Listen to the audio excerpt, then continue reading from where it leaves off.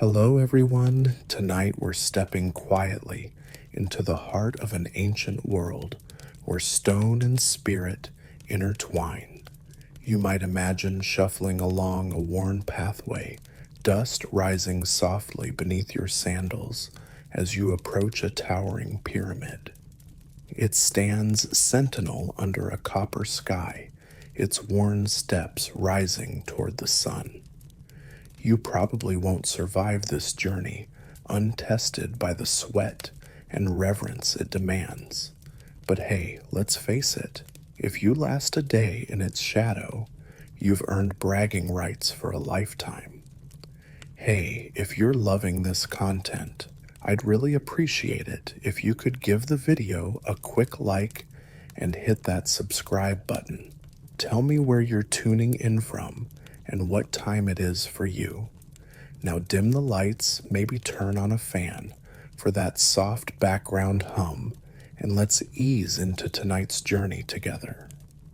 You find yourself at the base of Tenochtitlan's great temple, called the Templo Mayor by locals remembered as the core of Aztec religious life.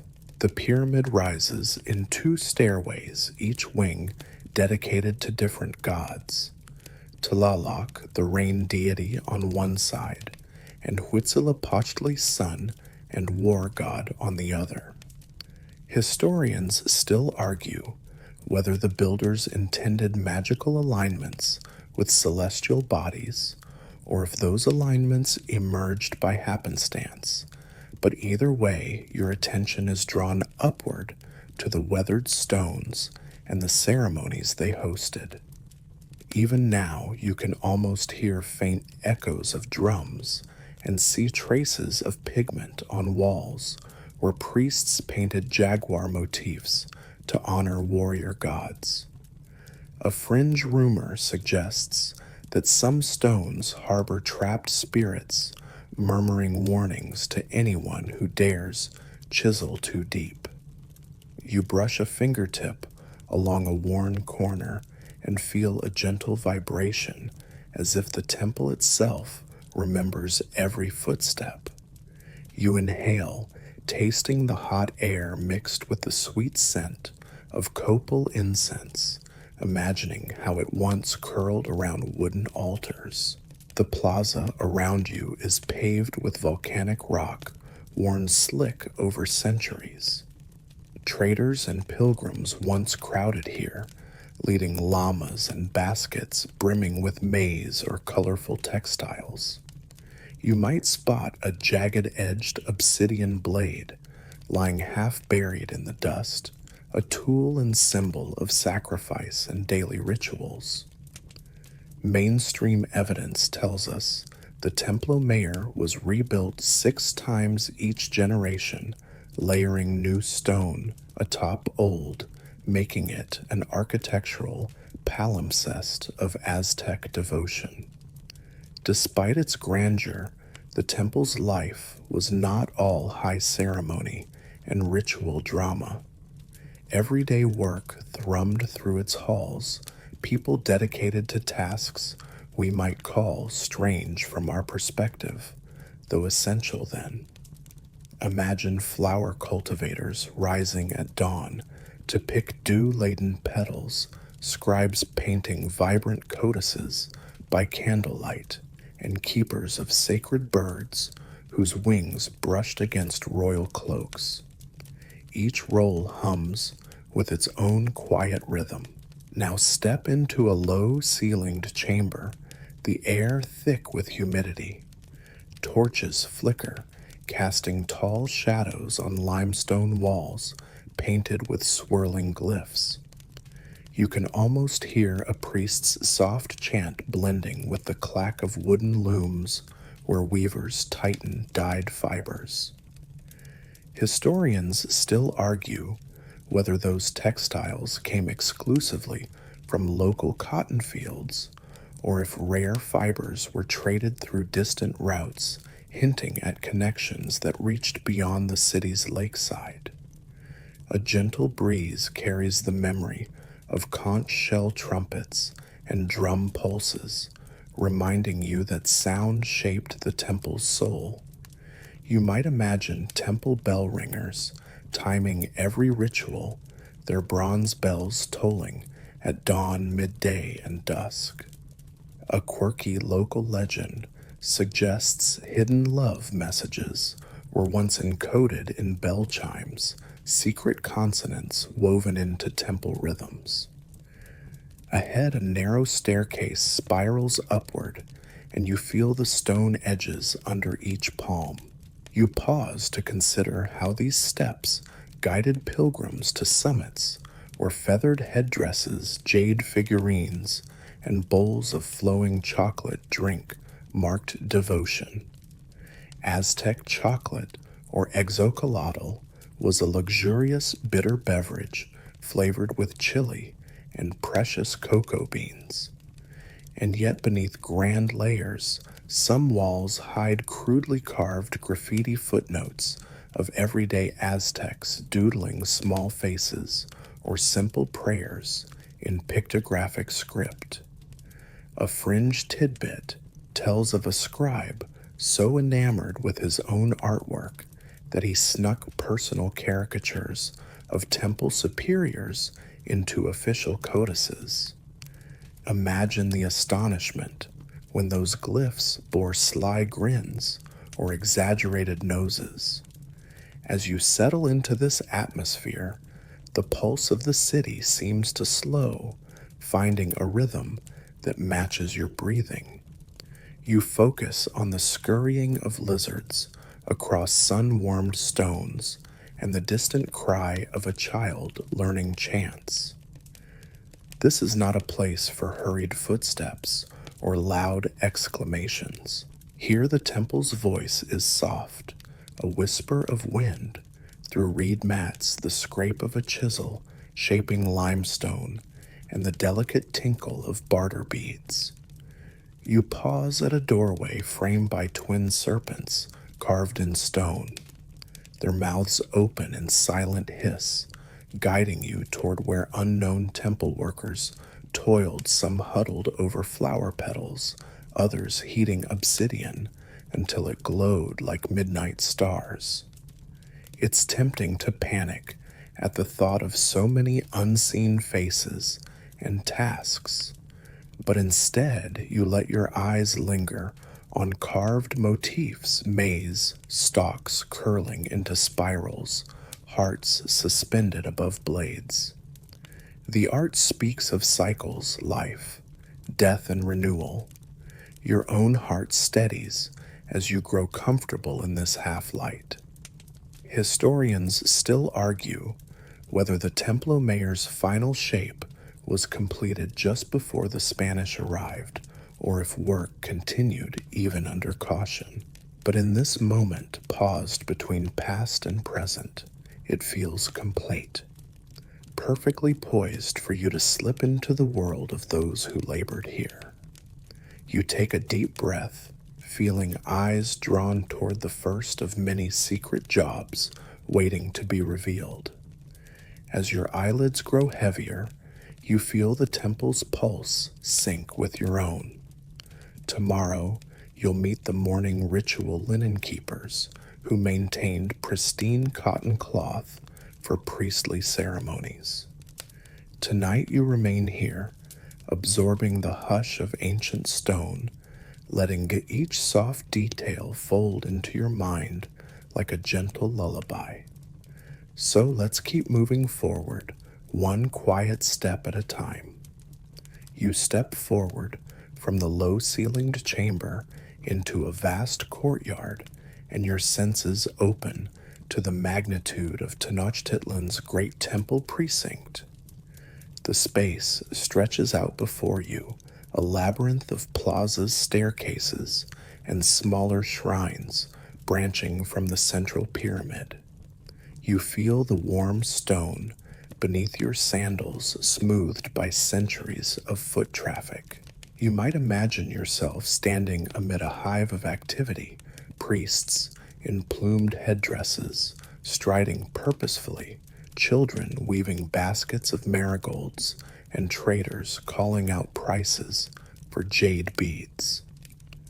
Historians still argue whether the temple precinct was intentionally designed to mirror the Maya city layouts, or if Aztec architects simply reinvented familiar patterns.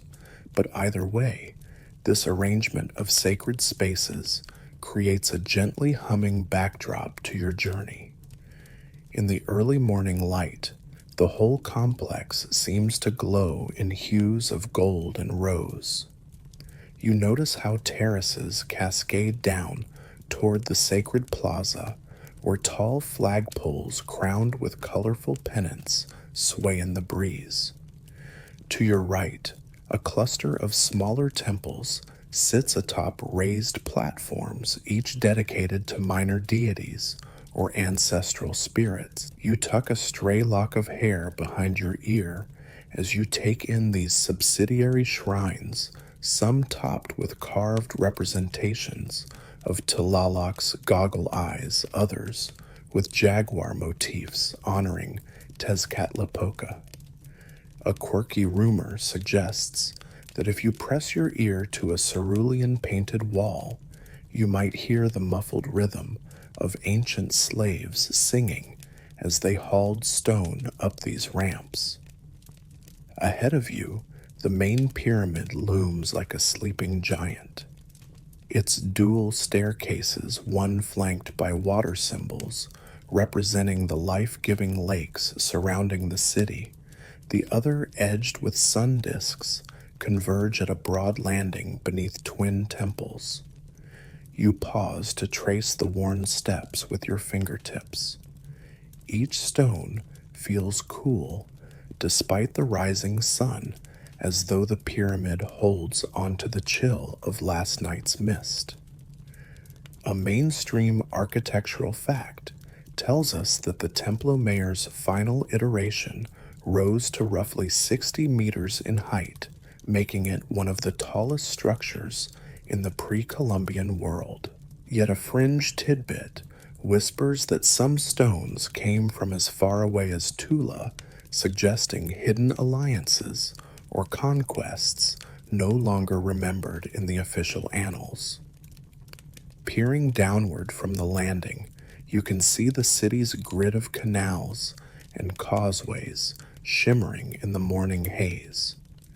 Canoes drift along narrow waterways, transporting baskets of maize fish and vibrant textiles. An aged fisherman leans over the side of a canoe, casting a net that looks smaller than a blanket, but somehow nets enough tilapia to feed half a village. You wonder if he's related to that timber trader you met at the foot of the pyramid yesterday. Life is full of tiny connections, like breadcrumbs in a story you're still piecing together. Historians still argue whether some causeways were constructed primarily for ritual processions, or if carrying daily goods played an equal role, but the watery arteries undeniably bound the city together. Your gaze shifts to the stone carvings decorating the pyramid's base, intertwined as serpents, stylized waves, and twisting vines. You smile to yourself, imagining that someone at some point carved a tiny hidden frog face among the vines, a private joke for future builders to find. A playful aside, some believe this secret frog was a good luck charm, ensuring that any builder who discovered it would avoid the fate of slipping on wet stone and tumbling down the stairs. The idea may be fringe, but it certainly lightens the mood as you imagine ancient masons grinning at each other, knowing that their secret frog would live on long after their own bones turned to dust. Descending the stairs, you notice how alcoves at each level house small altars lined with offerings, ceramic bowls filled with amaranth seeds, bundles of copal resin, and clay figurines painted in vibrant reds and blacks. Every decade, priests replaced old offerings with fresh ones, ensuring the gods never went hungry. You pick up a small obsidian-bladed knife, discarded near an offering stack, its edge so sharp it would slice through soft cloth like butter. Scholars still debate whether these blades served only ritual purposes, or if some blades ended up in daily life, markets traded as mundane tools. Holding it, your fingertips tingle, remembering how obsidian fragments spark when struck against flint, an echo of fire birthed from two stones. Maybe one day you'll test that theory yourself, though hopefully not on your fingertips. You wander toward a row of slender columns carved with entwined vines and faced with semi-precious stones. These columns once marked the eastern boundary of the precinct where the rising sun first kissed the temple's sacred stones. A soft breeze rustles through nearby feather banners, and you inhale the faint aroma of pine resin mixed with fresh maize husks. It's easy to forget that this place was once vibrant, with the chatter of thousands of vendors hawking amaranth sweets, scribes copying codices on amate paper, and eagle warriors exchanging jokes about the weight of their feathered capes. A fringe tidbit recalls that one eagle warrior once challenged a Quetzal-feathered dancer to a foot race up the steps, ostensibly a bet on endurance, though legends insist the dancer cheated by tying feathers to his sandals. Imagine slipping and hearing a soft squawk before hitting the hard stones. Talk about a public embarrassment under the gaze of all the gods. In the center of the plaza stands a sunken court where ritual games, some might call them sports, played out. A low stone marker once denoted the center line, and players used rubber balls that squeaked when struck, a sound drowned out by chanting crowds. You bend down to brush away dust from a shallow basin that once held sacred water for purifications. The water itself came from springs in the surrounding mountains, believed to be blessed by Tlaloc. Historians still argue whether those springs were guarded by temple priests or if commoners fetched water regularly, risking annoyance from the higher-ups. Just imagine overhearing an Aztec parent scolding a child. Quit splashing all that sacred water, or you'll hear from the priests. Your feet carry you past open-air workshops draped in woven mats, each inhabited by different temple workers. To the left, you see stone masons sculpting half-formed idols, their hammers producing a soft percussion that blends with the creak of wooden pulleys hauling basalt blocks. You might catch glimpses of a chandelier-like assembly of feathers drying overhead, destined to become part of a priest's ornate headdress.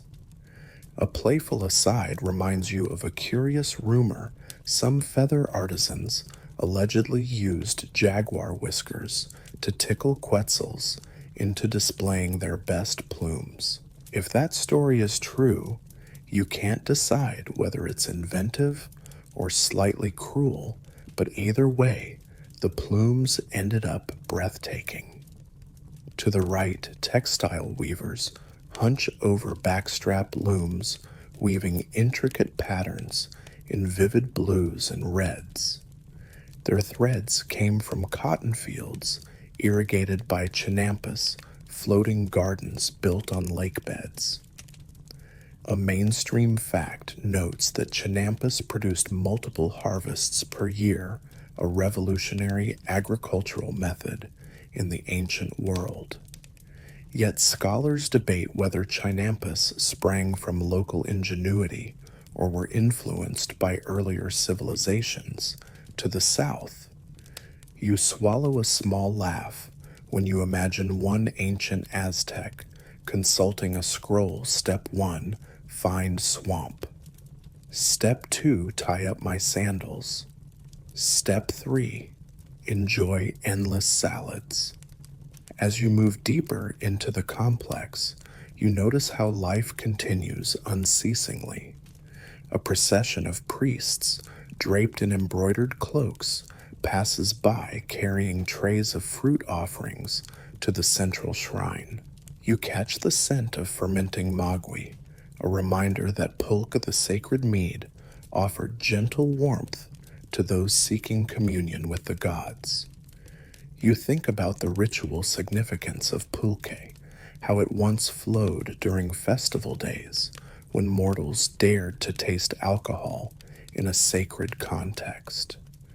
Historians still argue whether pulque's intoxicating effects were a divine gift or simply an indulgence that risked angering deities. Either way, the beverage's sweet aroma clings to the air. Sunlight glints off polished obsidian mirrors set upon pedestals near the northern steps. Priests used those reflective surfaces to divine omens, tracing patterns in flickering torchlight. A fringe tidbit whispers that one observant priest once predicted an eclipse so accurately that nobles sacrificed a roasted turkey in his honor. Imagine how awkward it would have been if he'd miscalculated, forcing nobles to hurry after a turkey wandering across a cornfield, feathers still charred from the previous feast. You linger by a circle of sculptures depicting Tlaloc's jagged fangs and Huitzilopochtli's hummingbird helmet. Each sculpture boasts surprisingly lifelike details: the curl of a serpent's tongue, the ridges of a warrior's cheek. Mainstream archaeology tells us that artisans mixed stone with pigment, creating vibrant polychrome surfaces that have long since faded. Yet a fringe rumor persists that some pigments glowed faintly under moonlight, lending the sculptures an eerie aura during nighttime ceremonies. You can't help but shiver at the thought, though a gentle breeze wafts through, reminding you that nights here weren't always silent.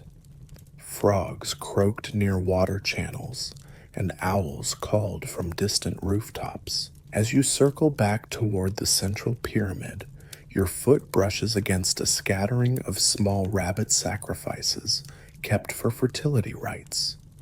Seeing those tiny animals reminds you of the day's coming rituals, hungry nobles placing baskets of rabbits before statues, hoping to secure blessings for abundant crops.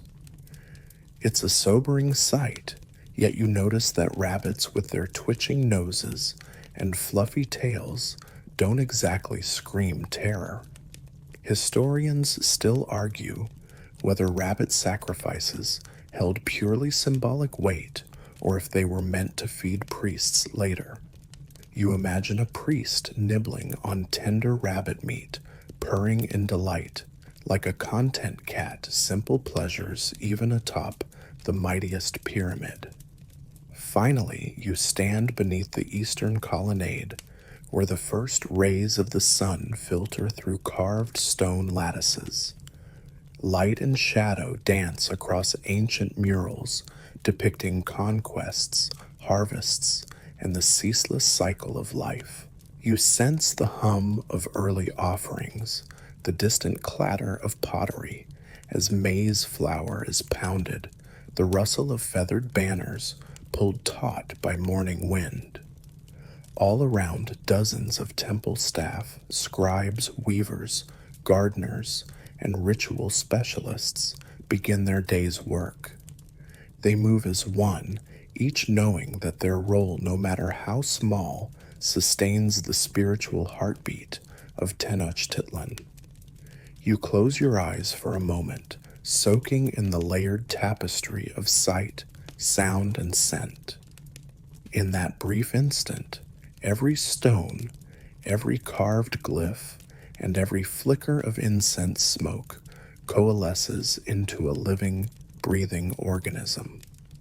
The temple precinct is not merely a structure, but a living mosaic of tasks, some grand and some humble, all woven together to honor gods, sustain the city, and define a civilization. As you open your eyes, the sun has risen higher, piercing the plaza with golden light that warms your skin. You feel a sense of anticipation, like standing at the edge of a story that has yet to unfold. Tomorrow you'll meet the morning ritual linen keepers, whose crisp folds and spotless fabrics frame the most solemn rites. But tonight linger here a moment longer, letting the temple's pulse become your own. You rise before the sun has fully crested the horizon, slipping from a makeshift pallet beside the temple wall. The air is still cool, touched by the lingering mist that rolls off Lake Texcoco. As you pad barefoot across smooth stone, you notice the faint crinkle of linen stretched taut across wooden frames in a corner courtyard. These are the workshops of the morning ritual linen keepers, those devoted souls who ensure that every fold of cloth is as crisp as a dragonfly's wing. Historians still argue whether Aztec linens came exclusively from homegrown cotton fields, or if soft fabrics trickled in through long-distance trade networks. But here in this courtyard, the question feels academic. What matters most is the ritual precision with which the cloth is prepared. You step into the courtyard where spindle-whirring looms hum gently, weaving threads of white and off-white into smooth sheets. You watch a line of keepers bend over wooden tables, their fingers nimmed from years of washing and ironing.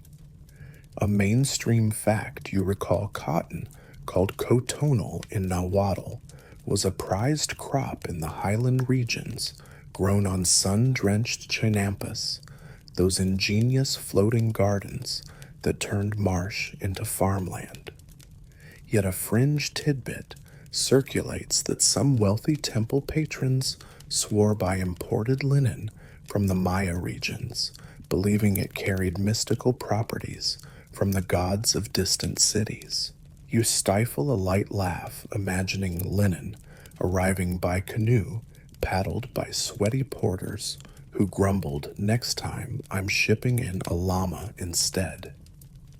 Your guide today is Sitlali, a veteran linen keeper whose name means star in the local tongue. She stands tall in a faded cotton tunic, her hair coiled into a neat bun. You notice the faint aroma of boiled corn husks drifting from her small brazier, which she uses to steam the cloth into submission. She greets you with a nod that feels more like a sacred gesture, gracious, serious, and tinged with humor. Not every hand can fold a cloth for Huitzilopochtli himself, she whispers, as if disclosing a temple secret. You imagine priests plucking these linens to cover sacred altars or swathe deities' statues, and it occurs to you that something so simple as folding cloth can carry immense weight. Sitlali motions to a low wooden bench where you sit, the linen piled in soft mounds beside you. Your task is straightforward. Inspect each sheet for wrinkles. Smooth its fibers and fold it with aligned edges so neat they could cut your finger if you tried. You start with a sheet roughly the size of a bedroll, its threads gleaming pale, in the dim morning light. You run your hand across the fabric, feeling the slight roughness of hand-spun cotton. A fringe rumor holds that if a keeper accidentally misses a tiny stain, 1,000 ants will crawl across the temple floor that night, an amusing thought that makes you smile and gingerly press a fingertip to check for blemishes.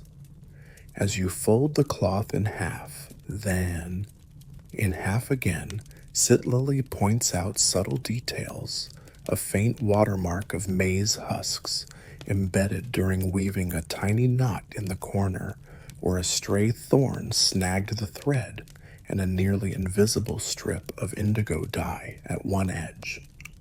These details are not mere curiosities, they signal origin and quality. Mainstream scholars note that certain patterns in cotton weaving helped priests identify which fields yielded the finest fibers. Yet historians still argue whether these patterns were born from ritual significance or merely practical tagging. You pause, imagining a weaver humming a chant as she tied off that indigo strip, declaring, "This cloth is as sharp as a serpent's tooth." Across the courtyard, another keeper named Nexi balances a shallow clay tray filled with hot stones. She lifts the stones with leather-bound hands and places them carefully atop a folded sheet, pressing out stubborn wrinkles. A bit of a fringe rumor swirls that some of these stones were heated over a sacred fire blessed with incense smoke, so they carried more than just heat. They carried the spirit of purification. You raise an eyebrow, watching the thin steam drift upward like a lazy snake coil. Part of you wonders if any priest ever caught wind of that rumor and refused cloth pressed by an unblessed stone. Sitlily's laugh echoes softly when you ask. No priest is picky enough to demand blessings on stones, though he will demand the finest folds. The rhythmic clack of a mortar and pestle echoes from a small side room. You realize there's a secondary ritual here, grinding cochineal bugs, tiny red insects harvested from prickly pear cactus to create a special crimson dye. A lightly curled strip of dyed cloth hangs nearby, reserved for high-ranking priests. Sitlily explains that only cloth dyed with this sacred hue could touch the lips of Huitzilopochtli's statue at dawn ceremonies. You gently touch the crimson strip, marveling at its warmth against your finger, and joke that if your tongue were a bird, it would perch upon that color with reverence. She chides you with a smile.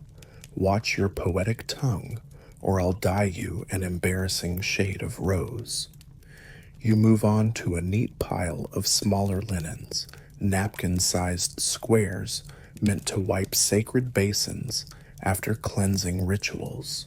Each square bears a faint weave pattern in the corner, like a silent watermark, denoting it for water purification alone. A mainstream detail, Aztec purification ceremonies often began with face washing, using spring water mixed with herbs, symbolically cleansing both body and spirit. Yet a scholarly debate lingers on whether these linens were made specifically for priests or if they served multiple purposes throughout the temple. You imagine a high priest accidentally using a water-wiping cloth to fan himself, inciting gasps from nearby novices. Beside you, Nexi lowers her tray of stones and retrieves the rough-edged blade for scraping away bits of lint that no amount of steaming can remove.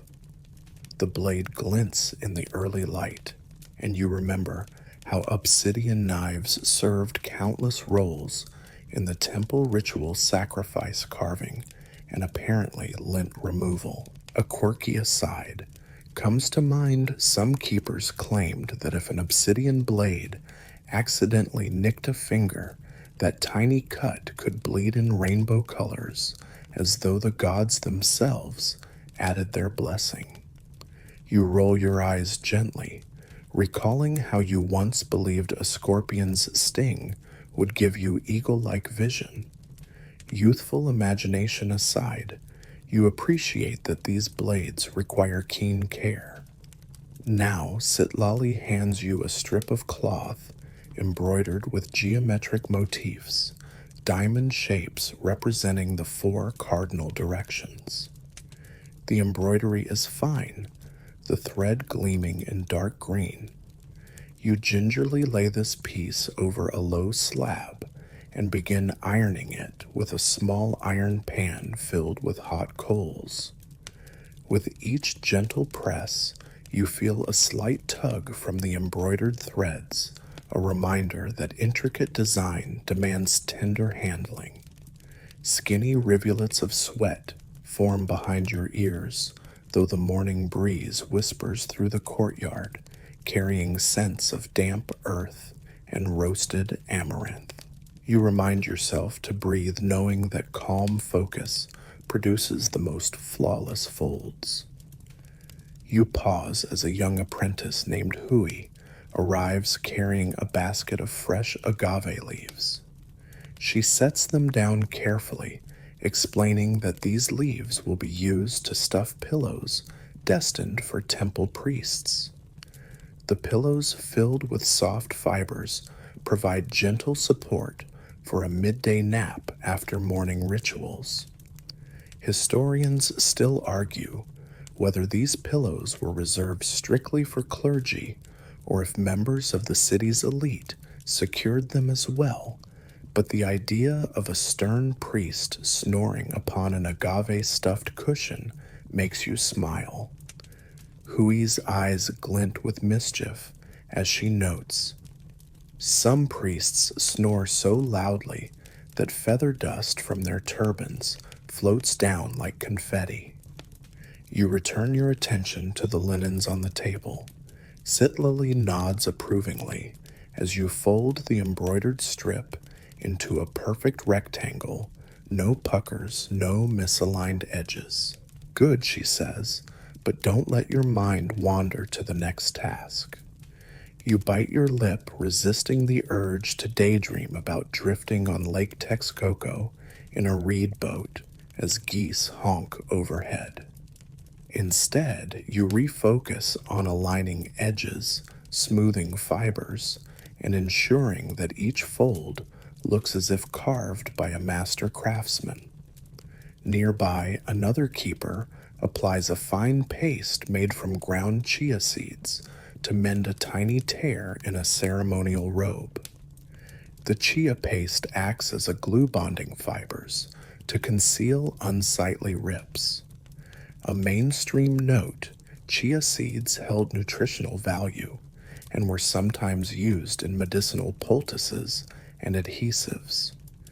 Yet a fringe rumor whispers that some menders mixed their paste with honey from hives tended by temple priests, believing that honey's sweetness invited better luck into ceremonies. You chuckle at the thought of a priest licking his robe and remark, "I suppose if you taste honey, you know your robe stayed righteous." Every so often, Sitlali pauses to inspect your progress. She runs her hands along the crisp folds, seeking the slightest imperfection. Once she taps her chin and says, "Your fold is straight, but your corner tilt is off by a hair's breadth." You stifle a sigh, adjusting the cloth with precise care. You imagine winning a silent competition for most precise folder in the valley, though you know no such contest exists.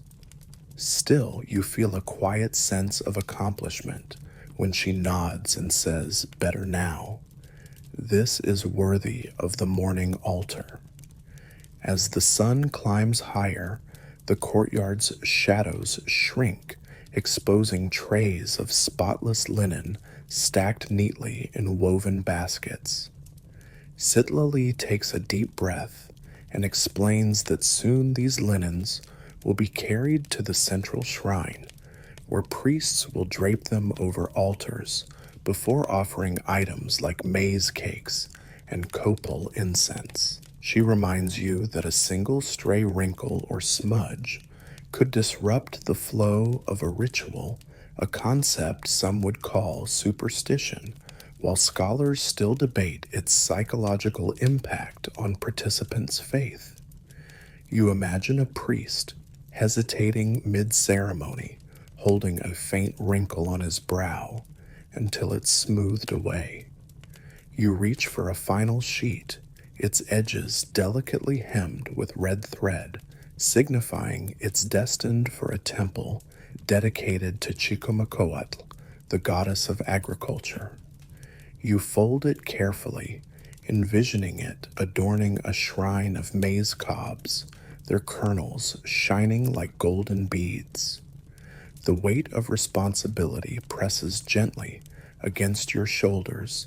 Tiny though they may seem, these linens help maintain the very fabric of divine order.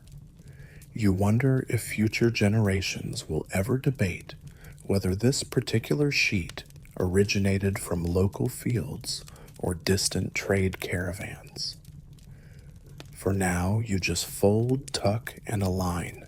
At last, Sitlali steps back, surveying the courtyard's transformation piles of flawlessly folded cloth stacked like miniature altars in their own right.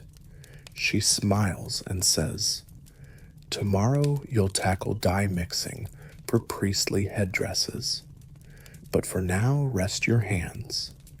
You lean back and let the warmth of midday soak into your skin. The hum of temple life swells around you as children dart by with bundles of marigolds, traders call out from distant market stalls, and priests nod in approval as they pass. Even though your work was quiet and humble, it played a vital role in the sacred tapestry of Tenochtitlan's spiritual heartbeat. You take a moment to feel the air shift warmth, melting into the promise of a lazy afternoon. You recall the fringe rumor that a keeper's secret handshake existed, a gentle tap on folded cloth to confirm its goodness, and you imagine Sitlali pressing a palm to your folded stack as if testing its purity. She gives you a knowing look, and you grin, thinking that perhaps tomorrow you'll earn that handshake. As you step away to rest, you feel the gentle satisfaction of having upheld a sacred tradition. The courtyard stones seem to glow beneath your feet, warmed by the sun and sanctified by countless folded linens. You close your eyes briefly, feeling that ancient pulse weave through the air, telling you that each fold, each crease, and each steam-pressed edge matters.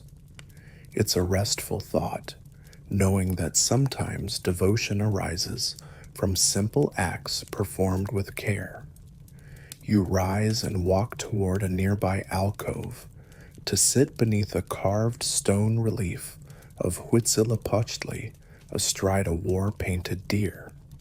The relief's edges are smooth from centuries of touch, and you let your fingers trace faded glyphs that celebrate the dawn ritual you just supported. As you settle, a gentle breeze carries distant laughter from children playing near the market stalls. You close your eyes, letting your shoulders loosen and your breathing slow. Tomorrow you will return to Sitlali's courtyard, ready to dye threads for headdresses and learn yet another curious role in this temple's living tapestry. But for now, you let the memory of crisp linen folds ease your mind into a restful state, knowing that these tiny, precise tasks weave together to uphold an empire's spiritual foundation. You wake before dawn's first light, the temple's stones still cool beneath your bare feet as you step into the garden courtyard just beyond the linen workshop. The sky is a pale wash of lavender, and dew clings to the petals of tender plants arranged in neat rows. This is the realm of Xochitl, the flower offerings cultivator, whose name means flower itself. She greets you with a low bow, her hands already moving to snip a cluster of marigolds that glow like tiny suns in the dim morning.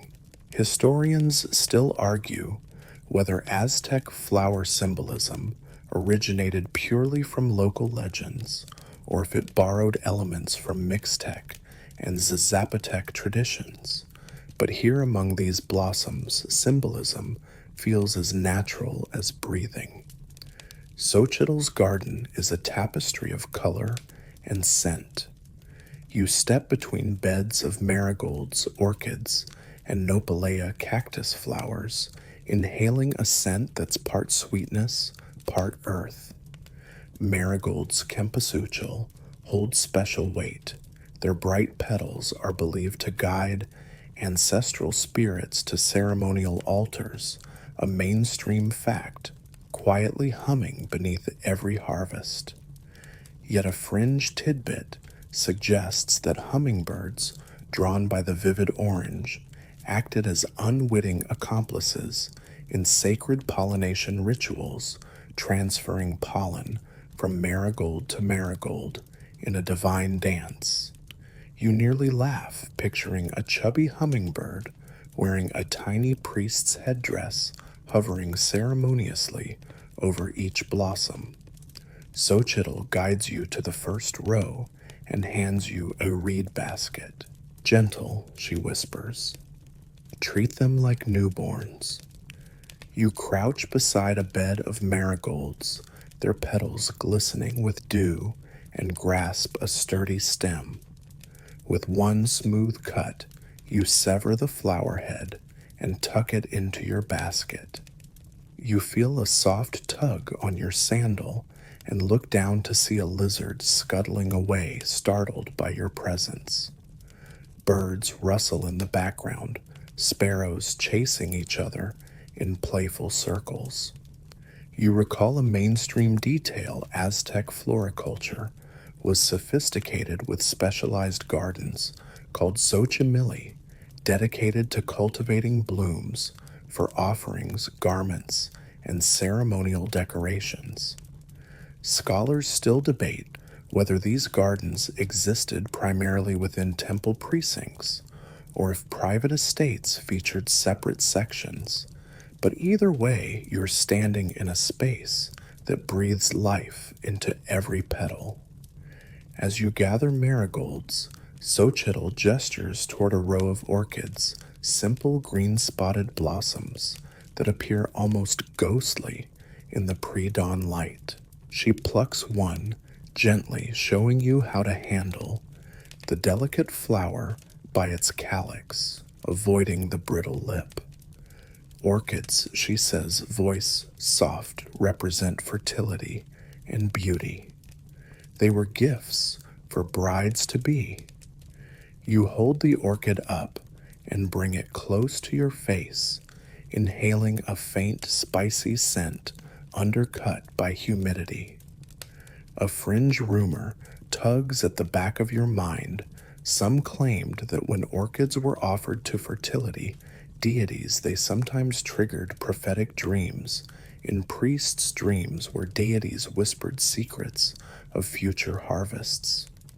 You grin, imagining a priest waking mid-ritual muttering, "Harvest is coming," in salsa form before drifting back to sleep. Your basket fills quickly with marigolds and orchids. You move next to a bed of Nopalea cactus blossoms, their creamy flowers opening wide at dawn before wilting by noon.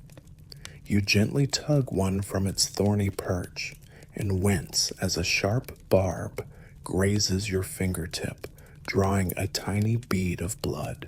Xochitl produces a small clump of moss and presses it to your wound.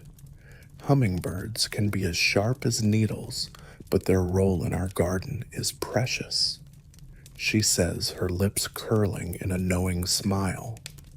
Some say hummingbirds stole nectar from these flowers, carrying pollen on their beaks, which gave them mystical powers in our lore.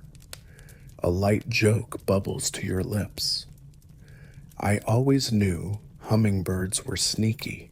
I'll bet they giggle as they sip. She laughs softly, the sound blending with birdsong. You notice bees drifting among the Nopalea blossoms too, their striped bodies pulsing with pollen. Mainstream scholars note that both hummingbirds and bees were essential pollinators, sustaining the temple's flower supply. Yet historians still debate whether Aztecs intentionally encouraged hummingbird nesting around temple gardens, or if these birds simply followed scents of deities' favorite blooms. The debate tickles you. You imagine priests dedicating altars to hummingbirds, offering tiny quilts so they'd stay put and do their jobs. Picture a hummingbird in a downy nest dozing through ceremonies, sleep duty indeed. Xochitl guides you to a patch of lady's ear, or coatli flowers, tiny white blooms that cluster like stars on delicate branches. The petals weep dew that looks like tears caught in spider silk. You lean in to gather them, marveling at how something so small can hold so much significance. Mainstream fact claims that these blossoms were woven into headdresses worn by high priests and warriors, symbols of purity and victory. A fringe detail whispers that tiny amulets were hidden within the clusters, carrying prayers for safe passage to the afterlife. You smile at the thought of slipping a prayer into each bouquet, imagining it fluttering off on a gentle breeze toward the sky. Xochitl hands you a wide, shallow basket filled with water and instructs you to rinse the gathered blooms. The water feels cool against your skin, smelling faintly of freshwater algae. As you dunk marigold heads and orchids into the basin, petals quiver like delicate accordions. A small whirring sound reaches your ears, and you glimpse a hummingbird darting and sipping droplets from the basin's surface. You hold still, marveling at its emerald feathers glinting in faint dawn light. A fringe rumor insists that hummingbirds here sometimes carried messages across temples, tiny scraps of paper or twisted filaments knotted with secret wishes. You shift your gaze to Xochitl, wondering if she believes such tales.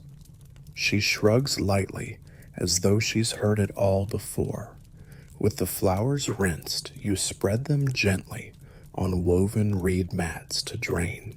Xochitl teaches you to arrange them by size and color, little bouquets of marigolds in one corner, orchids in another, Nopalea blossoms in neat lines. You pause to admire how sunlight filters through a carved lattice overhead, tracing shadows like lace on the mat. You recall mainstream information that Aztec rituals often incorporated floral arches called exochipilli, built near temple entrances to honor the god of flowers, music, and dance. Yet a scholarly debate lingers over whether those arches were permanent fixtures or ephemeral constructions only erected during festivals. You imagine the effort it took to weave each bloom together, feeling a gentle kinship with festival planners from centuries past. As the sun rises higher, a gentle warmth spreads across your shoulders. You collect the drained flowers and carry them to a small teocalli, an elevated platform near the temple's base. Here, dozens of bouquets await final assembly. You kneel before a stone altar where Xochitl arranges flowers into concentric circles, embedding them into soft clay to form divine mandalas. Each mandala features alternating rows of marigold and orchid framed by nopalia blossoms. You watch as she presses a hummingbird feather into the clay's center, claiming it centers the divine energy. A playful aside pops into your mind. If a hummingbird could talk, it'd probably say, "Nice mandala, but where's the nectar?" Xochitl chuckles, refocusing on her work. Beside you, a small cluster of apprentices ties marigold petals into strings, forming garlands for processional crowns. You help tie a knot here, loop a thread there, your fingers sticky from pollen. Historians still argue whether garlands were worn only by nobility or if commoners wore simplified versions during festivals. But right now, these flowers feel democratic, accessible to anyone who valued their beauty. You delicately add a strand of orchids to a garland, watching as purplish blooms nod against the bright orange of marigolds. A fringe tidbit whispers that an artisan once hid a tiny carved bone in a garland meant to ward off evil spirits from a dancer's path. You imagine a dancer stumbling and revealing the bone mid-twirl, gasping, "Wait, are we protected or haunted?" With dozens of mandalas assembled and garlands piled in reed baskets, you step back to survey the work. The morning light spills across petals, making them glow like embers. Priests in cloaks lined with red and white feathers arrive bowing low as they retrieve offerings for the day's ceremonies. You hear the distant beat of a drum echoing through the temple, signaling that time for offerings is near. Each bouquet, each mandala, each garland you helped create will soon rest before deities, a testament to devotion expressed through living blooms. Xochitl places a gentle hand on your shoulder and says, "Tomorrow you will prepare wreaths for the Jaguar Warrior Society." You nod, feeling both honored and exhausted in the best possible way. You notice a small hummingbird darting overhead, its wings now a blur of motion.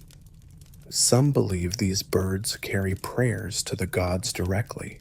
Others say they're simply chasing nectar. Regardless, you feel their presence is a blessing. As you step away, the garden's scent, sweet, earthy, and faintly spicy, lingers in your nostrils. You feel the warmth of early morning sun on your shoulders, and your heart finds a slow, steady beat that matches petals' soft sway. You pause at the edge of the courtyard, brushing pollen from your palm and letting the garden's glow fade gently into memory. Tomorrow you'll meet Xochitl's apprentices again, learning new ways flowers can speak to gods and humans alike. For now, you hold on to the hush of petals, letting their quiet hum lull your mind into tranquil reflection. You follow the echo of soft footsteps down a narrow corridor lined with benches, each piled high with baskets of vibrant feathers. The corridor opens into a lofty workshop where morning light filters through high windows, illuminating dust motes that dance like pollen floating on a gentle breeze. This is the realm of the pendulous feather artisans, those quietly obsessive hands responsible for transforming ordinary feathers into dazzling mosaics that adorned priestly headdresses, ritual shields, and sacred banners. Historians still argue whether the fine gold threads woven among these feathers were locally produced in Tenochtitlan's artisan quarters or imported from distant towns. But here in this warm room, your focus narrows to the swirl of color before you. You step to a low table where caged quetzal birds coo softly, their emerald and turquoise plumes shimmering like liquid gemstones. Next to them, heaps of vibrant cotinga and mot-mot feathers fan out in riotous blues and greens. A mainstream fact, the legendary quetzal bird's feathers were so treasured that only royalty could wear them, marking a symbol of divine connection. Yet a fringe rumor lingers that artisans sometimes secreted a drop of blood into the dye baths, believing it infused the feathers with life essence, an idea more poetic than practical, but one you can't help but imagine as you run a fingertip over a quetzal plume. Your guide is a gently weathered artisan named Mixcoatl, whose name nods to militant serpent of Aztec legend. He stands before an array of neatly organized tools, bone needles carved thin as barley stems, slivers of cactus spine used for puncturing, delicate feathers, and small dishes of natural adhesives made from wild orchid roots and agave sap. Mixcoatl's eyes crinkle as he welcomes you, his voice a hushed rumble. We treat each feather as if it were the voice of a god, he says softly, as if sharing a treasured secret. You take a steady breath, feeling the weight of that devotion settle into your own chest. You approach a workbench where another artisan holds a half-finished mosaic depicting the sun's journey across the sky. Feathers' tiny overlapping tiles create a radiant orb at its center, surrounded by concentric rings of ochre emerald and lapis blue hues. Each feather is meticulously trimmed to shape using a cactus spine, then affixed to a backing of tightly woven cotton cloth. A scholarly debate bubbles at the back of your mind. Some say these backing cloths were sourced from local fields of fine cotton, while others argue that they were imported from Maya weavers valued for a smoother weave.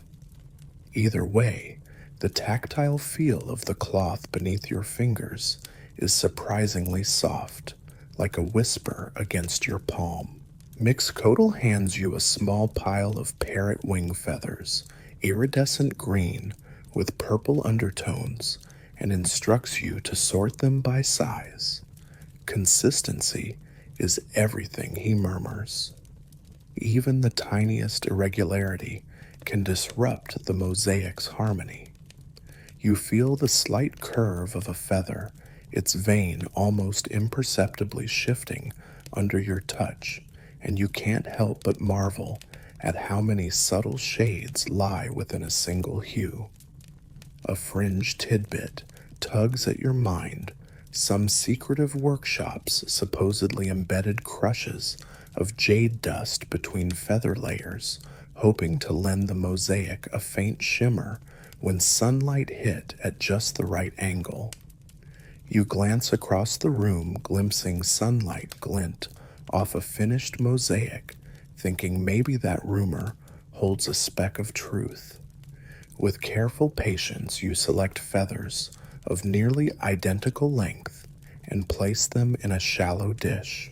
Outside, You hear a distant chant echoing from the temple's inner sanctum, a reminder that these feathered works will soon face their moment of glory, perhaps crowning a high priest as he ascends the steps, his headdress a living spectrum. A mainstream fact: feather mosaics were often used to depict gods and mythical scenes, combining both artistry and devotion. Yet historians still argue whether some mosaics were intended for everyday ceremonial use or reserved strictly for major festivals. You imagine the hush that would fall over onlookers as a priest turns feathers catching light like tiny fires. Mixcoatl presses a feather gently against a drop of orchid root adhesive on a small stone pallet.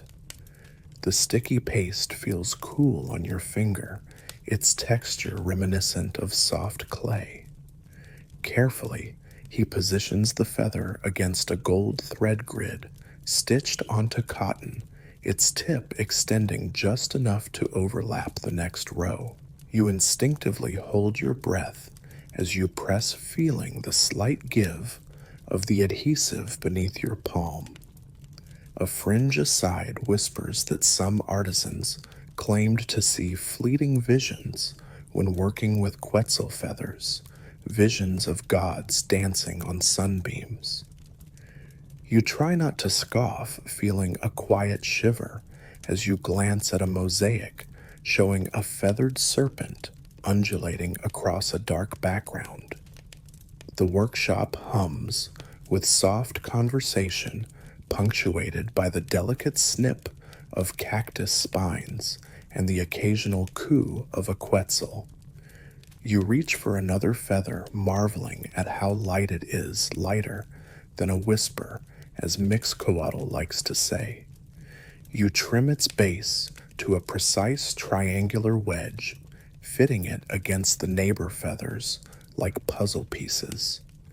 A mainstream note floats to mind: micaceous minerals ground into inks sometimes tinted the cotton backing beneath mosaics, giving a subtle sheen that enhanced depth. Yet a scholarly debate persists on whether that sheen was ever intentional or simply a byproduct of impurities in dyes. You align the trimmed feather and press it onto the fiber grid, listening as it makes the faintest rustle, like silk brushing against silk. You step closer to examine the mosaic's overall pattern, a stylized sun with 12 rays, each ray a different shade of yellow or orange. Each feather catches light subtly differently, causing the entire piece to flicker as if it were alive.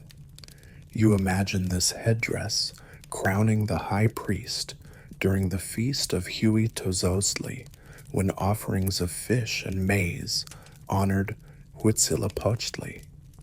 A fringe rumor surfaces. Some said that wearing the headdress under a new moon allowed the priest to commune with unseen spirits, but some priests wore them only under burning suns to reflect divine light. As midday approaches, you take a small break and wander to the workshop's edge, where a large cane basket brims with discarded feathers sorted by color and size. You notice a few stray quetzal barbs, long flowing plumes that quiver like living things. A mainstream fact reminds you these barbs were often too fragile for mosaics and instead used for simple ornaments hung in temple doorways. Yet a fringe detail claims some artisans sewed quetzal barbs into priests' tunics, so they fluttered like tiny echoes of feathered serpents, hoping to tempt deities with living whispers. You return to your station to find Mixcoatl blending more adhesives, this time mixing agave sap with ground orchid roots and a pinch of lime from volcanic stone. The paste bubbles gently as he stirs with a small wooden stick carved from a copal incense tree. You inhale a delicate fragrance, sweet earthy, with a hint of citrus tang. The mix must be just right, he murmurs. Too thick, and feathers won't lay flat. Too thin, and they'll detach during ceremony. You recall mainstream evidence that artisans experimented with numerous organic adhesives, some combining crushed insects with vegetable oils to find the ideal balance of tack and flexibility. Yet historians still argue whether certain formulas were guarded family secrets or widely shared within guilds. With the adhesive ready, Mixcoatl demonstrates layering feathers in a radial pattern. He starts at a central point, often a tiny piece of jade or gold, and fans feathers outward, each overlapping the last. You watch as rows emerge in gradients, emerald to lime to almost translucent green, then shift to deep blues and violet at the edges. The effect is mesmerizing, like a peacock's tail frozen mid-fan. You set your jaw and follow his technique, placing each feather carefully to maintain consistent spacing. A fringe anecdote whispers that one artisan once became so absorbed that he worked through the night till his fingers bled onto feathers, leaving the mosaic stained with red, spore-like spots.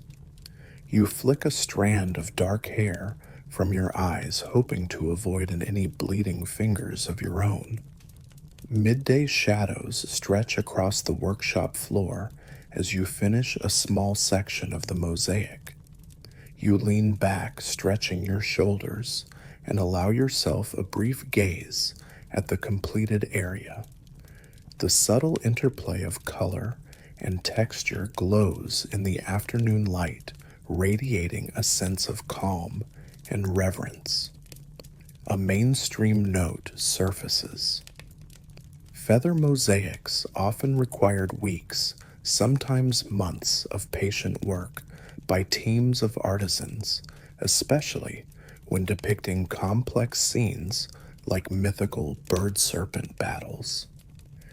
Yet a scholarly debate persists over whether these mosaics represented literal mythic events or allegorical symbols of celestial journeys. Outside the high windows, you see temple priests walking across terraces, their feathered headdresses already complete, ready for the next ceremony. You imagine the moment when sunlight catches those headdresses, scattering colored light across the plaza like shimmering rain. You wonder if any spectator ever gasped at the sight, feeling as though the heavens had descended upon them. A fringe detail insists that during certain festivals, priests performed on raised platforms, so the sun refracted off their headdresses directly into the eyes of onlookers, an intentional blinding meant to symbolize divine revelation. Scary or spectacular, you're not quite sure. Mixcoatl beckons you to help attach a delicate quetzal plume to a ceremonial shield. You flatten your palm, feeling the fine pattern of the adhesive paste as the feather presses into place. He gestures toward a small bench where another artisan weaves strips of gold thread into the shield's edge, creating a frame that glints in shifting light. You hold your breath as you press, ensuring the plume's angle is perfect. A tiny slip and the iridescent color might catch the sun at the wrong angle, turning emerald green into a dull, lifeless brown. You exhale slowly, feeling a quiet thrill of satisfaction when the feather stays true. By afternoon's end, You've helped fill a half-dozen small panels with feathers, each panel destined for a set of ritual banners that will flank the temple's main steps during next month's ceremony for Tlaloc. You sit back, your shoulders aching, but your heart quietly humming. Mixcoatl offers you a sip from a small gourd of pulque grown on nearby chinampas. The pulque tastes cool and slightly sour, its mild froth tickling your lips. For strength, he says with a grin. You chuckle, thinking how many things depend on strength. Steady hands, focused minds, and devotion to craft. You stand and stretch, running your fingers through a tuft of ruffled feathers left behind on the table. The tiny interlocking barbs catch your skin gently, reminding you how delicate this work truly is. As you step out of the workshop, the late afternoon sun warms your shoulders and casts long shadows across the courtyard. You pause for a moment, letting the scene before you, a parade of feathered headdresses, shimmering mosaics, and proud artisans, settle in your chest like a softly glowing ember.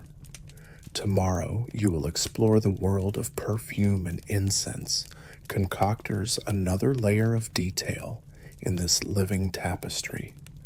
But for now, you let the gentle memory of today's feathered mosaics drift through your mind like a slow dance of iridescent wings in a still sacred air.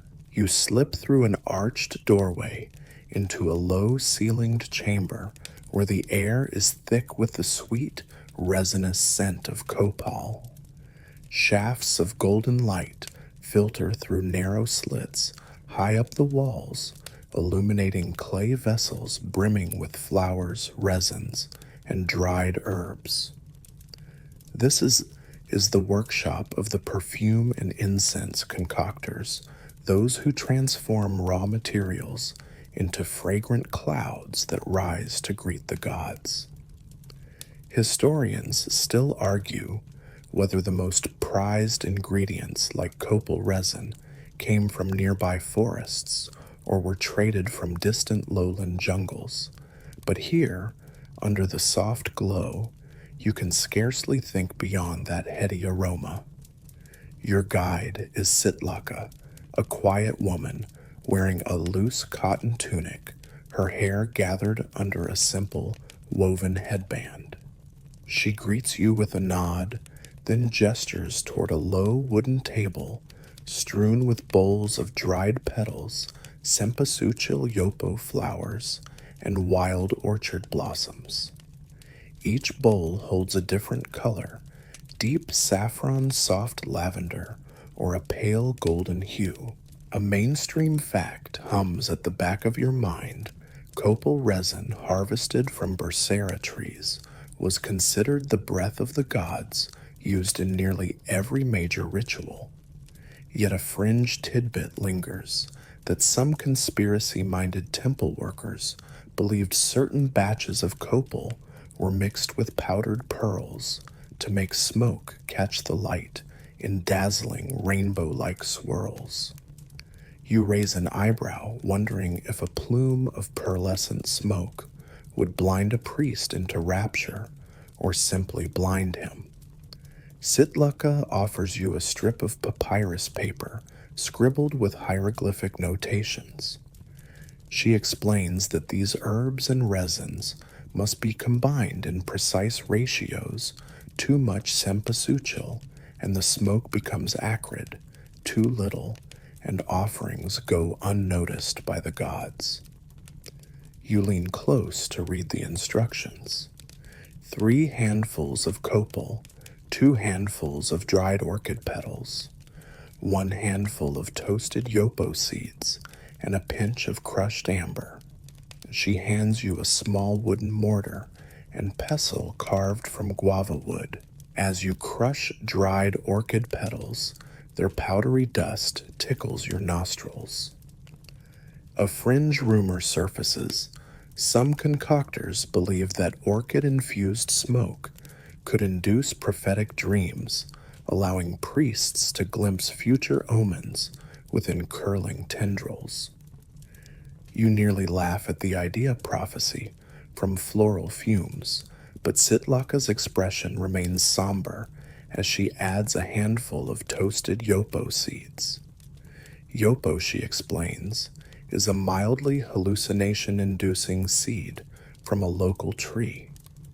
A mainstream detail, yopo seeds were sometimes used in small amounts to sharpen spiritual vision during ceremony. Yet historians still argue over whether yopo's presence in incense was meant for truly mystical experiences or simply to add depth to the smoke's aroma. You ward off a mental image of priests drifting off mid-ritual snoring among wafts of herbal fog. Sitlaka grinds the seeds until they become a coarse, sandy powder with a faint, bitter scent. Then she sprinkles a pinch into your palm, instructing you to inhale deeply, just enough to clear your sinuses, not enough to make your head spin. You do as she says, and feel a slight tingle across your mind, as though someone tapped the back of your skull with a soft feather. You blink, reminding yourself that concentration is key. Next, Sitlaka directs you to a large clay jar filled with copal resin lumps so large they resemble broken honeycombs. She hands you a stone knife and asks you to shave thin slivers. As you apply pressure, the resin yields, sliding off in translucent curls that glint like amber in the light. A mainstream fact insists copal came from trees worshipped as living portals to the divine. Yet a fringe detail whispers that some temple families kept secret copal groves hidden in canyons, believing these particular trees channeled stronger divine energy. You wonder if a single copal tear from those groves could change the entire ceremony's potency. Focusing on slivers of copal, you crush them lightly with the mortar and pestle, releasing an immediate burst of sweet piney scent that fills the chamber. Sitlaka nods approvingly as you work her eyes reflecting the shimmering dust. She guides you to combine your crushed orchid petals with the copal until the mixture becomes a coarse, fragrant powder.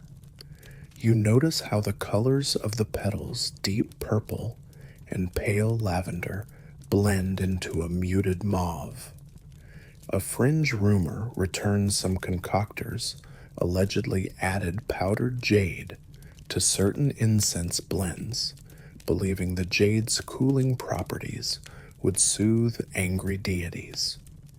You glance up at carved stone faces on the walls gods of rain wore in creation, wondering if they'd prefer jade-cool smoke or pearlescent smoke. Now comes the amber. Sitlaka lifts a small golden nugget from a wooden bowl and places it in your palm. It's warm to the touch, like a tiny sunbeam condensed into a pebble. She instructs you to hold it over a small charcoal brazier until it softens. Flames flicker beneath, casting dancing shadows on the walls. As the amber warms, it beads and softens, releasing a sweet floral scent reminiscent of honey and citrus. You inhale a warm, enveloping aroma that seems to tickle your skin. Sitlaka nods again and gently crumbles the softened amber into a fine powder, dusting it over the mixture of copal and orchid. The combined scents swirl in your mind, something like dawn on a mountainside, in early spring when dew clings to petals and birds begin their first songs. At the far end of the room, a large clay jar contains an intriguing darker substance, pine sap, mixed with crushed jaguar paw, loosening herbs. Sitlaka explains that this sticky blend goes into nighttime incense to ward off evil spirits that might roam under the moon. A mainstream note, jaguar-related materials were potent symbols of strength and divine protection. Yet historians still argue whether jaguar organ-based concoctions had genuine biological effect or were purely symbolic. You imagine a priest trailing night incense, confident that the spirit of the jaguar prowls beside him. You squint at the jar's dark contents, half expecting a sly, spotted paw to twitch inside. Having mixed copal orchid yopo and amber sitlaka spreads your concoction on a flat stone slab. She instructs you to let the blend dry in the sun for 2 hours, consolidating scents before it's ready. While you wait, you trace carvings on the chamber walls, images of priests, incensing altars, smoke rising in spirals that transform into godly shapes. A fringe tidbit whispers that some images were added centuries ago, but artists still imbued them with fresh pigment each season to refresh their power. You run a fingertip along faded crimson paint and wonder if anyone noticed when ancient walls silently received new coats of pigment as part of ritual renewal. You glance at the slivers of heated amber, now hardened and pale again. The dried incense blend rests on the stone slab, its colors muted but distinct. Sitlaka shows you how to pack a small clay bowl with the mixture and set it atop smoldering coals. You watch as wisps of fragrant smoke curl upward, transforming gray into an opalescent haze. The scent immediately fills your lungs, warm honeyed, a gentle whisper of jasmine. You close your eyes, imagining that swirl of smoke as a stairway for prayers, each curling tendril reaching toward the sky. A fringe rumor surfaces that during certain festivals, priests targeted small puffs of smoke toward participants to bless them personally, an intimate, if somewhat sneezing-inducing act of divine favor. Sitlaka hands you a small ceramic vial containing a pale liquid. She explains that this is distilled helichrysum water used to anoint statues and idol faces before ceremonies. A mainstream detail notes that helichrysum, called always alive for its lasting blooms, held medicinal properties, as well as symbolic meaning of immortality. Yet scholars still debate whether its use in anointment carried genuine antiseptic purpose or was purely symbolic. You tear a corner of your tunic and dab the liquid onto the carved face of a small clay statue of Tlaloc. The statue's features shine, and you imagine water beating on its painted eyes as if the rain god himself shed a tear. Next, Sitlaka produces a dampened feather brush and dips it into a bowl of lavender-infused water. She guides your hand as you brush delicate swirls onto a woven banner. The purple smoke from burning copal curls around the banner, causing tendrils to shift like living vines. You realize this banner will be carried through the temple during the next day's ceremony for fertility gods. A fringe detail floats by. Some believed the lavender water ensured no malevolent spirits would latch onto the banner as lavender soothed angry ghosts. You smile at the idea that lavender, a simple plant, held such power in the collective imagination. With the incense blending done, for now Sitlaka turns you toward a row of small clay flasks, each filled with scented oils. She explains that these oils extracted from linalow wood magnolia blossoms and a rare orchid found in swampy areas are dripped into brazier embers to release delicate smoke. A mainstream fact notes that fragranced oils offered a different smoke quality, thinner and more ethereal than solid resins. Yet historians still argue whether these oils were reserved for high priests or offered to anyone who could pay. You seal a flask of magnolia oil and thank Sitlaka for her guidance. As you step back, the chamber feels transformed, suddenly alive with possibilities. Inhaling deeply, you note how smoke curls upward in lazy spirals, carrying scents of amber orchid and pine wood. You imagine tomorrow's ceremonies, priests weaving between altars as fragrant clouds drift behind them, incense burned pools glowing like miniature suns. Maybe someone will inhale deeply and glimpse a prophecy, or maybe they'll simply feel warmth spread through their chest as smoke mingles with morning air. You step toward the doorway and pause for a final look. Bound potions line low shelves, each labeled with delicate glyphs that promise scents from the mountains, forests, and even the edges of known worlds. You feel the lingering note of copal on your lips and breathe again, savoring its sweet balm. Sitlaka stands silently, her gaze patient, as though waiting for you to commit this sweet orchestration to memory. Tomorrow, you'll join the temple bell ringers, another essential thread in this tapestry of devotion. But tonight, let the memory of swirling smoke and fragrant oils settle into your mind, carrying you closer to a restful slumber. You step from the fragrant haze of the incense chamber into a sunlit courtyard where the steady toll of bronze bells reverberates like a heartbeat through the air. The bells hang from wooden beams carved with stylized snake motifs, each bell meticulously polished to a dull sheen. As you approach, the clang shifts to a steady, measured toll, each strike marking a moment in a ritual dance guiding priests as they move through chants and offerings.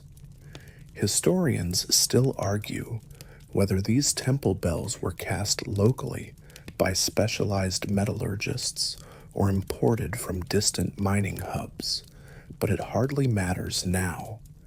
The deep resonance grounds you in the present, like a gentle reminder that time flows in measured beats.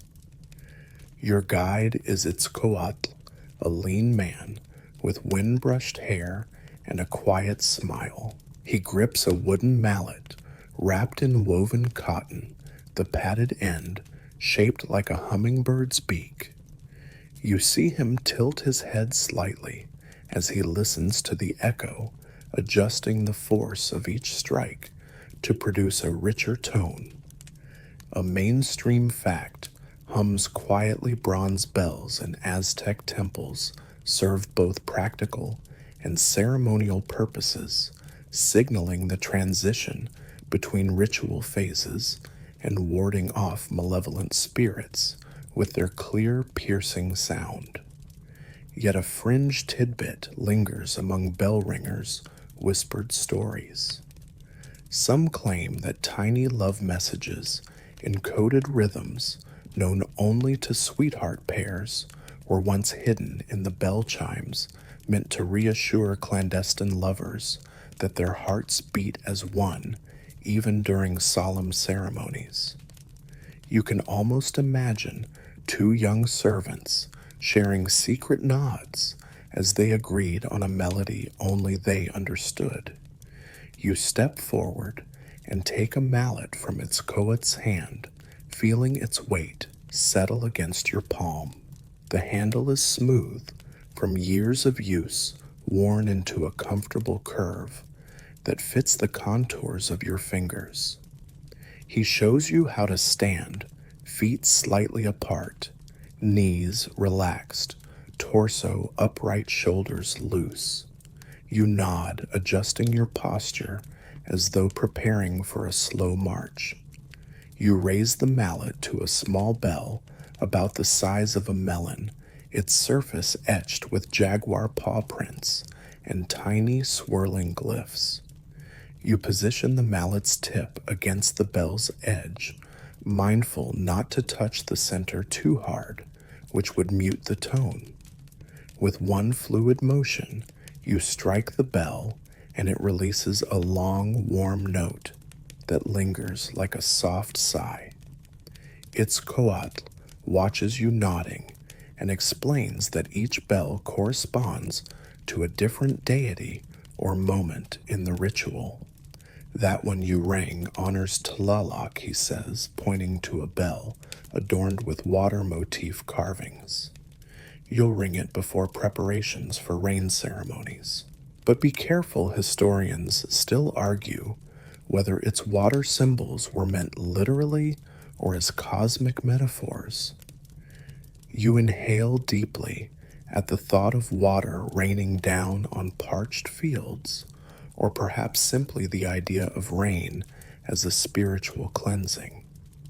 You flick a small bead of sweat from your brow and remind yourself to breathe, recognizing that the bell's deep resonance carries more weight than it appears. As you stand at the row of bells, you take in the range of sizes. Some are small enough to cradle in your palm, while others tower above you, their lips flared like the skirts of dancers frozen mid-twirl. You nod toward a particularly large bell, nearly 2 paces tall, decorated with golden leaf filigree around its rim. Itzcoatl grins and says, "That one takes 2 people to ring. We call it the heartbeat of the temple. Legend says its rhythm once synchronized with a priest's pulse during an eclipse ceremony. You imagine a low, pulsing toll aligning with lives below as shadows swallowed the sun, a poetic sensation of cosmic unity. A fringe rumor whispers that during that eclipse, priests tapped secret messages on the bell's frame, so only those in tune with the cosmic rhythm could decipher a hidden prophecy. You tug lightly at your earlobe, half expecting to hear it now in your mind. You move to a nearby bench, and Itzcoatl shows you a set of wooden pegs used to adjust each bell's pitch. He hands you a small mallet again and instructs you to strike the bell while another artisan taps the peg, raising or lowering the pitch until the tone is just right. As you strike, a clear ringing note bounces off the nearby temple walls, and the peg holder knocks the peg higher. The tone shifts subtly, trading warmth for brightness. Every bell must harmonize. Etzcoatl tells you like voices in a choir. Historians still argue whether our scales were mathematically precise or guided by instinct. You nod, thinking of how even a slight discord could jolt someone's concentration during prayer. You tap your toe in time, with the rhythm pressing your ear as though listening for a hidden melody. The clang of bells draws a small group of apprentices who settle nearby to practice reciting chant phrases in low, rhythmic voices. Their chanting mingles with the bell tones, to create a gentle tapestry of sound that soothes the mind. You recall the mainstream fact that chanting paired with bell tones helped priests enter a meditative state, an essential precursor to interpreting divine signs. Yet a scholarly debate persists. Some claim that the chanting originated among earlier Mesoamerican cultures and was simply adapted by the Aztecs, while others argue it developed uniquely in Tenochtitlan's sanctuaries. Either way, you feel the combined resonance wash over you like warm honey, each vibration coaxing your awareness into a calm, steady rhythm. Itzcoatl guides you to a bench where several small handheld bells rest on a reed mat. He picks up one marked with dual serpent heads and passes it to you. These bells are used during morning prayers to signal the start of cleansing rituals, he says, gesturing toward a stone basin where water sits awaiting purification. You lift the bell and let it dangle from your fingertips, swaying gently. A fringe anecdote surfaces. Some bell ringers believed that if you rang the serpent-headed bell just before sunrise, it would carry your prayers directly to the horizon where the sun goddess was born. You let the bell move in a slow arc and release a gentle chime, almost too soft to hear, yet somehow filling the space with presence. Outside, the courtyard feels serene, but you notice vendors setting up stalls beyond the temple walls, their voices distant and hushed like echoes from another world. You focus on the bells, letting their steady cadence block out distractions. You picture how each bell struck at the precise moment guided processions of priests carrying offerings of maize cakes, copal, and flowers to temple altars.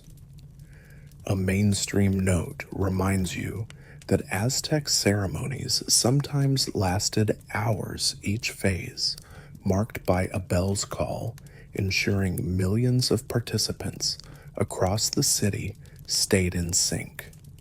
Yet historians still argue whether those bells served more as practical signals or if they carried metaphysical resonance, believed to repel malevolent forces.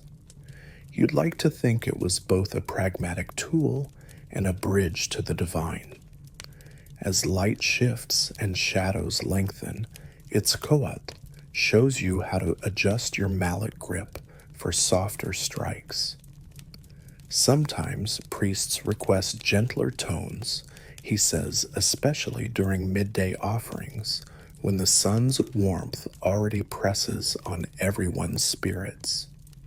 You clench and unclench your hand around the mallet, practicing softer taps. The bell responds with a more subdued ping, almost like a whisper. You let out a small, contented sigh. A light joke slips out. I suppose if you rang too hard, the gods might think we were summoning an earthquake. Itzcoatl chuckles and replies, or a stampede of jaguars. Either way, our ears wouldn't thank us.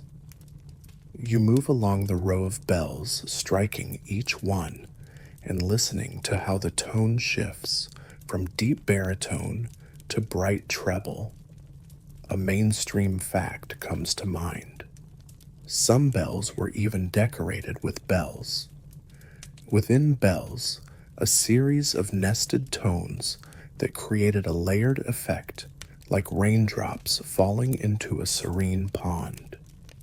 Yet a fringe tidbit floats by. Some bell makers reputedly mixed powdered turquoise into the bronze during casting, hoping to capture the stone's protective essence within the sound.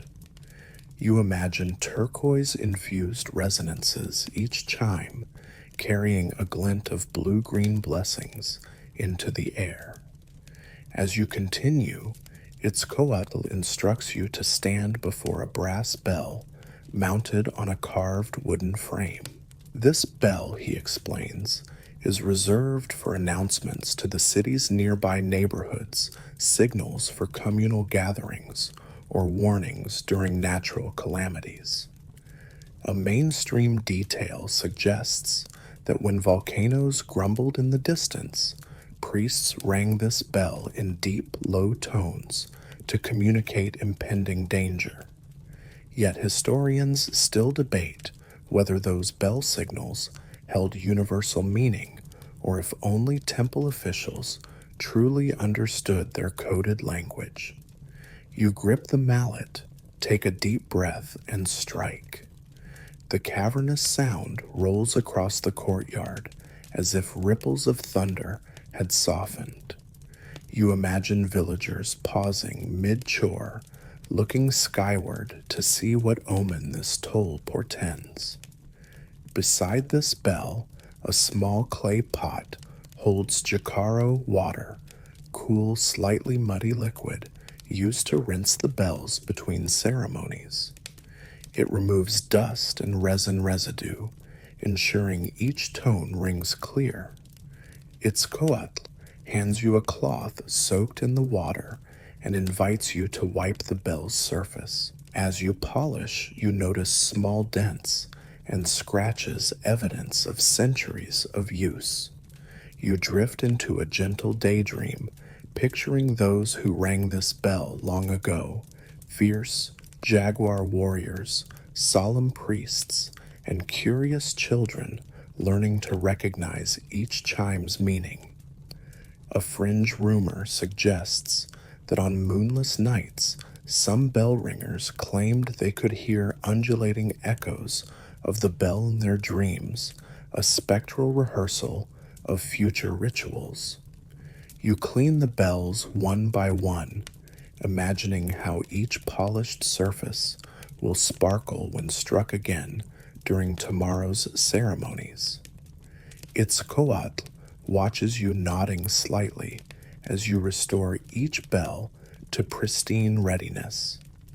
He explains that bell ringers sometimes worked in pairs, one adjusting pegs and one striking, creating a seamless flow of sound. It's like dance partners, he says, each knowing the other's steps before the music even begins. You imagine two artisans moving in quiet synchronization, each strike a gentle heartbeat, echoing off temple walls. Your final task is to archive the wooden pegs, mallets, and cloths in a narrow alcove just beyond the bell row. You stack them neatly, mindful that each item carries a subtle blessing tools of sacred purpose. Itzcoatl grins and says, "Tomorrow you'll learn to play the temple drums. But for now, let the echoes of these bells linger in your mind." As you step away, the courtyard seems to hold on to the memory of your strikes, soft reverberations that slowly fade into the hush of late afternoon. You pause at the courtyard's edge, closing your eyes and letting the residual vibrations settle in your chest. Imagine the faint hum of bronze guiding thoughts into dreams, reminding you that even in silence, the temple's pulse continues. You feel a gentle calm wash over you, fingers still tingling from holding the mallet, ears still attuned to the lingering resonance. You notice children in nearby plazas playing with rubber balls that squeak when struck, but their games seem a world away from these solemn tones. In this moment, you're less a visitor and more a part of the temple's great heartbeat. As dusk approaches, shadows creep across the stone floor and faint torches flicker to life along nearby walkways. You let your breath settle, each exhale echoing the soft toll you just left behind. Tomorrow you will step into another role, joining the rhythmic pulse of temple drummers. But tonight, the bell's gentle hum will follow you like a lullaby, reminding you that time in this temple is measured in moments of devotion struck softly against the anvil of eternity. You slip into a shaded alcove where a row of wooden drums rests on low platforms, their animal hide surfaces taut and inviting. The air hums with lingering bell echoes, and you feel the rhythm poised to emerge like a heartbeat waiting for its first thump. These are the sacred drums of the temple, each one carved from a single log and fitted with hide from deer or jaguar. Historians still argue whether the deerskin drums produced a purer tone suited for morning rites, or if jaguar hide drums summoned fiercer vibrations meant to invoke warriors' spirits. But either way, you sense that with each beat, you're connecting to a lineage of rhythms stretching back through countless ceremonies. Your guide is a drum master named Yaocihuatl, whose name means warrior woman, though she bears no weapons, only leather-wrapped drumsticks as extensions of her own steady pulse. She stands barefoot on a carved wooden platform, legs slightly bent, torso loose, eyes closed, as she feels the air's latent energy. "Listen," she whispers, without opening her eyes. You tilt your head and hear the faint rustle of leaves in a distant courtyard, the murmur of temple artists in nearby workshops, and the subtle resonance of cooling stones. In this attentive hush, you realize that drumming here is not just sound, it's conversation with the unseen.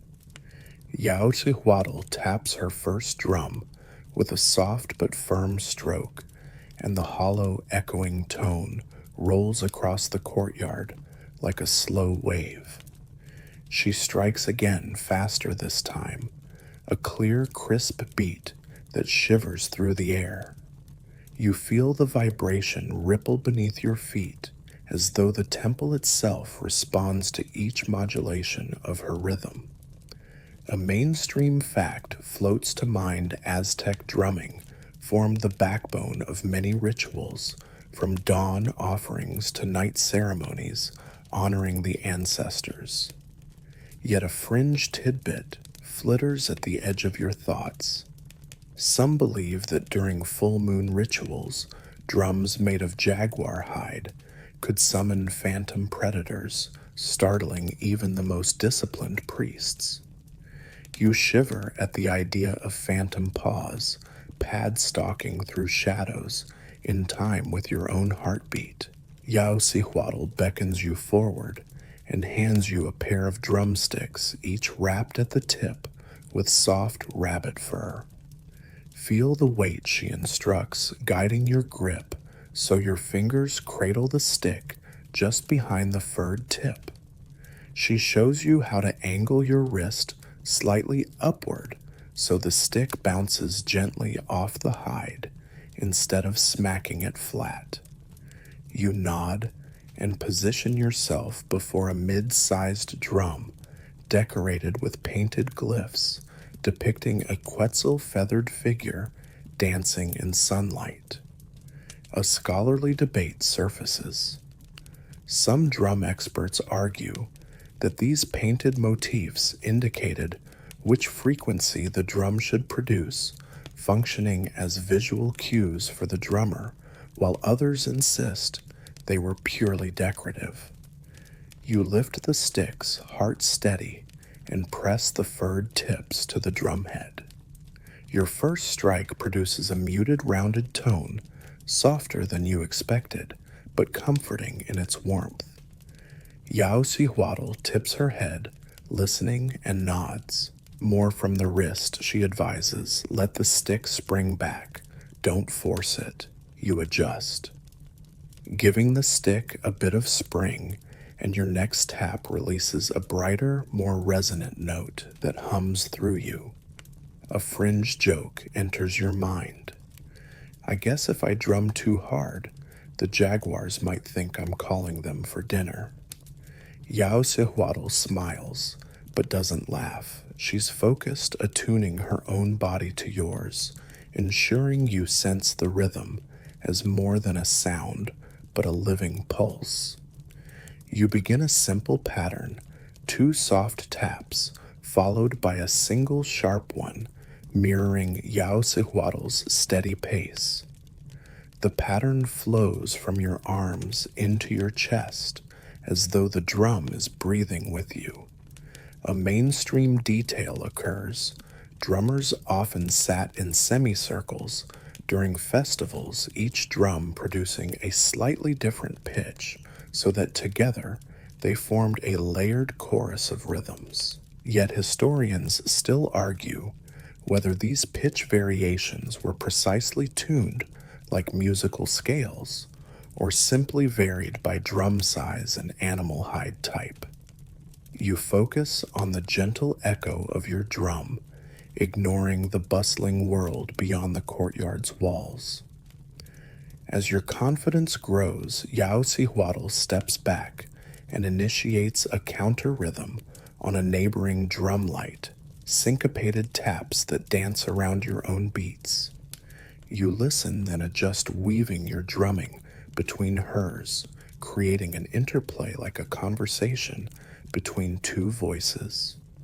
A fringe anecdote drifts in. Some drummers swore they could communicate secret messages through subtle shifts in rhythm, warnings about impending raids or love declarations disguised as ceremonial beats. You imagine a pair of lovers sharing code beats beneath the temple's moonlit sky, hidden beneath the larger tapestry of ritual. The thought makes you grin. After a few cycles, Yaosehuatl signals you to close your eyes. You do, and the world shrinks to the drum's surface beneath your sticks and the vibrations humming up your arms. You sense each beat ripple through your bones, a gentle reminder that life pulses within you, just as it did within the logs from which these drums were carved. A mainstream fact floats by Aztec drummers trained for years to master breathing techniques that synchronize their heartbeat with the drum's rhythm, allowing them to play long ceremonies without fatigue. You catch yourself drawing long breaths in time with your taps, as though your lungs and the drum share a single life force. You open your eyes to see Yaosehuatl weaving feathers into her braided hair, tiny plumes nodding in unison with her next drum beat. Time to learn a new pattern, she says, her smile gentle. She begins a cascading series of taps, soft, soft, sharp, soft, sharp, soft, sharp, soft, soft, moving in a triangular sequence that sends a rhythmic swirl through the air. You lean in, letting your ears follow the pattern's flow, and then you attempt to mirror her. Your first few attempts are hesitant, your wrist is untimely, each tap a fraction, too early or late. She nods with patient encouragement, reminding you, listen with your chest, not just your ears. You inhale slowly and start again, feeling the drumhead yield under your sticks, your wrists flexing almost unconsciously. The rhythm unfolds, soft, soft, sharp, soft, sharp, soft, sharp, soft, soft. With each cycle, you edge closer to her pace, until at last your pattern aligns with hers, 2 hearts beating in tandem, one human and one wooden. A fringe rumor surfaces, they say. When 2 drummers' rhythms align perfectly, the drums become conduits for divine messages, secrets that pass into whispered murmurs heard only by the most attuned. You pause mid-beat, half expecting a celestial whisper, but only the earthy tone of the drum vibrations greets you. You exhale, accepting the mystery. As midday approaches, a line of smaller hand drums, about the size of a footstool, sits waiting. These drums, Yaosihuatl explains, accompany dancers in processions, their high-pitched tap fueling the dancers' footwork. She presses a small bead of jaguar fat wax onto the hide to adjust its tension, creating a brighter pitch. Different drums, different voices, she says, just as different dancers bring unique energy. A mainstream detail reminds you that drums played in processions could mimic the heartbeats of gods, lending divine presence to moving statues and dancers. Historians still argue whether processional drums were tuned to specific celestial events, like the phases of Venus, or simply matched the tempo of dancers. You tap on a hand drum, and its sharp tone jumps like a startled bird, so different from the deep, resonant drum you've been playing.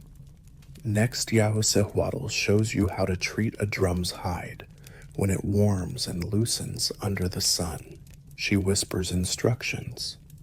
Pour cool water around the drum's edges, pat gently with your fingers, and let it retension.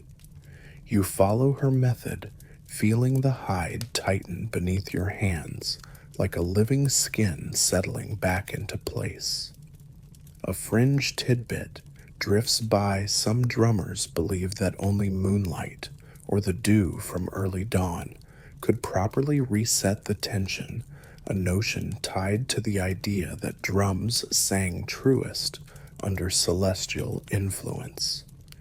Yet you're content with simple water for now, watching as the hide responds with a subtle snap under your palm.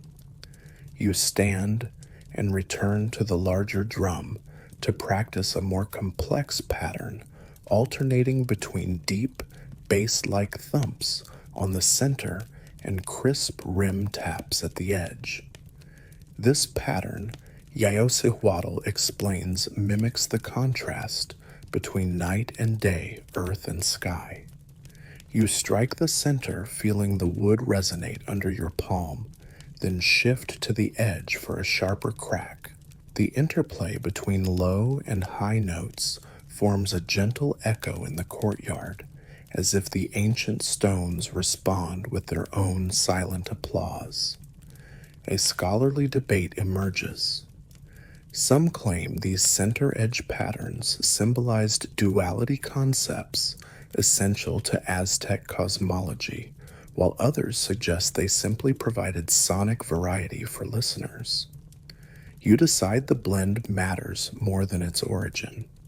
As the sun reaches its zenith, you take a moment to rest, placing your sticks across the drumhead and letting your breathing settle.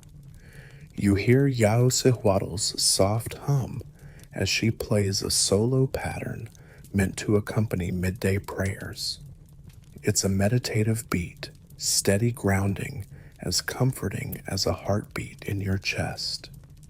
You close your eyes and let the vibration carry you toward a calm stillness cradled by wooden echoes. A fringe rumor surfaces, some say, that drummers who mastered this solo pattern became so attuned that they entered trance-like states, touching glimpses of other realms. You smile, wondering if you'll ever reach that level of rhythmic communion. You open your eyes to find a small group of priests assembled near a stepped altar, jade masks glinting in the sun. Yaosihuatl nods toward them, explaining that your next task is to provide the rhythmic backdrop for their midday offerings. She positions you and another apprentice on opposite sides of the altar, each with a small drum tuned to complementary pitches. Together, you set the pace for their prayers. She instructs. Follow each other, not yourself. You meet your partner's gaze, both of you ready to share this responsibility. You exchange a quick, encouraging nod, then raise your sticks. As your partner strikes the first beat, you respond in kind, weaving a pattern that flows like a gentle river. The priests kneel reciting prayers to ensure continued fertility of maize fields, and your rhythm guides them like a warm, subtle current.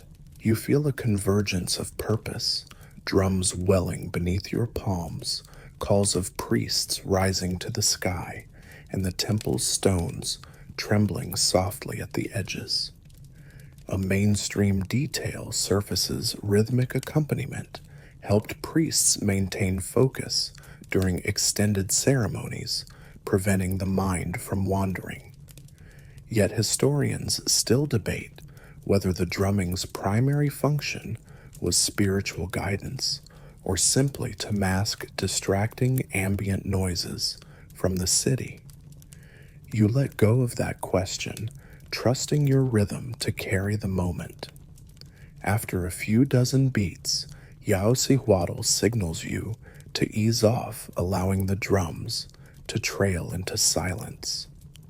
The courtyard feels hushed, as though the temple itself has exhaled.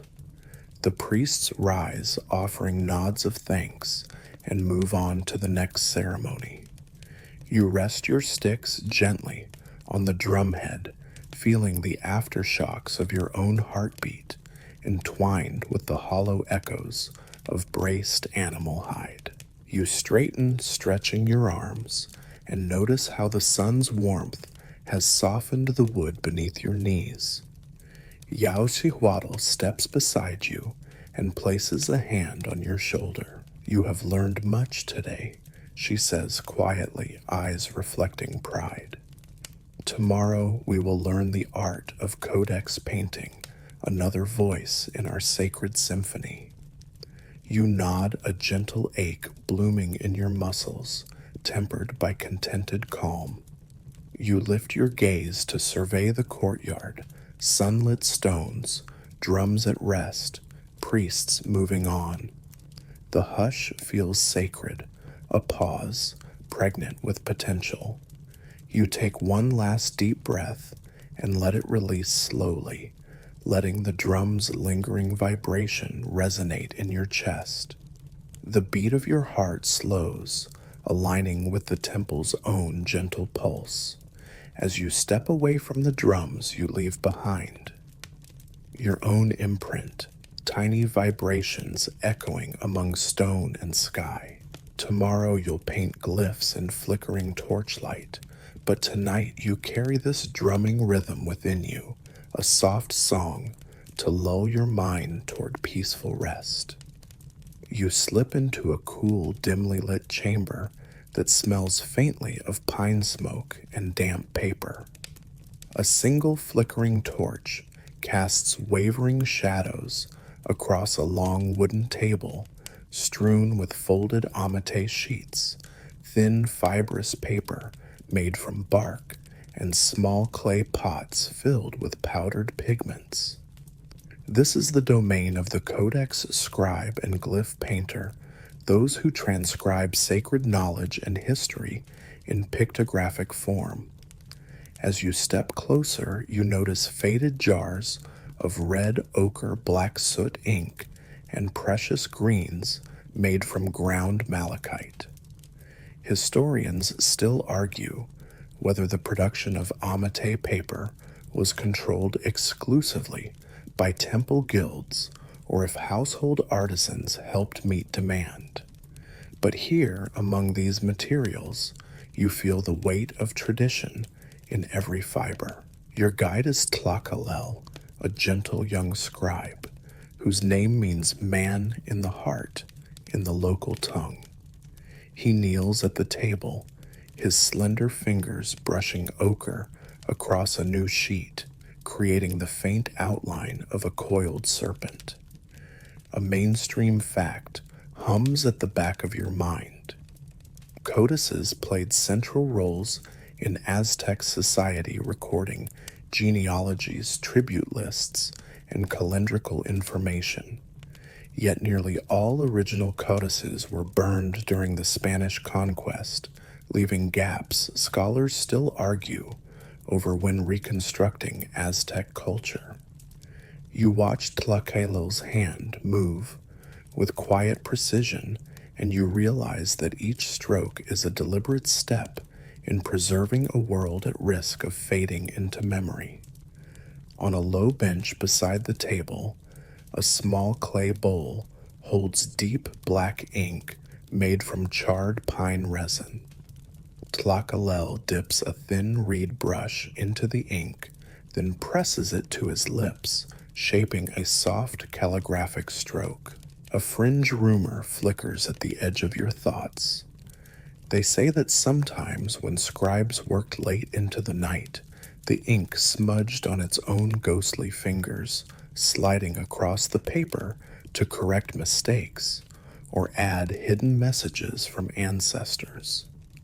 You glance at the parchments, where faint smears drift like mist over images of jaguar warriors, and you wonder if your eyes are playing tricks, or if spirits truly guide these scribes. Tlaquelel looks up and nods at you. He hands you a clean amate sheet, its surface rougher than modern paper, yet surprisingly pliable. You will record today's offerings, he says, voice soft as moss. Every glyph must be precise. One misplaced dot changes meaning entirely. You run your fingers along the sheet's edge, feeling the papery texture give under your touch.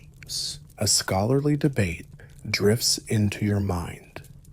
Some argue that Nahuatl scribes developed individual stylistic flourishes, tiny decorative flourishes that personalized each codex, while others insist glyphs adhered to strict canonical forms to avoid misinterpretation. As you settle on a low stool before the table, you resolve to honor both precision and reverence in your work. Tlaquelel points to a set of reference codices, small-bound manuscripts stored in a wooden chest. He opens one and reveals a series of glyphs depicting a maize harvest, stylized ears bending under kernels, baskets brimming with golden grains, and priests offering cobs to a seated deity. We begin with tribute records, he explains. Each village has a glyph representing its name. Some are straightforward, like a duck for Patlapan, meaning where the reeds grow. Others are more abstract, like two rivers converging to denote a place called Tlalnelhuayocan. A fringe detail flutters at the edge of your mind. Some scribes claimed that certain village glyphs contained hidden symbols indicating loyalty to particular gods. Secret codas only priests recognized. You swallow a small laugh, imagining a hidden, duck-shaped loyalty oath stamping out beneath official records. Your first task is to sketch the outline of a glyph denoting a local marketplace. Tlaquelel points to a faintly drawn rectangle representing the plaza perimeter and gestures to a small pile of ochre pigment. You dip a hemp fiber brush into water, then swirl it in the ochre to create a muted orange hue. As you bring the brush to the soft sheet, you steady your hand, aware each line shapes history. You draw a simple grid pattern within the rectangle, marking out market stalls. A mainstream fact surfaces: Aztec markets, called tianguis, operated on fixed days and attracted traders from dozens of nearby towns, with each tianguis having its own unique layout and glyphic representation. Yet scholars still argue whether specific glyph variations indicated market size or the types of goods sold. You smooth each line, imagining traders hawking woven textiles, cacao beans, and bright feathers under a canopy of woven mats. Once your outline is complete, Tlakalel hands you a pot of deep black ink. He shows you how to load the reed brush so it holds enough pigment for a precise stroke without blotting. You test a small line on a scrap piece of amate, its fibers absorbing the ink quickly, causing edges to feather slightly. You adjust your pressure, then return your brush to trace over your ochre outlines. Each stroke feels like a rite, tapping into a flow that has guided scribes for countless generations. The ink's fragrance is faintly smoky, a reminder of charred wood mingled with sap, as though the temple's fires have been distilled into each calligraphic flourish. As midday light filters through a small lattice window, you notice dust motes drift through ochre and black shapes on your sheet. You pause to wipe sweat from your brow, mindful of how humidity can cause ink to run. Tlakalel watches you, then offers a small fan woven from palm fronds to gently waft air across your work. You accept it gratefully, and each breeze sends a subtle flutter through the paper as though encouraging your brush to glide. You move to a section of the codex where a priest's portrait must be painted, a side profile of a man with headdress and jaguar pelt draped over his shoulders. Tlakalel hands you a small dish of red pigment crushed from cochineal insects, a mainstream detail that reveals the Aztecs prized cochineal more than gold for its vibrant scarlet. Yet a fringe swing whispers among scribes. They say that dyeing ink with cochineal could sometimes attract ants, which would crawl across finished glyphs, leaving strange bite patterns that scribes tried to disguise as decorative flourishes. You peer at the red dish, imaginarily warding off tiny invaders. You dip a fine quill-like brush into the cochineal pigment mixed with a drop of water, then press it to the empower outline of the priest's cheek. The red flows smoothly, staining the paper crimson. You outline the jaguar pelt with zigzagging strokes, then fill it with small dark dashes to indicate fur. It's meticulous work. One misplaced dash could change the sense of pattern. As you paint, you recall a scholarly debate. Some say codex artists used diluted pigments to create subtle shading effects, an early form of watercolor, while others argue Aztec scribes preferred flat color fields to maintain clarity. You treasure the idea of subtle shading, imagining how it might impart a gentle dimensionality to this jaguar-clad figure, but for now you focus on even layers of red. Tlakalel brings you a small dish of green pigment made from powdered malachite. He instructs you to color the priest's headdress, an intricate arrangement of quetzal feathers and gold leaf. You lightly tap the brush, pressing pigment into each tiny feather pattern. The green gleams like living forest leaves, and for a moment you imagine the headpiece rising from the page, fractal feathers shimmering under Tenochtitlan's sun. You pause to rest your hand, feeling the cumulative weight of careful strokes pressing against your wrist. You stretch your fingers, letting the slight cramps unwind as pals of silent codices seem to watch you through the flickering torchlight. A faint, echoing scrape reaches your ears like a cautious footstep approaching. You glance over your shoulder and see a flicker of movement, a ghostly smudge drifting across a nearly finished invitation to a harvest ceremony. You blink, heart quickening, and your gaze darts back to the page. The smudge hovers above a glyph representing maize fields.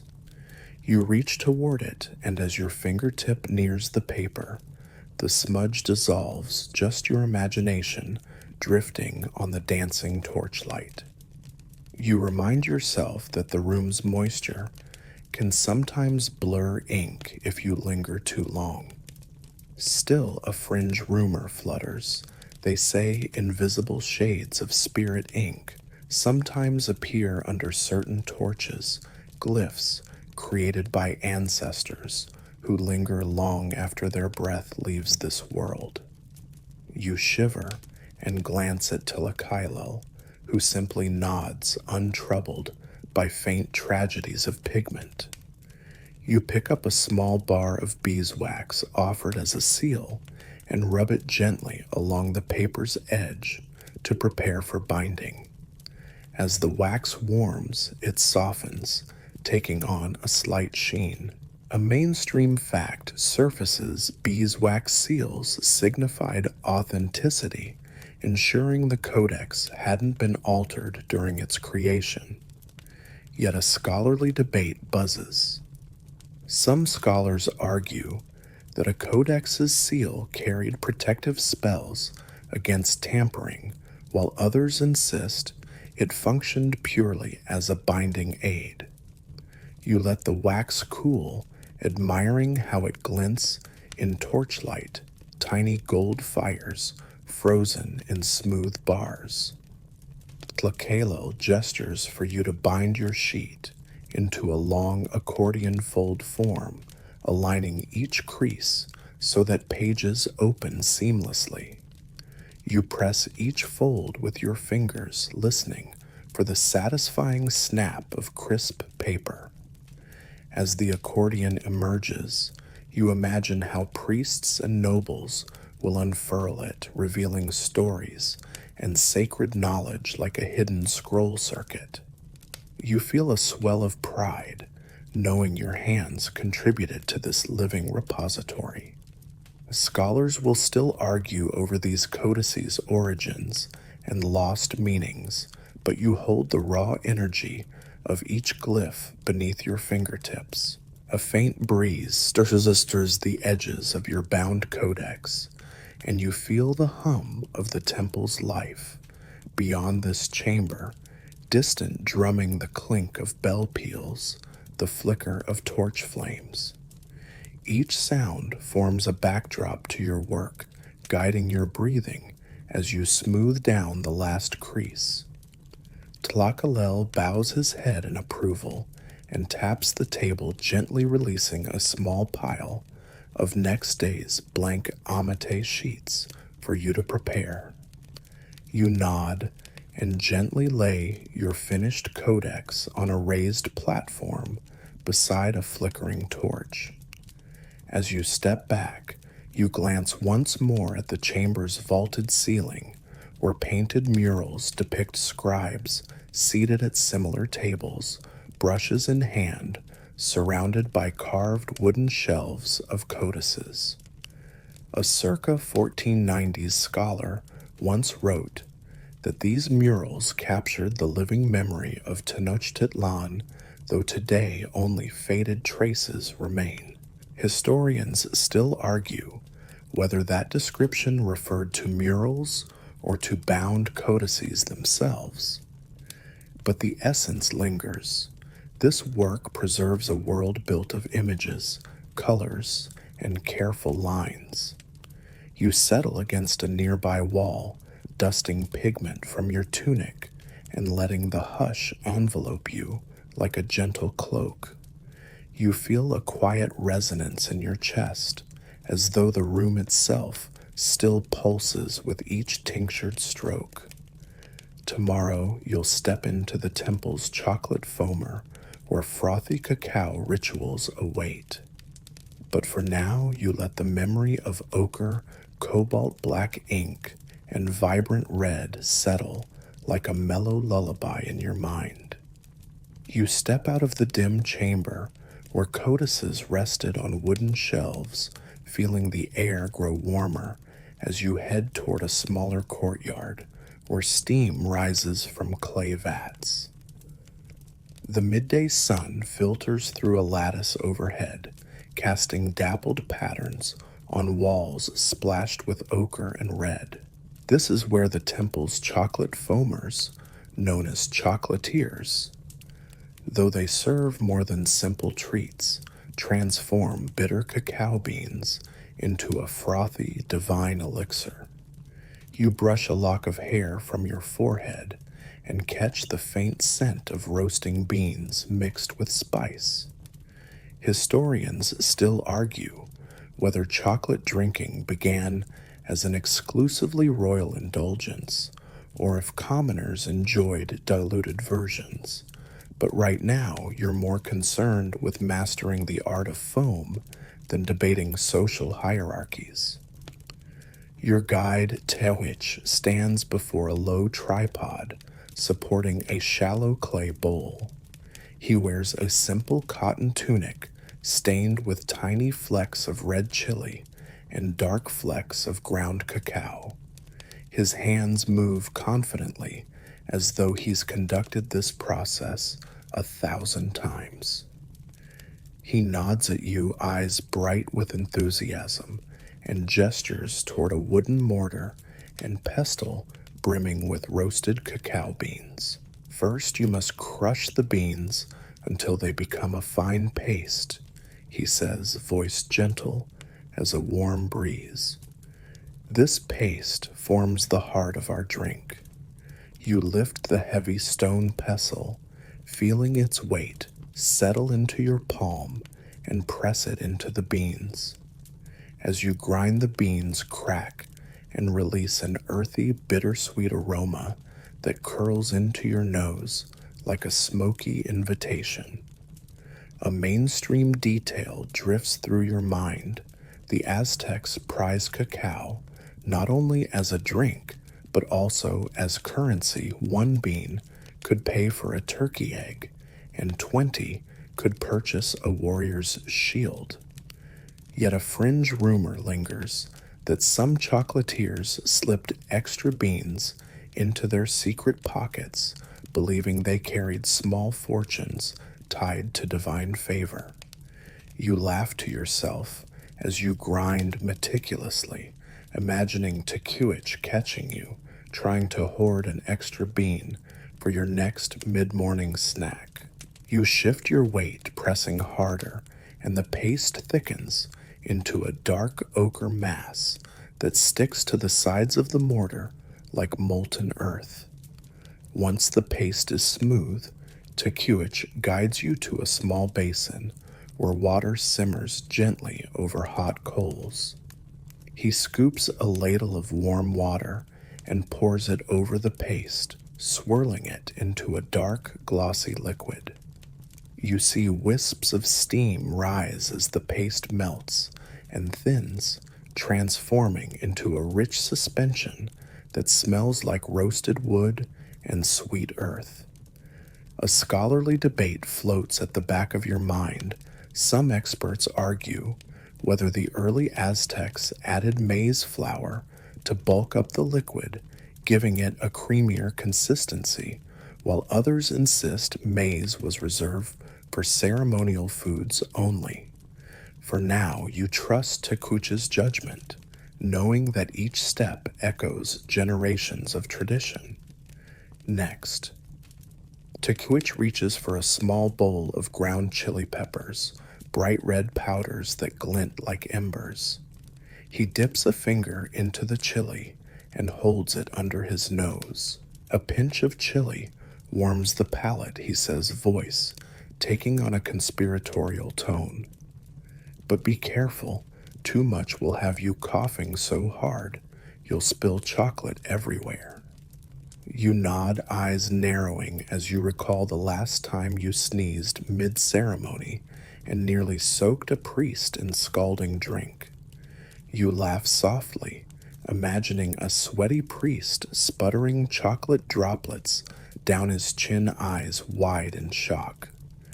Tekuich smiles and dabs a tiny pinch of chili into the bowl. You stir gently, watching how the red threads swirl into the dark liquid like glowing veins of flame. A fringe tidbit surfaces. Some chocolatiers believed that adding chili peppers summoned a god's protective fire, cleansing the drink of negative energies. You raise an eyebrow at that thought, thinking that if any god cares, it might also appreciate the sneeze-induced comedic relief. You continue stirring until the liquid reaches a velvety sheen. A stream of pale foam begins to form at the edges, small bubbles that rise and pop with a gentle sigh. Tekuich hands you a thin wooden whisk made from frothing stick called a molinillo and demonstrates how to roll it between your palms to work up a dense froth. You grasp the molinillo and mimic his motion, rolling it swiftly while lifting and lowering the handle in a subtle dance. The whisk spins like a tiny windmill, lacing air into the liquid until it ripples into a creamy foam. A mainstream fact drifts by Aztec nobles prized the foamed chocolate so much that some drank it chilled, served in wide, shallow bowls specifically designed to showcase the foam's delicate peaks. Yet historians still argue over whether the foam was purely aesthetic or held ritual significance, possibly representing clouds or celestial realms. You peer down at the bowl as your whisking intensifies, watching the foam grow like soft clouds forming at midday. A second light joke drifts to your mind. If I keep whisking, these bubbles might carry me away to the moon. You stop whisking and lift the molinillo, letting a small cascade of foam tumble back into the bowl. The foam holds firm like tiny ivory blossoms floating atop dark earth. Tekuich nods appreciatively, then smells the foam as though assessing its soul. He dips a fingertip into the bubbles and lifts it to his lips, tasting. His eyes half close, and he murmurs, "Perfect." You lean forward and gingerly taste a small spoonful, warm, frothy, with a subtle heat that blooms at the back of your throat. You swallow breath, hitching slightly, as the chili's warmth spreads like soft embers. "Heavenly," you whisper, nodding toward Tekuich, who only grins in response. Nearby, a young apprentice named Xiucoatl peeks around the corner, holding a woven tray of small clay cups, each wide enough for 2 sips. You pick up a cup and pour a small stream of frothy concoction, letting the foam swirl and settle in concentric circles. As you tilt the cup to your lips, you notice how the bowl's rim is etched with glyphs representing cocoa pods and hummingbirds. You recall a fringe rumor some chocolatiers secretly carved hummingbird symbols to invoke swift movement of messages, tiny prayers that traveled with the rising steam. You look up at the lattice overhead, imagining carved symbols on hidden bowls floating prayers upward. The thought sends a gentle shiver down your spine, half enchantment, half hunger for more chocolate. Tekuich hands you a small stick of honeycomb tendrils of wax glinting like runes and gestures for you to stir it into the froth. You dip the honeycomb gently, watching as pale strands of honey stretch into the light chocolate undercurrent. A mainstream detail hums Aztec's sometimes sweetened chocolate with honey or Maggi syrup, though pure, unsweetened versions held their own sanctity.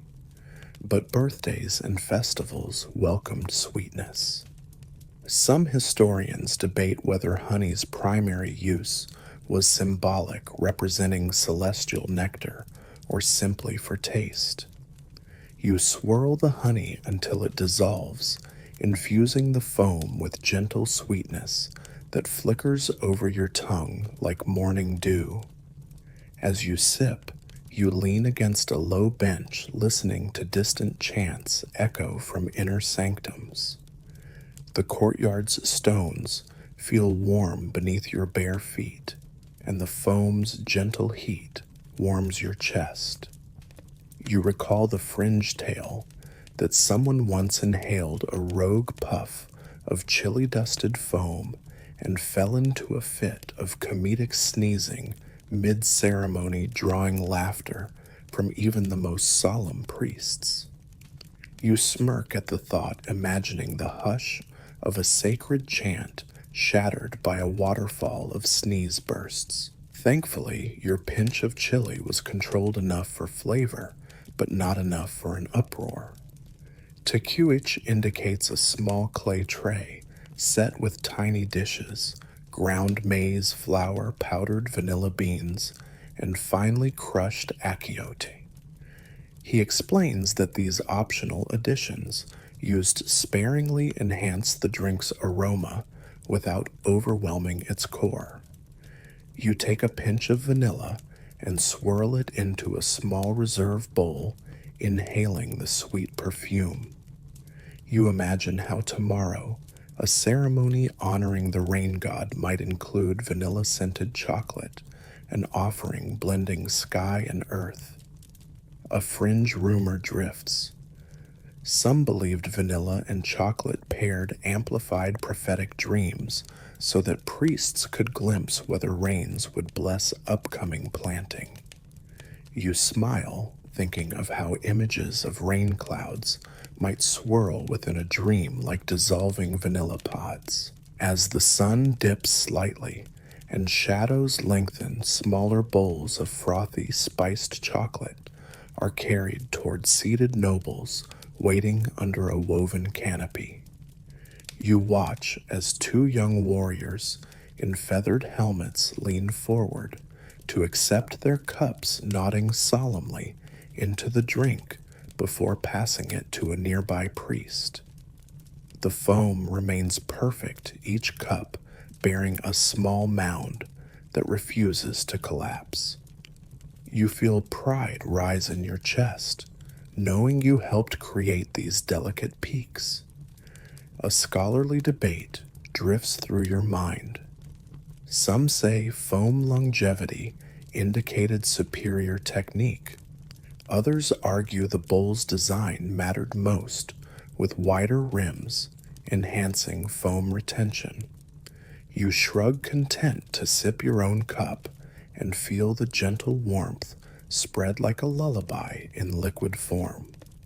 With the last drop of chocolate savored, you place the empty cup back on the tray and rise. Tecuich claps you lightly on the shoulder. Tomorrow you will taste the divine pulque straight from the ferment. You inhale a long breath, letting the lingering chocolate heat soothe your lungs. As you step away, the courtyard seems to hold on to the scent of cacao and chili, the warm memory of foil-like foam lingering like a gentle exhalation. You feel a quiet calm settle over you, enough to ease your mind toward rest, as if every sip of chocolate carried you a step closer to sleep. Tonight, let the taste of frothy cacao echo in your thoughts like a tender lullaby. Allow that gentle warmth to lull you into the next chapter where visions might await.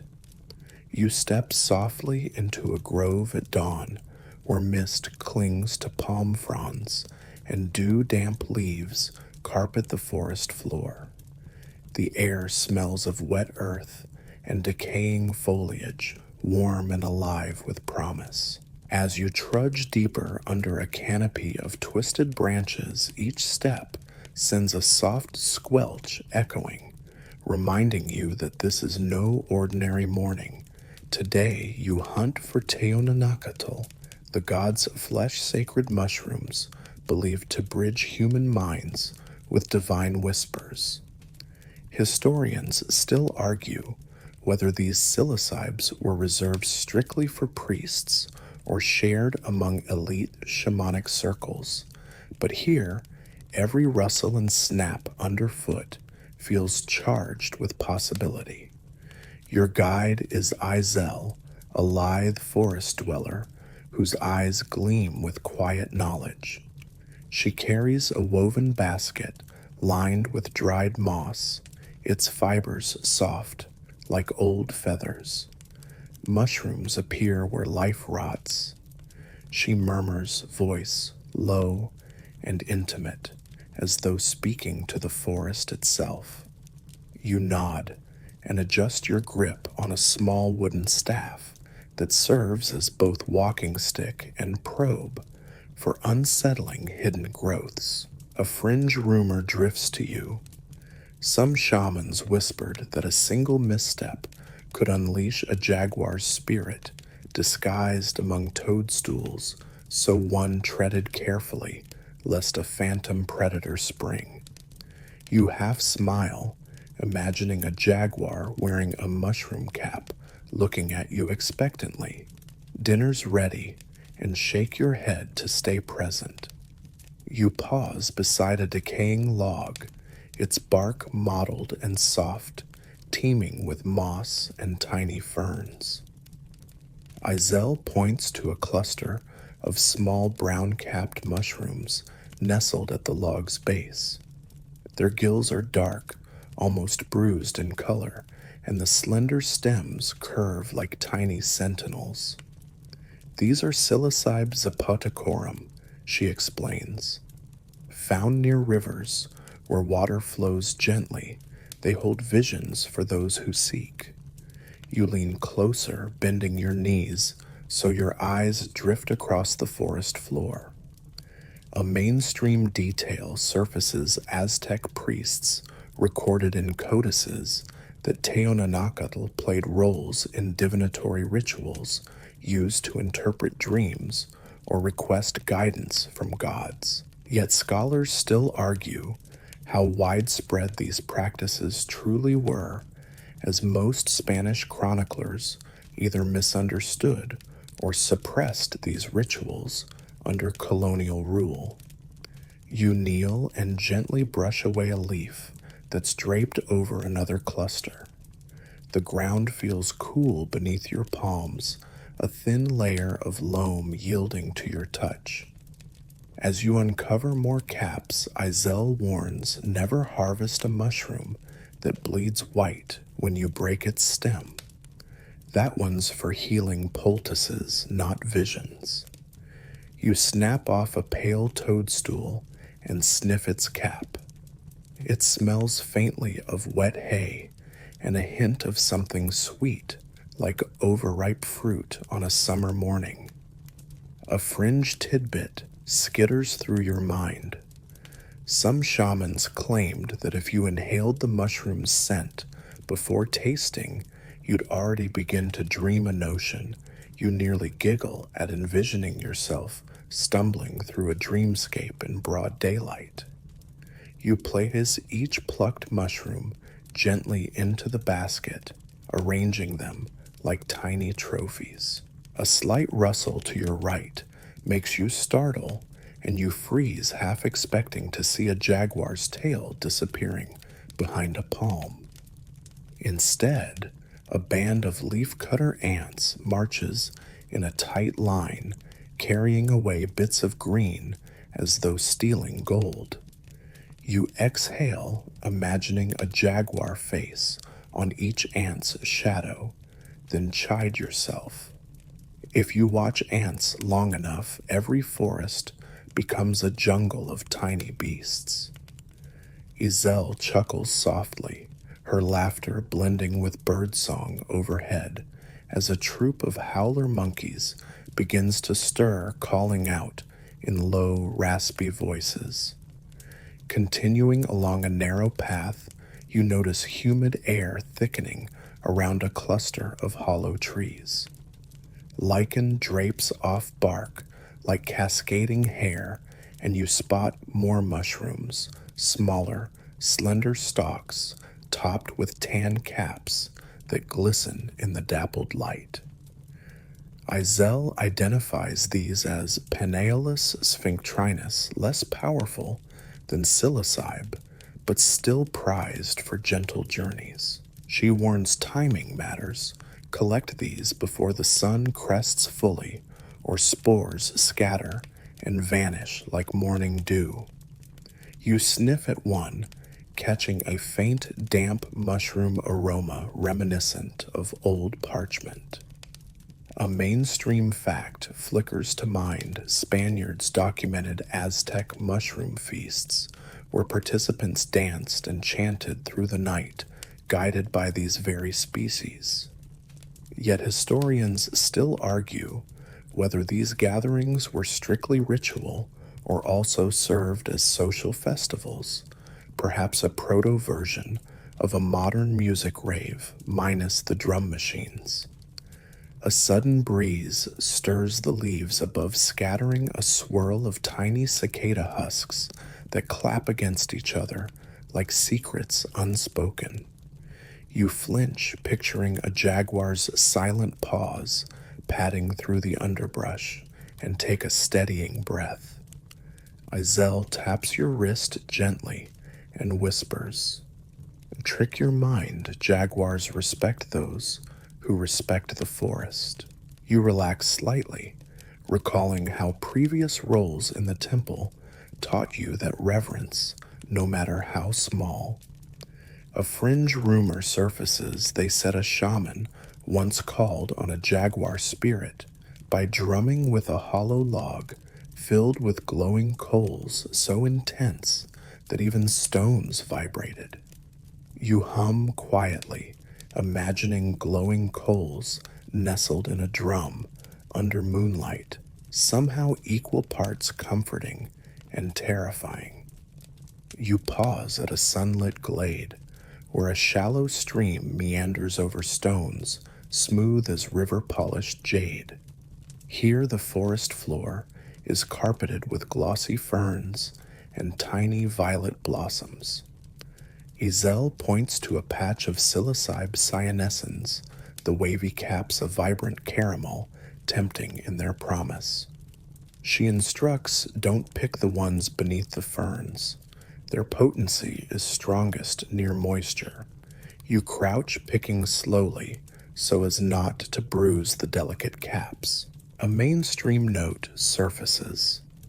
Psilocybe cyanescens were often referred to as wavy caps, and ethnobotanists still debate whether they were introduced from southern regions or native to Mesoamerica. You arrange each wavy cap in the basket, careful to keep gills intact, so the spores remain for future growth, a nod to sustainable practice, even in ancient times. A rustle in the bushes to your left turns out to be a pair of coati monkeys, their long snouts rooting through fallen leaves for insects.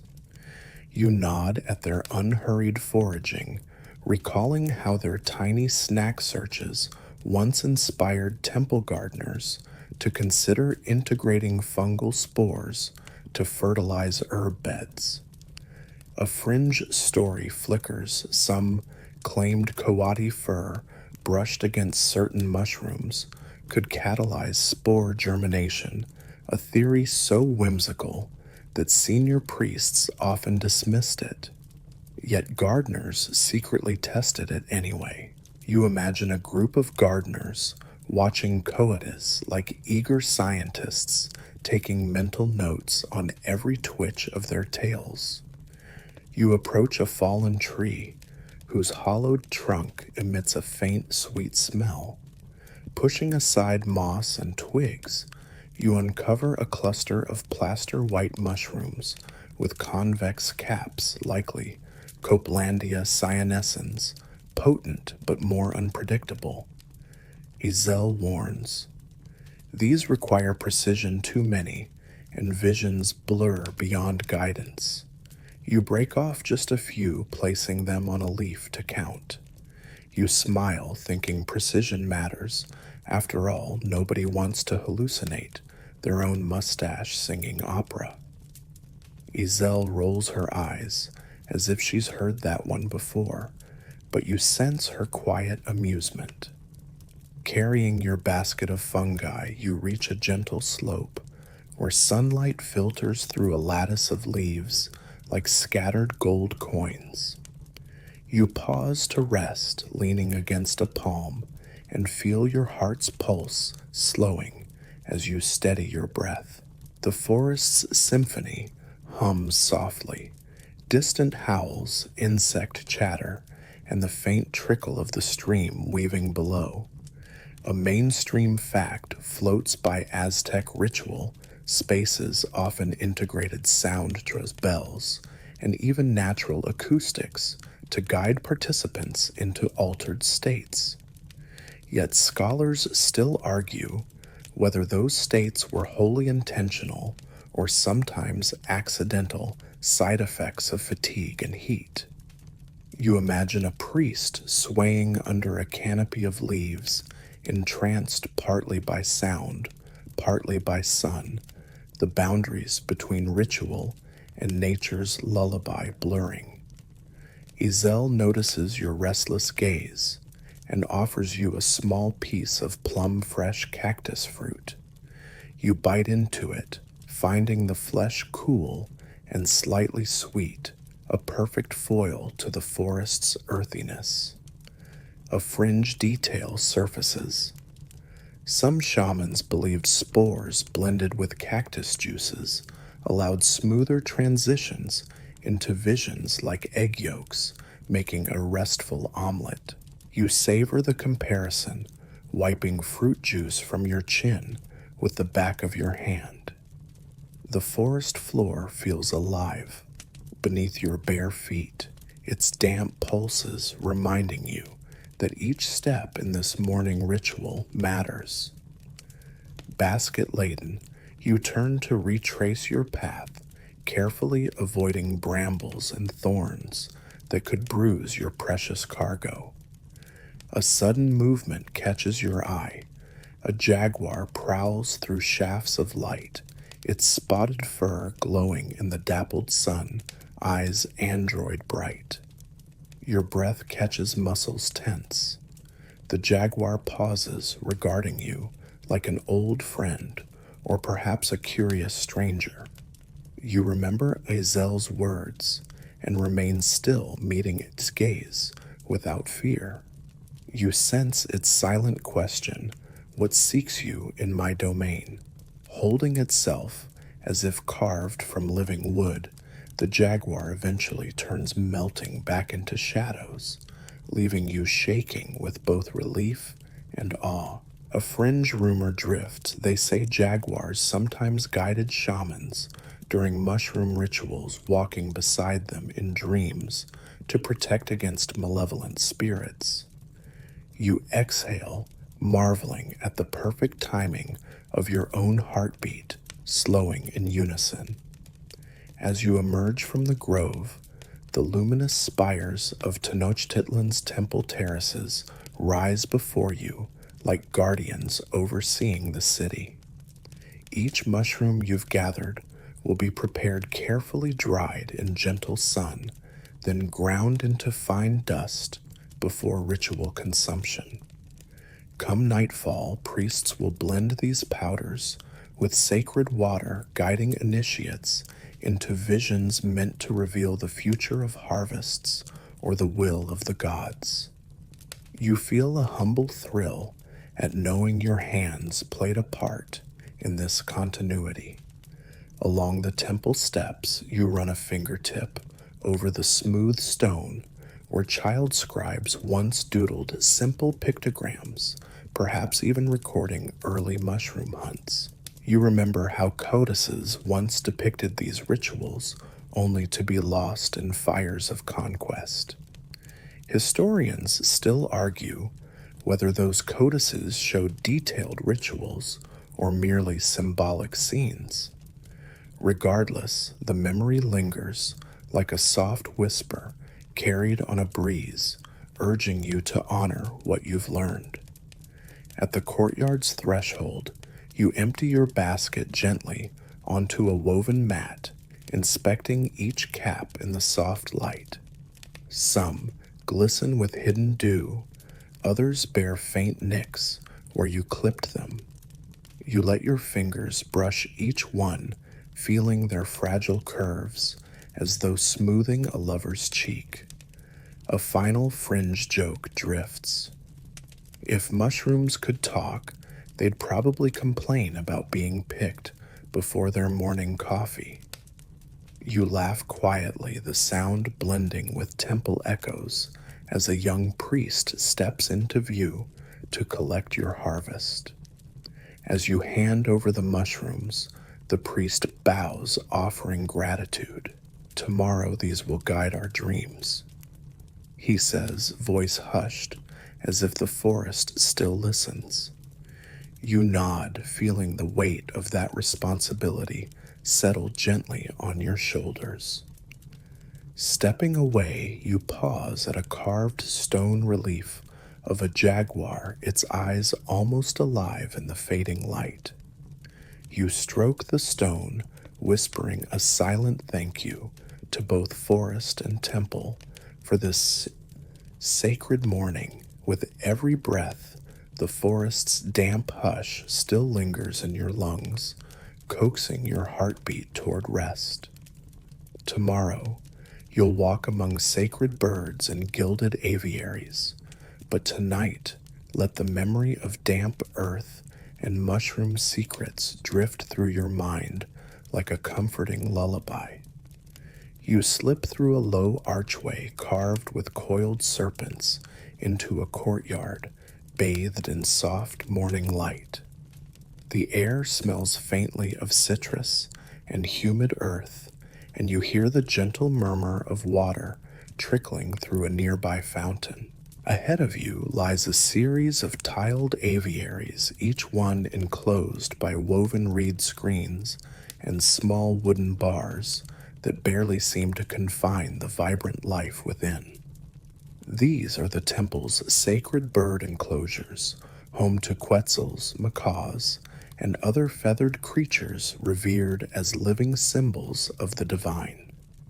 Historians still argue whether these aviaries were primarily ornamental displays or served as functional parts of ritual practices. But as you approach, you sense this is a space where color and song become embodiments of spiritual power. Your guide is a young caretaker named Tsilonen, whose name means young maize in Nahuatl.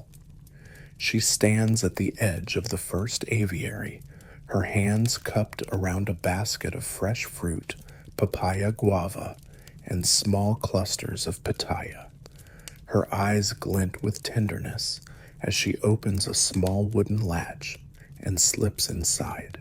You follow her quietly, feeling the cool tile floor beneath your sandals, and notice how mosaic patterns of emerald and turquoise glint like spilled jewels in the dappled light. A fringe rumor drifts to your mind. Some temple workers whispered that quetzals sometimes mimicked the voices of departed ancestors, whispering guidance to anyone who cared to listen. You swallow a small laugh, imagining a quetzal calling out, "Remember to stock more papaya," or "Tell Sitlali I really liked her incense." Inside the aviary, a male quetzal perches atop a slender branch, his iridescent green feathers glinting like polished jade. His long tail plumes trail behind him swaying gently with each breath. You step closer, careful not to startle him, and notice how his crow-black eyes regard you with quiet curiosity. A mainstream detail hums at the back of your mind. Quetzal feathers were so sacred that only elite priests or rulers were permitted to wear them, often as insignia of divine favor. Yet a scholarly debate quietly echoes. Some experts contend that quetzals were captured only during specific festivals as part of sanctioned rituals, while others insist these birds lived in semi-wild enclosures to sustain a steady supply of feathers. You reach into Zillinen's basket and lift a slice of ripe papaya, holding it at arm's length. The quetzal tilts his head and hops forward, plucking the fruit with his beak and snapping it into small, juicy bites. As you feed him, you feel the subtle flit of his wings, soft as silk, against your outstretched hand. The warmth of his body radiates through the air, and you hear distant echoes of drums from the temple precinct, a gentle reminder of how sound shapes each ritual space. A fringe anecdote drifts like a dandelion seed. Some caretakers claimed that if you whispered your prayers into a quetzal's ear before feeding, he carried those prayers upward to the sky gods, each beat of his wings a promise of passage. You lean forward and murmur a small heartfelt intention, a hope for continued harmony between temple and city, and imagine the quetzal's feathers glowing brighter in response. Zillinen moves to another section of the aviary where a pair of scarlet macaws squawk in unison. Their red, blue, and yellow plumage flickers with brightness against the mosaic tiles. She offers them chunks of sweet guava, and they snatch the pieces from her hand with precise beak work, their claws clinging to the perch. You recall a mainstream fact. Macaw feathers were often traded as diplomatic gifts, symbols of wealth and alliance among neighboring city-states. Yet scholars still debate whether certain macaw species were imported from distant rainforests or bred locally in constructed aviaries, suggesting early attempts at avian husbandry. You offer one of the macaws a slice of guava, and he squawks loudly, sending a spray of seeds onto the tiled floor. You duck laughing softly as Zillinen chides you. Be careful. He thinks he's showering you with blessings. You move on to a row of smaller enclosures, each housing a variety of orioles, tanagers, and hummingbirds.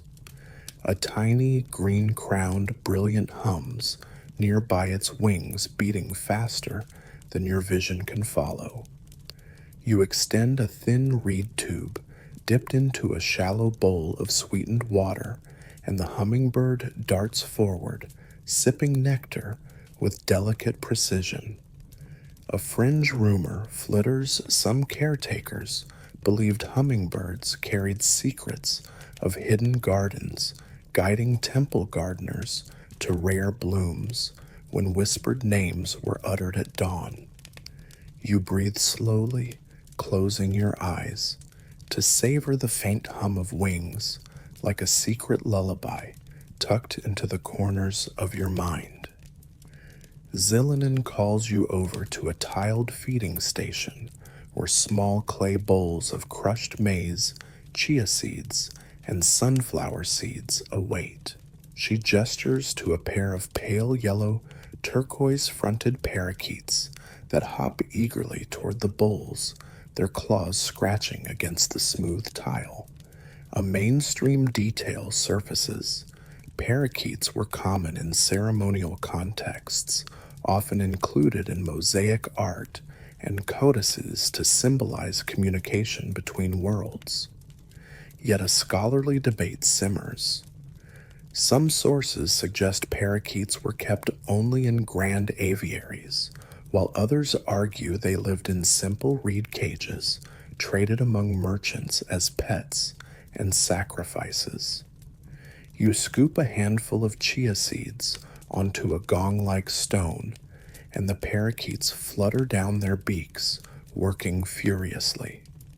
As they eat, you notice one bird preening another's yellow and green feathers, a gentle dance of mutual care.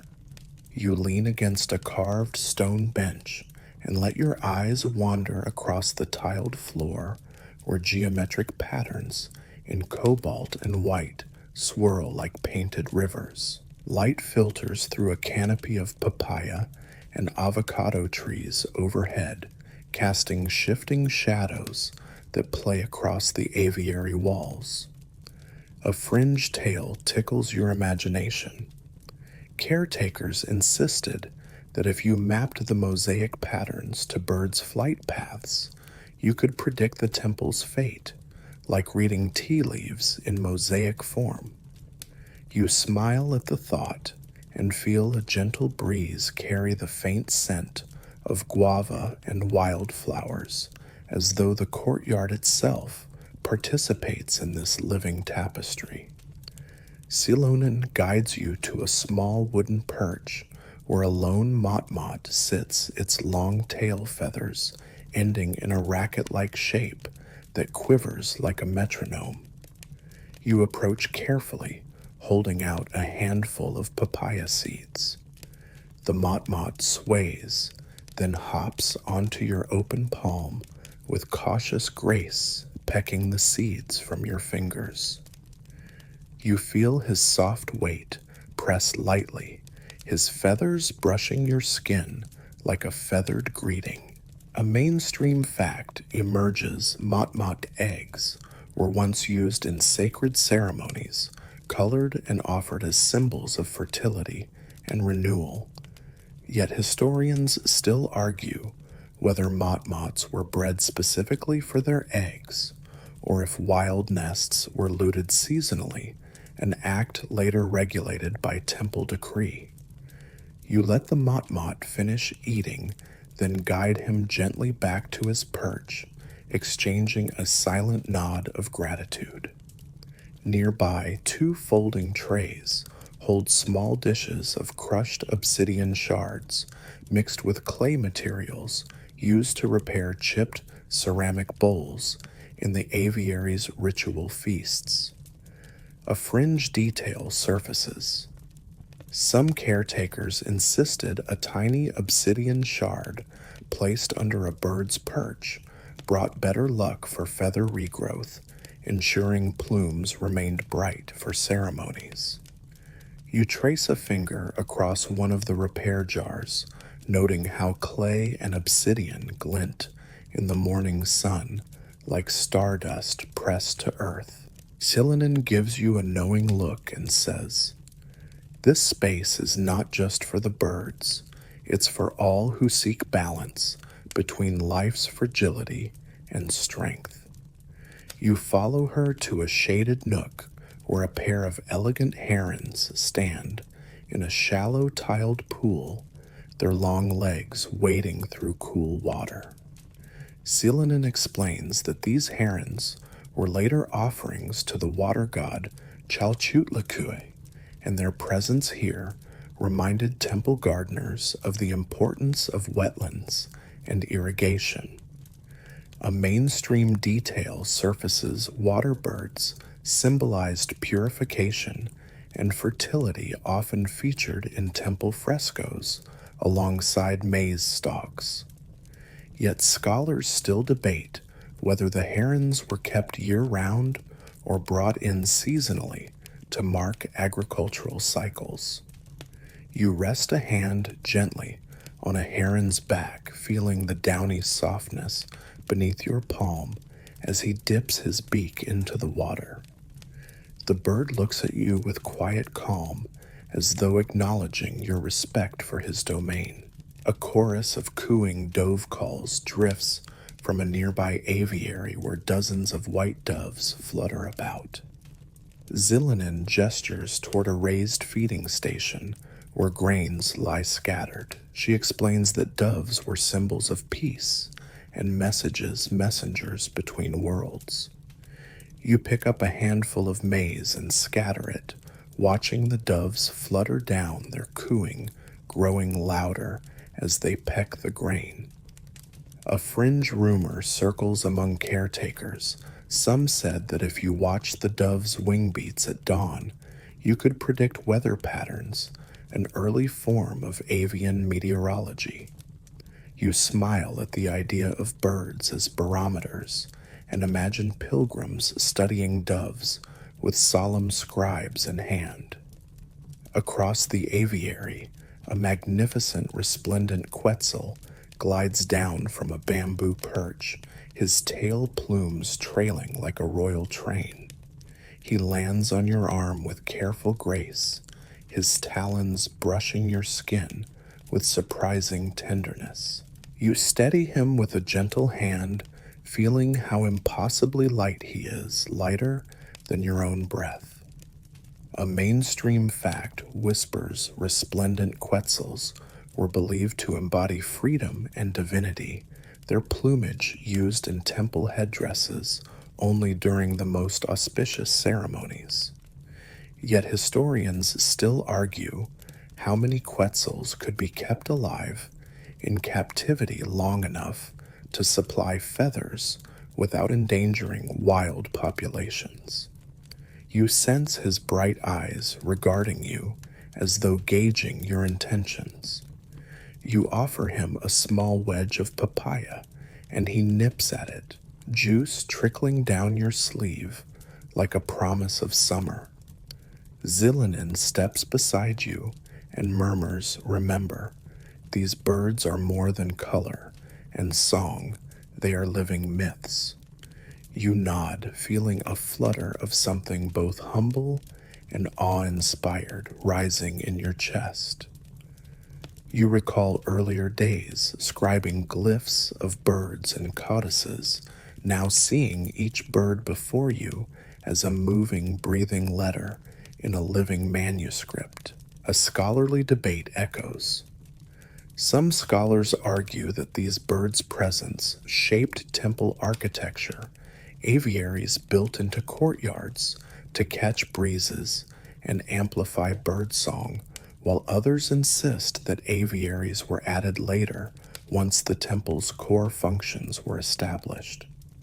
Either way, the design here feels deliberate, a harmonious blend of stone water and feathered life. As midday draws near, you follow Zillonan out of the sheltering roof of vines into a small courtyard where troughs of cool water await.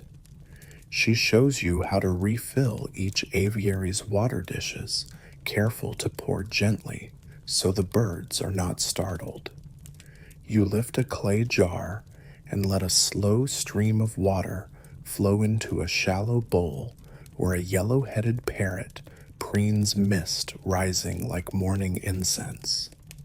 You notice how each drop disturbs the cocoon of steam, sending tiny ripples across the water's surface. A fringe detail flutters. Caretakers believed that pouring water in circular motions mirrored the circular patterns of quetzal tail plumes, channeling cyclical energies of life. You finish filling each bowl, feeling a sense of ritual in this simple act. Finally, Zillinan guides you to a low stone bench overlooking the aviaries. Together you sit and listen to the chorus of chirps, squawks, and coos rising in gentle cacophony. A gentle breeze stirs overhead, carrying leaves and feathers in a silent dance. You close your eyes, letting your breathing match the birds' varied rhythms, the long, deep pulses of quetzal wings, the fast fluttering beats of hummingbird wings, the softness of dove coos. You feel a hush settle over you, as though the entire temple courtyard has paused to listen. You remember the jaguar's silent departure in the forest, and the mushrooms that once guided visions, now replaced by living feathers and familiar calls. Here in this mosaic of avian life, you sense a continuity. The temple honors not only gods and ancestors, but all living creatures who share this space. You open your eyes to see Xylonen watching you, her gaze both gentle and knowing. Tomorrow, she says softly, you will join the herbal healer in tending the infirmary. But tonight, let the birds' chorus lull your thoughts like wings beating against a warm sky. As you rise to leave, you offer a final nod to each aviary, each bird a silent thank you for the color song and meaning they bring. The courtyard stones feel warm beneath your feet, and you carry with you the echo of wing beats, a living lullaby that drifts into the corners of your mind. You step back into the shaded corridor, letting the avian symphony fade gently, knowing that the memory of feathers and song will accompany you toward restful evening. You step into a low-ceilinged chamber where the air is thick with the scent of crushed leaves and simmering broths. Soft sunlight filters through a high lattice window, illuminating wooden shelves lined with clay pots, woven baskets of dried herbs, and bundles of cord-bound plants hanging from rafters. This is the temple infirmary, where the herbal healer tends to wounds, fevers, and the occasional sunburn. Historians still argue whether Aztec herbal medicine rivaled contemporary European practices, but as you cross the threshold, you feel the ancient pulse of remedies passed down through generations. Your guide is Yoretzi, a middle-aged healer whose name means you will always be loved in the local tongue. She wears a simple cotton tunic stained with splashes of green and brown, her hair tied back with a strip of dyed agave fiber. She greets you with a gentle nod and motion for you to sit on a low wooden bench. You settle, feeling the cool stone beneath your sandals and noting how the chamber's hush wraps around you like a soft blanket. Today, you will learn to prepare poultices, salves, and sunscreens. Yoretzi says, her voice calm as dawn's first light. She retrieves a flat clay tray and places it on a carved wooden table between you. On the tray lie small dishes of powdered copal crushed amaranth seeds and a curiously textured bowl of crocodile dung paste. You lean forward, raising an eyebrow. A fringe tidbit drifts to mind. Some travelers claimed that crocodile dung sunscreen was not only protective against the sun, but also infused with magical properties that warded off evil eye. You can't help but suppress a grin at the mental image of evil spirits recoiling from a sunblock made of reptile excrement. Yoretzi notices your expression and chuckles softly. I know it sounds odd, but crocodile skin was revered for toughness, she explains. If you smear its dung mixed with plant oils on your skin, you might just feel invincible. Historians still argue whether it truly blocked sunburn or served as symbolic protection. Either way, it's part of our tradition. You lean in, inhaling a faintly earthy scent that carries a hint of sweet resin. Invincible or symbolic, either works for me. You joke quietly, imagining yourself striding through the temple precinct with crocodile dung glossed cheeks, daring the sun to do its worst. Yoretzi smiles and reaches for a jar of ground copal, the resin known as the breath of the gods. She dips a finger into the fine pale powder and lets it drift onto her palm. First, we'll make a poultice for minor cuts and abrasions, she says. She sprinkles the copal onto a handful of crushed amaranth seeds, then adds a few drops of distilled helichrysum water, known to hold both antiseptic and symbolic properties of immortality. A mainstream fact hums in your mind. Amaranth was not only a staple grain, but also used medicinally to staunch bleeding and promote tissue repair. Yoretzi mashes the mixture into a soft paste that smells faintly of warm earth and toasted grains. She presses it between her palms, smoothing edges into a neat oval. Apply this gently to any scrape. She instructs her hands, swift and confident. You hold out a forearm, flexing the skin where a small scratch from a wayward branch still itches. Yaretsi places a thin layer of paste on the scratch and wraps a strip of cotton cloth around it. As she ties the cloth in a loose knot, you feel a subtle cooling sensation where the poultice meets your skin. Let it stay for a few hours, she advises. It draws out inflammation and creates a protective barrier. Some might call it primitive, but scholars still debate its efficacy compared to modern salves. You nod, noticing how the paste's slight stickiness also seems to hold promise, like a gentle reminder that healing can come from crunchy grains mixed with divinity. Now, Yoretzi pushes aside the tray and reveals a shallow wooden mortar filled with a bundle of fresh herbs. Mullein leaves walls of bright green with velvety undersides and a handful of crushed peppermint leaves that give off a cool, minty scent. You inhale deeply, feeling the menthol tingle at your nose. This blend is for treating fevers and headaches, she explains. We'll bruise the leaves to release their essential oils, then boil in water to create a steam bath or tea. You lean forward and run your fingers over the mullion's soft surface, noting the fuzziness that makes it feel like touching a baby rabbit.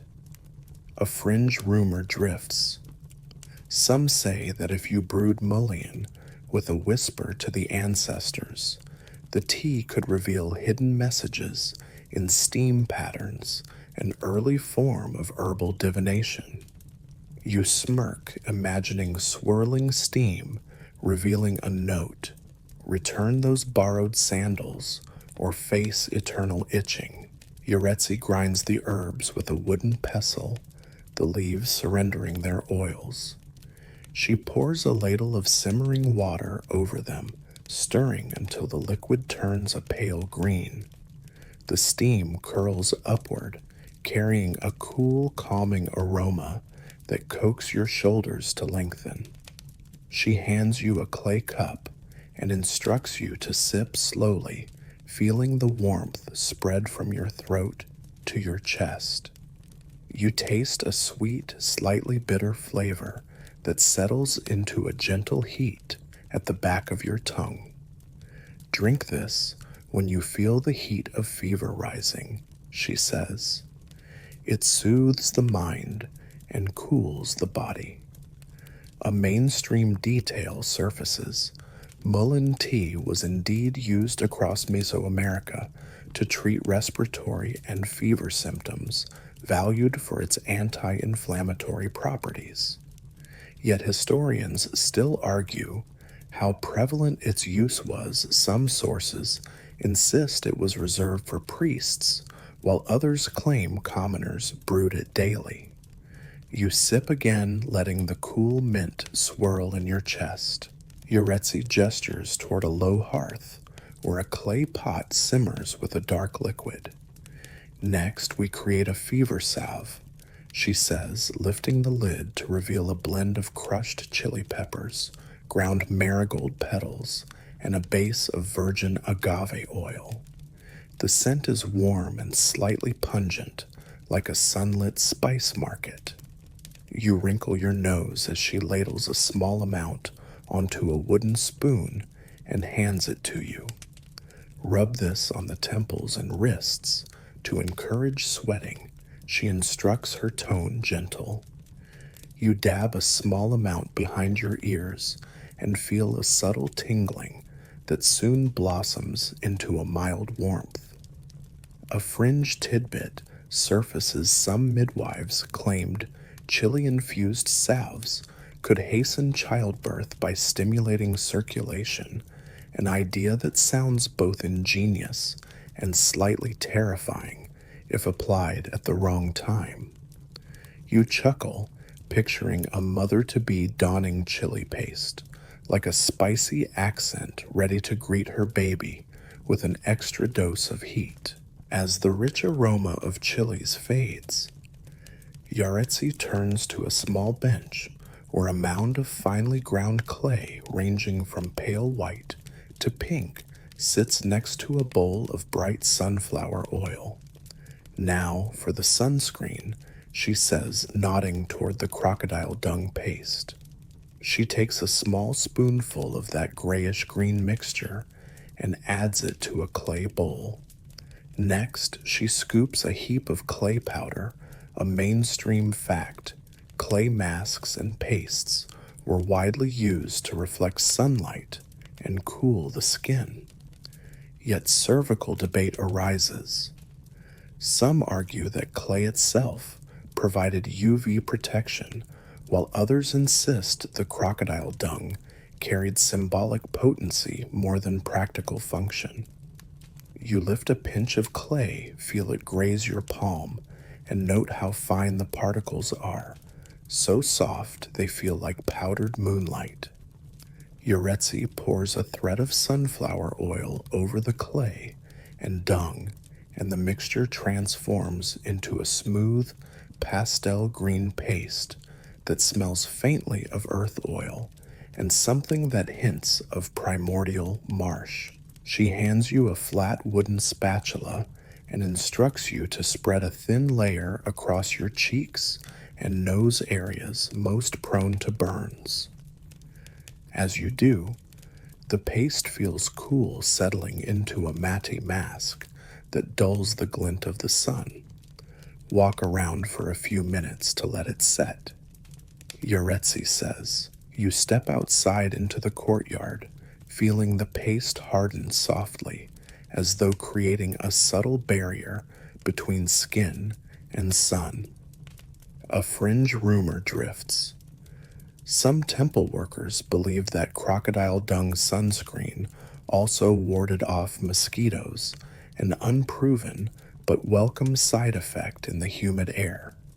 You swat at a buzzing fly and imagine the insect recoiling from the repellent stench of crocodile. No thanks. I'll dine elsewhere, and can't help but tuck a smile behind your paste-smoothed lips. Returning inside, you notice the slight shine of oil peeking through the clay where you applied it thickest. Yaretsi wipes a stray smear from your forehead. Even if it's symbolic sometimes, confidence protects more than clay, she says with a gentle grin. You nod, feeling oddly proud to wear this ritual mask, half medicine, half myth. A mainstream fact surfaces. Many Mesoamerican societies used clay or natural pigments as sunscreens, layering them with oils to repel water and particulates.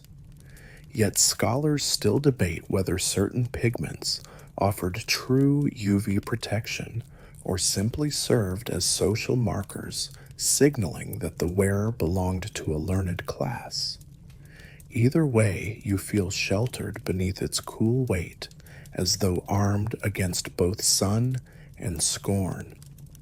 With your skin protected, Yaretsi retrieves a bundle of fresh eucalyptus leaves from a woven basket. She crushes them between her palms, releasing a sharp pine-like aroma that immediately clears your sinuses. This is for respiratory issues, she explains, placing the leaves in a small clay bowl. She pours boiling water over them and invites you to lean forward, inhaling the steam through a woven reed tube.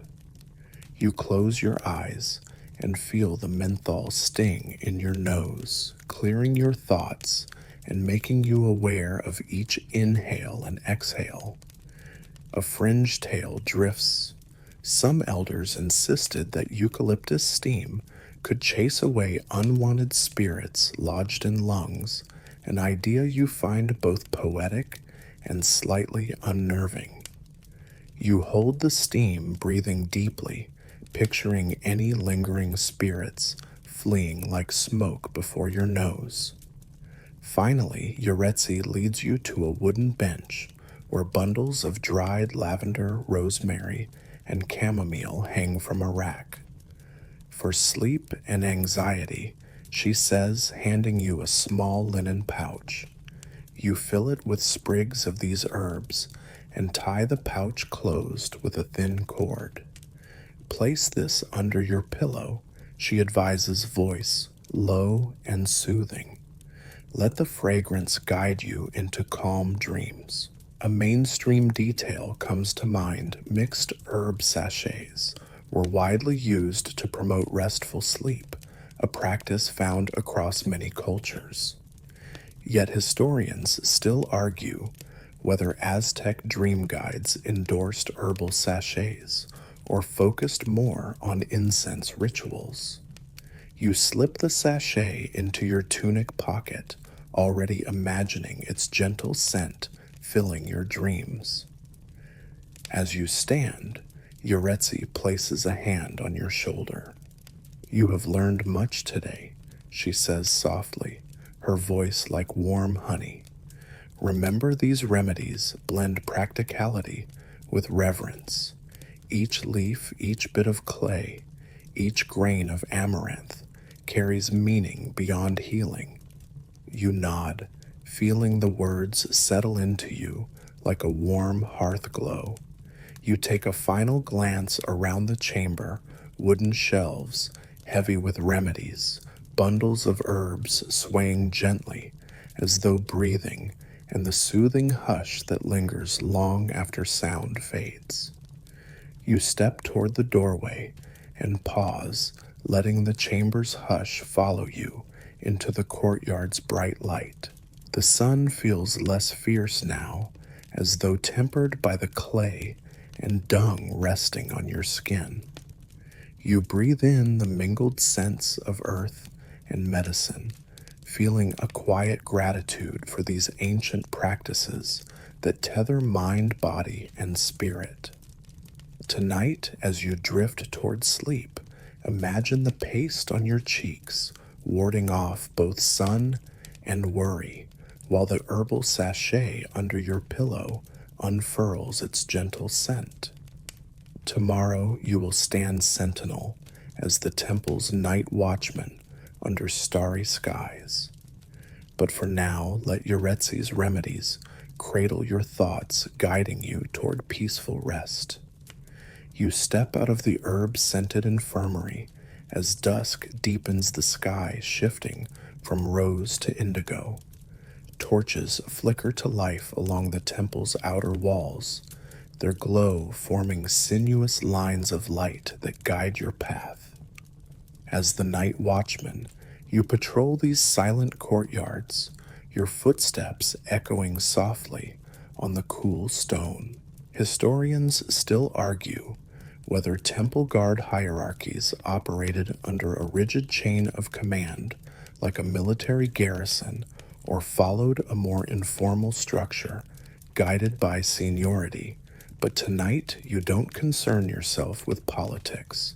You focus on each step, torch in hand, ensuring every corridor remains secure. Ahead, the courtyard's center features a low altar where offerings of maize cakes and dried marigold petals rest in quiet vigil. You remember helping fold those linen covers earlier, and for a moment you imagine Sitlali rolling fresh sheets into tight bundles, their folds neat enough to cut if you tried. That image brings you comfort as you glance upward. Torches illuminate carved serpent motifs on walls you passed before in morning light. Now the carvings appear more ominous, as though the serpents might stir and slither down the stones at any moment. A fringe rumor insists they came alive under moonlight to patrol the temple when guards slept. You shake your head, resisting the urge to glance back at the reliefs and continue toward the western archway. A cool breeze drifts through, carrying distant hoots from hidden owls perched in nearby ceiba trees. You recall a quirky local tale. If an owl hoots twice as you pass it, foretells either a bountiful harvest or a restless night. Interpretations vary. Tonight you hear two hoots, and your mind teeters between imagining fields of ripe maize dancing in golden dawn light, and waking to Soheel cleaning spit from your neck at first watch. You suppress a grin, thinking, if only Soheel wore owl feathers, I'd know whether to panic or rejoice, and you tuck that image away as you approach the high gate leading to the lower terraces. You stop to listen at the gate, mindful of the hum of life beyond these walls. In the distance, the lake's dark surface sparkles faintly under starlight, and you almost hear a canoe's paddle dipping in and out of still waters. Moonlight glints off obsidian mirrors mounted near the gate. Those same mirrors glitches in the sky once said could reveal unseen threats. Though historians still argue whether mirrors actually functioned as spiritual scrying devices or simply polished tools for divination. You touch the cool surface of one mirror, feeling the metal's chill crawl up your fingertips, and you remember Tlacalel's careful hand as he sealed codices, and these reflective surfaces held secrets of gods and ancestors. Now your reflection hovers faintly dark eyes framed by torchlight, reminding you that you too stand as a guardian of secrets. You step underneath the archway and find yourself on a raised terrace bordered by low stone benches. To your right, a row of torches flickers at equal intervals, casting dancing shadows that play tricks on your vision. A soft scuttling noise draws your attention to a nearby niche where a small silent jaguar statue crouches. You recall Izel's whispered tale. Some temple guardians once claimed that jaguar statues held protective spirits watching for intruders and warning oncoming guards with a silent growl audible only to those attuned. You lean closer, half expecting the statue's stone eyes to glint alive, but instead you feel the steady pulse of the night crickets chirping, distant water laps, and the faint rustle of fabric from your belt as you adjust your grip on the torch. Your next checkpoint is the lower cloister, where the cold stone floor runs parallel to a narrow canal. You sense the water's presence more than hear it, recalling how traders once navigated these canals under cover of darkness to deliver rare goods, venomous fish for healing fire-danced pottery, and fresh cacao for nocturnal ceremonies. You step quietly along a flagged path, careful not to slip, and see the faint glow of fish lanterns drifting like soft suns beneath the water's surface. A fringe anecdote flits through your mind. Some night watchmen swore that catfish with glowing eyes swam just out of sight, an omen that the gods watched from the depths. You hush the notion, focusing on your path. As you approach the cloister's edge, you hear the faint murmur of drumming wafting from the central courtyard. Yaozihuatl's rhythms echo in your memory, the deep drum beats you and another apprentice delivered for midday prayers. Here at night, the drums are silent, but the memory of those vibrations still hums through your bones. You pause to press your palm against the cool stone bench where torches cast flickering patterns, feeling a ghostly echo of wooden tension beneath your fingers. A mainstream detail rises. Drums were sometimes left near the cloister edges so that nighttime rituals honoring ancestors could borrow their lingering resonance, ritual continuity, as if the heartbeat never truly stopped. Yet scholars still debate whether echoes alone sufficed for nighttime ceremonies, or if fresh rhythms always accompanied each gathering. You step beneath the adjacent covered walkway, its columns carved with coiling vines that climb into shadow.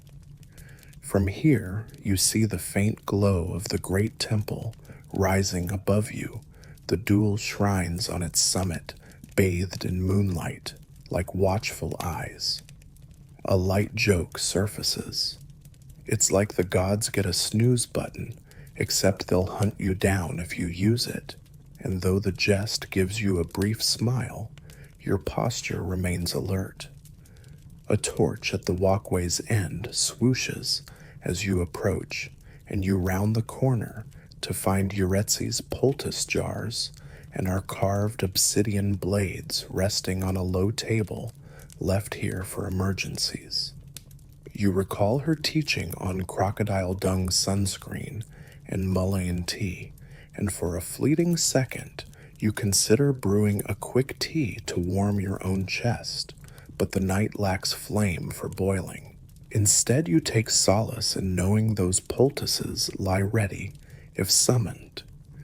A faint rustle to your left sends a shiver through your spine. You hold the torch higher, its glow revealing a small owl perched on a carved cornflower motif. Its round head swivels, and it blinks slowly. You return the owl's gaze for a moment, recalling the fringe belief that if an owl stares you down, you must whisper an apology before moving on, or risk being paralyzed by bad luck. You clear your throat softly and murmur, "Sorry, friend," half expecting the owl to hiss. Instead, it flaps away in a silent blur of feathers that slip into darkness. You exhale, feeling the tension drain from your shoulders as you continue deeper into the cloister. Your next checkpoint is the eastern corridor, where candles burn beside stacks of woven blankets. These blankets, tightly woven from cotton and indigo dyes, were once used to wrap sacred idols during transitional ceremonies. You remember Sitlili's precise folds and Nexi's steaming stones smoothing out invisible wrinkles. Now the blankets rest quietly here, waiting for priests who might need to wrap deity figures for nocturnal processions. A mainstream fact surfaces: blankets often doubled as makeshift bedrolls for temple staff, so these stacks sometimes served dual purposes: ritual drapery by day, hospitality for weary watchmen by night. Yet historians still argue whether these blankets belonged exclusively to priests or circulated more freely among temple personnel. You step carefully around a folded bundle mindful not to disturb its sacred geometry. Ahead, the corridor ends in a small chapel dedicated to Huitzilopochtli, marked by a carved hummingbird motif. The chapel's door is ajar, revealing a single flickering candle on a low altar. You enter quietly, careful to let the door close halfway so that soft light escapes but keeps the space intimate. Inside, a clay bowl of pulque rests on a woven mat, its froth gently bubbling even in cold air. You recall Tecuich's chocolate foam ritual and the contrast between sweet spiced cacao and the lightly fermented tang of pulque. Here at night, pulque serves not just as a drink, but as an offering that hums with promise, an exchange between mortal and deity. You step forward and pour a small amount into a shallow cup, raising it to your lips. The smooth warmth spreads slowly, mingling with torchlight in your veins. A fringe rumor drifts. Some believed that night-offered pulque carried double potency for spirits, were hungrier under moonlit skies. You sip reverently, letting the cool sweetness guide your heartbeat into steady calm. Exiting the chapel, you pace along the northern ramparts where the wind carries the scent of distant Salt Lake winds from Lake Texcoco. You recall how mushrooms you gathered that morning might be ground into powders for rituals still to come, visions carried on echoes of owl calls and drum reverberations. Here at this vantage, you see a pair of red macaws roosting in a high cypress, a callback to Zillinen's care for birds. You step closer, torchlight dancing over their glossy plumes, and for a moment you wonder if they'll speak in the hushed language of caretakers guiding you toward hidden offerings or imminent dangers. Instead, they chatter, once flutter tiny wings, and vanish into the night. You breathe in, feeling the memory of their presence burn gently in your chest. Your final checkpoint is the southern gate leading to the priest's quarters. You approach a low stone table where Yaosehuatl once tuned drums and where small bells once hung. Tonight the bells are silent, but a single small handbell rests on the table, its silver surface reflecting torchlight. You pick it up and heft it in your hand, remembering its Coatl's caution bell tones could signal emergencies or summon guards. You give it a light tap, producing a soft chime that resonates through the courtyard like a question posed to the dark. No answer comes, only the echo fading into stone. You set the bell back down, ensuring its handle points inward, an unspoken code, so that any priest passing by knows you stand vigilant. The southern gate swings open onto a narrow walkway lined with low stone posts, each topped by flickering torch flames.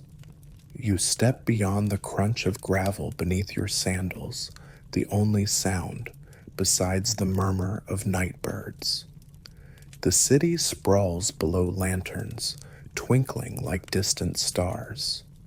A mist drifts over the water channels, weaving silver threads across the lake's surface.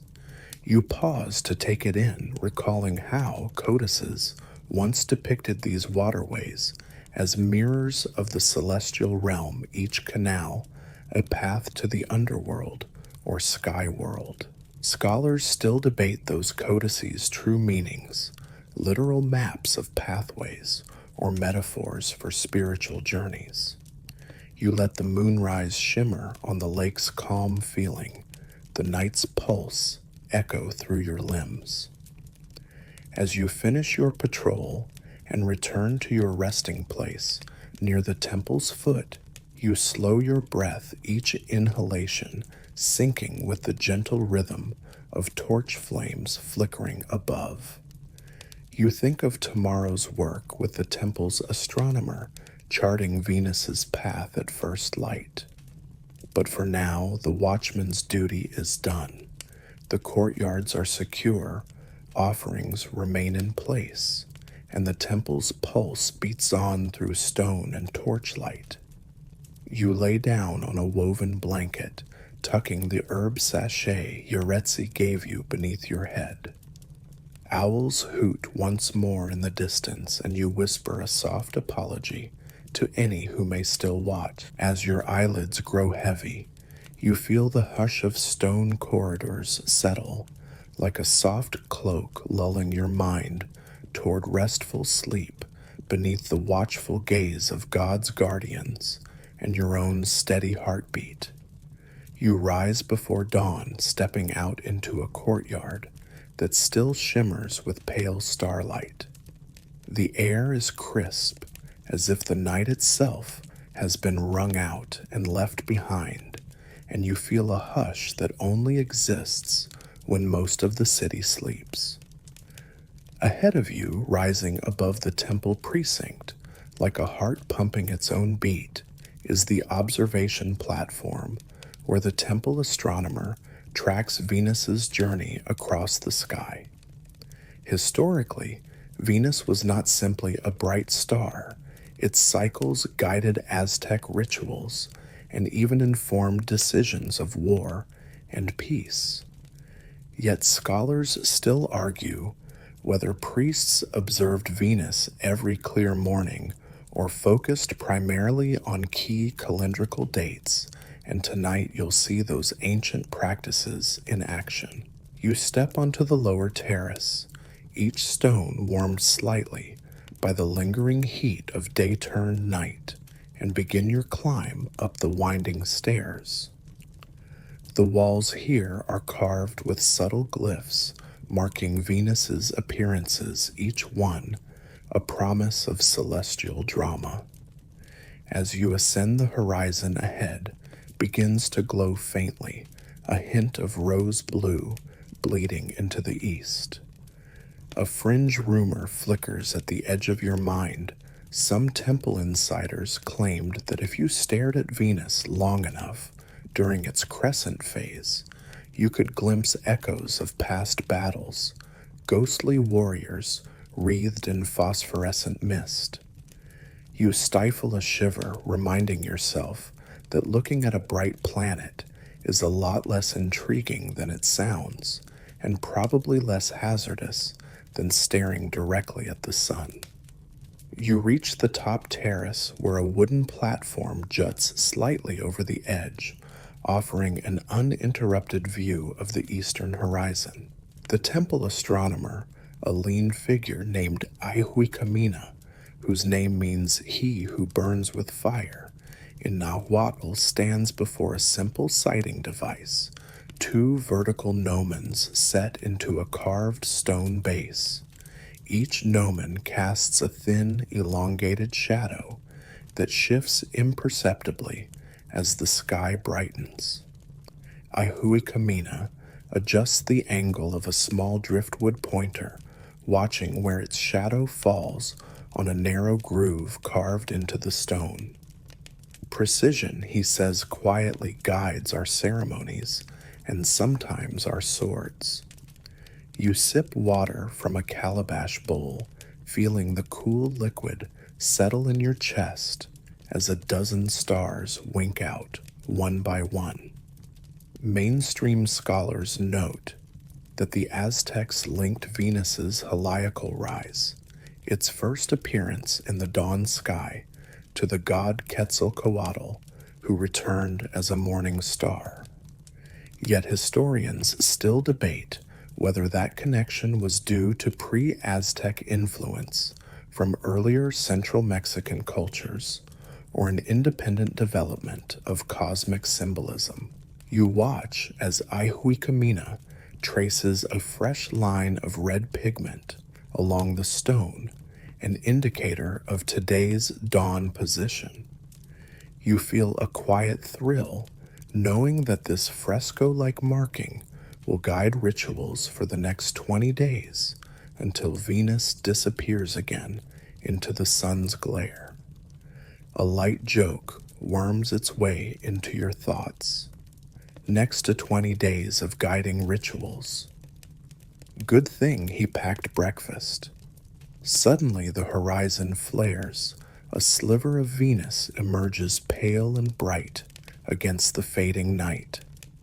Ihuikamina taps his staff gently against the stone, signaling you to look through a small circular aperture set at waist height. You lean in, peering through the ringed hole, and see Venus suspended there, like a solitary ember refusing to extinguish. It hovers low, framed by the swirl of crimson and gold of dawn. You feel your breath catch. There's something elemental about seeing that pale point of light, as though the galaxy itself offers you a private invitation. Ihuikamina nods at your reaction, then leans close to whisper. Once a priest claimed Venus spoke to him in a dream warning of drought if rituals fell out of sync. A fringe tidbit darts through your mind. Some priests believed that if you ignored Venus's warning, the god would send hurricanes of locusts. You chuckle softly, imagining a swarm of locusts wearing tiny sandals to march solemnly across fields.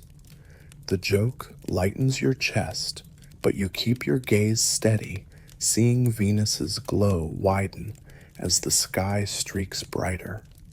A soft murmur drifts from a small group of acolytes stationed at lower levels, each holding a clay pot of red-painted pigment and a bundle of maize husks. They stand ready to refresh the horizon markings once the sun fully emerges. Ahuikamina gestures for them to wait. Venus's first clear appearance is sacred, and every movement must be deliberate. You note how their faces reflect the warm glow, each gazing upward as if waiting for a silent cue. Historians still argue whether those horizontal pigment lines needed daily renewal or only when Venus made significant angular leaps. But for now, each stroke feels profound, mapping the heavens onto earthly stone. The eastern sky melts into pale lavender and gold as the sun's edge peaks above the horizon. Shadows along the gnomon deepen, then abruptly shorten as sunlight floods the platform.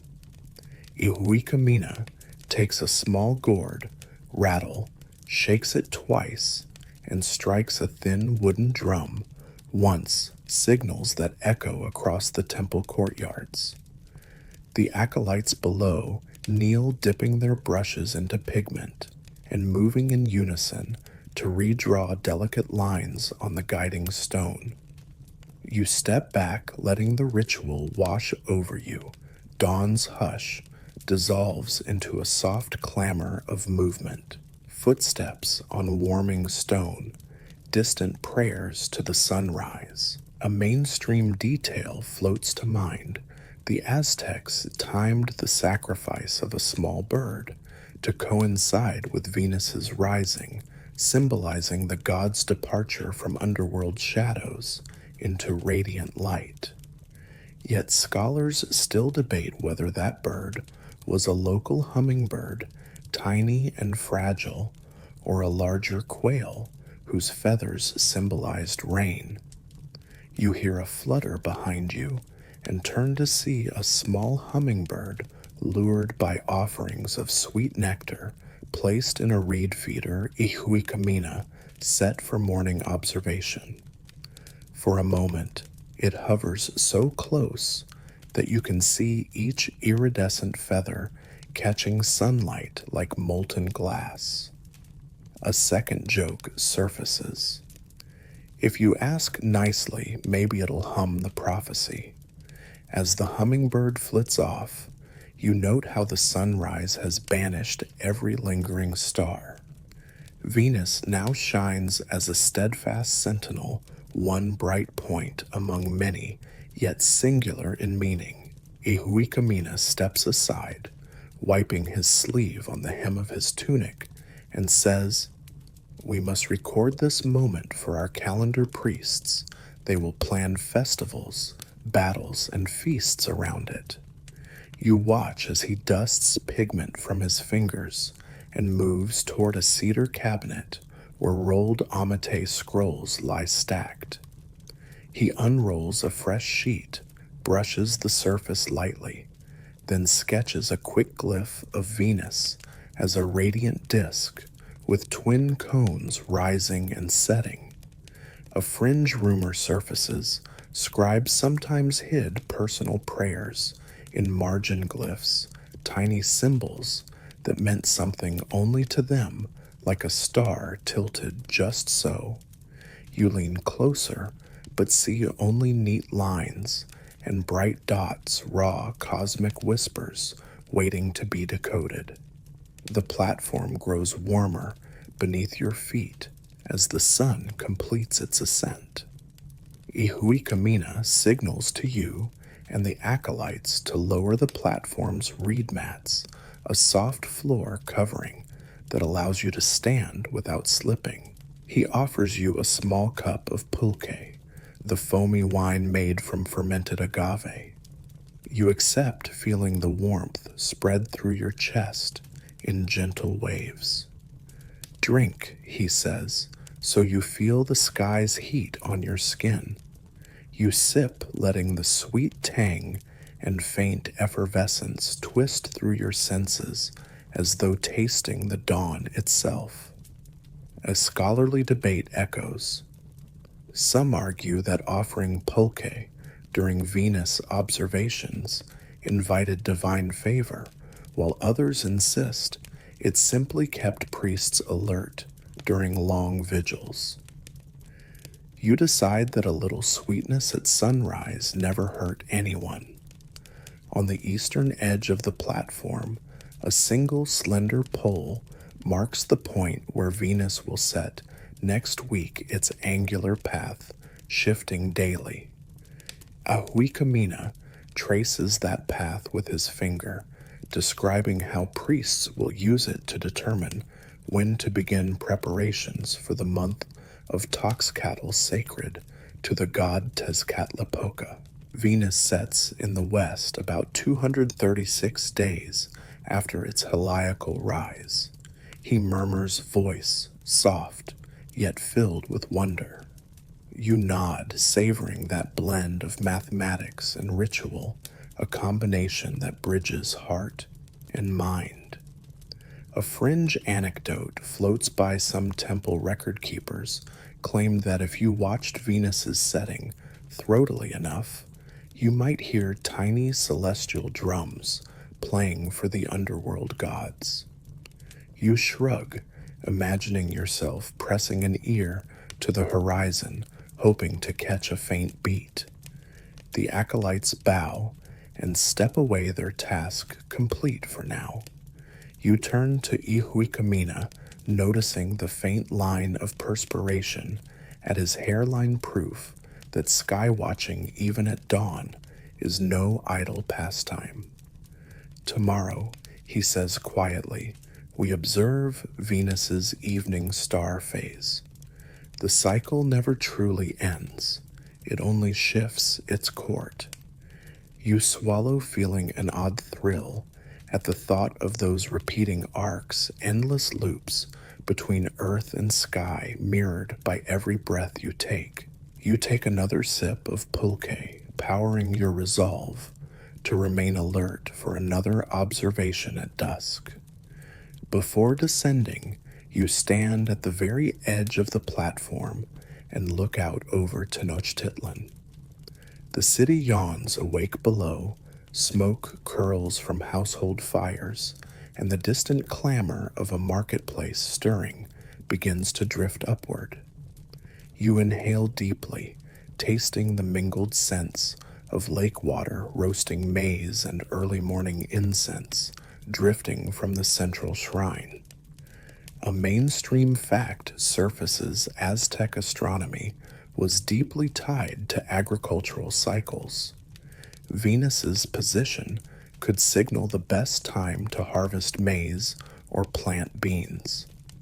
Yet scholars still debate whether practical farming directives or religious symbolism drove that astronomical fervor.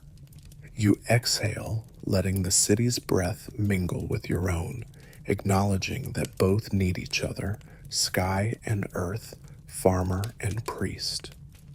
Ihuikamina steps beside you and places a firm hand on your shoulder. Your journey continues beyond this platform, he says, voice soft but urgent. Tomorrow you will learn the chants that accompany these observations, how we call upon Quetzalcoatl as he emerges. You nod, feeling the pulse of early morning light steady in your chest. He hands you a small reed flute, carved with tiny glyphs marking Venus's path. Practice this in your dreams, he suggests with a faint smile. Let its melody guide you back when night falls. You descend the stairs with the flute tucked safely at your side, each step echoing in the dawn hush. As you reach the lower terraces, acolytes kneel beside bowls of fresh water, their hands moistened with cold relief to wash off stray pigment and sweat. One of them gently splashes water on your arms, an invitation to rejoin the world below the platform. A light joke drifts. Guess I'll smell like sunrise for the rest of the day. Hope no one mistakes me for a roasted tortilla. You allow yourself a small grin before continuing, knowing that Venus's journey is as much yours now as it is the temple's. As you step into the courtyard, the temple's morning rituals bloom into life. Priests begin draping crisply folded linens over small altars. Flower cultivators file in with baskets of bright cempasúchil, and bell ringers return to polish their bronze instruments in anticipation of midday chants. The memory of Venus's pale glow lingers behind your eyelids like a promise whispered on a soft breeze. You feel the temple's pulse shift once more, warding off the hush of night and welcoming the warm hum of day. You carry the echo of that celestial point of light in your chest, a shimmering ember that will guide your steps even in shadow. Tomorrow you'll learn the chants of Quetzalcoatl as dusk settles, but for now the dawn ritual stands complete. You tuck the flute into your sash and feel its carved glyphs press gently against your hip, a reminder that sky and stone are eternally intertwined. You straighten your shoulders, letting the steady beat of the city's awakening wash through you, and you know that this morning's observation of Venus has lit a spark within one that will guide you through the days and nights to come. You slip into a small open-air chamber bordered by low stone benches where the morning light filters through woven reed mats. The scent of dried herbs and damp earth lingers, mingling with faint echoes of drums from distant courtyards. Before you stands a semicircle of young acolytes, boys and girls clad in simple tunics, their faces reflecting quiet eagerness as they clutch reed flutes and small clay rattles. This is the chant instruction space, where the melodic pulse of spoken words guides novices toward mastery of sacred song. Historians still argue Whether formal chant schools operated as early as the 14th century, or if instruction remained an informal familial craft until after the 15th century. But tonight you will hear each acolyte rise with the gentle power of collective voice. Your guide is a chant instructor named Moctezuma, no relation to the famed ruler, he assures you with a wry smile. His robes are simple, yet tastefully embroidered with geometric patterns representing wind currents and squiggling quetzal tail plumes. He stands at the center of the semicircle, barefoot, on the cool flagstones, and raises a patterned staff carved from cedar. You notice tiny glyphs etched into its shaft. Glyphs, Moctezuma says, represent each tonal shift in a standard sunrise chant. A mainstream detail hums in the back of your mind. Chants formed an integral part of Aztec rituals, often recited in Nahuatl, with precise tonality to align human speech with the cosmic order. Yet scholars still debate whether those tonal patterns derived from pre-Aztec traditions or evolved in Tenochtitlan itself as a unique liturgical innovation. Moctezuma lifts his voice, unfolding the first chant like a soft breeze, Huehue Tzihuacoatl, Tonatiu Itokaitl. The words tumble upward, each syllable elongated and lifted on gentle swells of breath. You feel the cadence ripple beneath your skin as though each phrase pulses in time with a hidden drumbeat. A fringe rumor flutters at the edge of your thoughts. Some older instructors claim that certain chants were so potent they inadvertently caused small tremors, Earth's heartbeat, momentarily echoing in response to human devotion. You let the idea drift, wondering if your own heartbeat might sync to Moctezuma's syllables.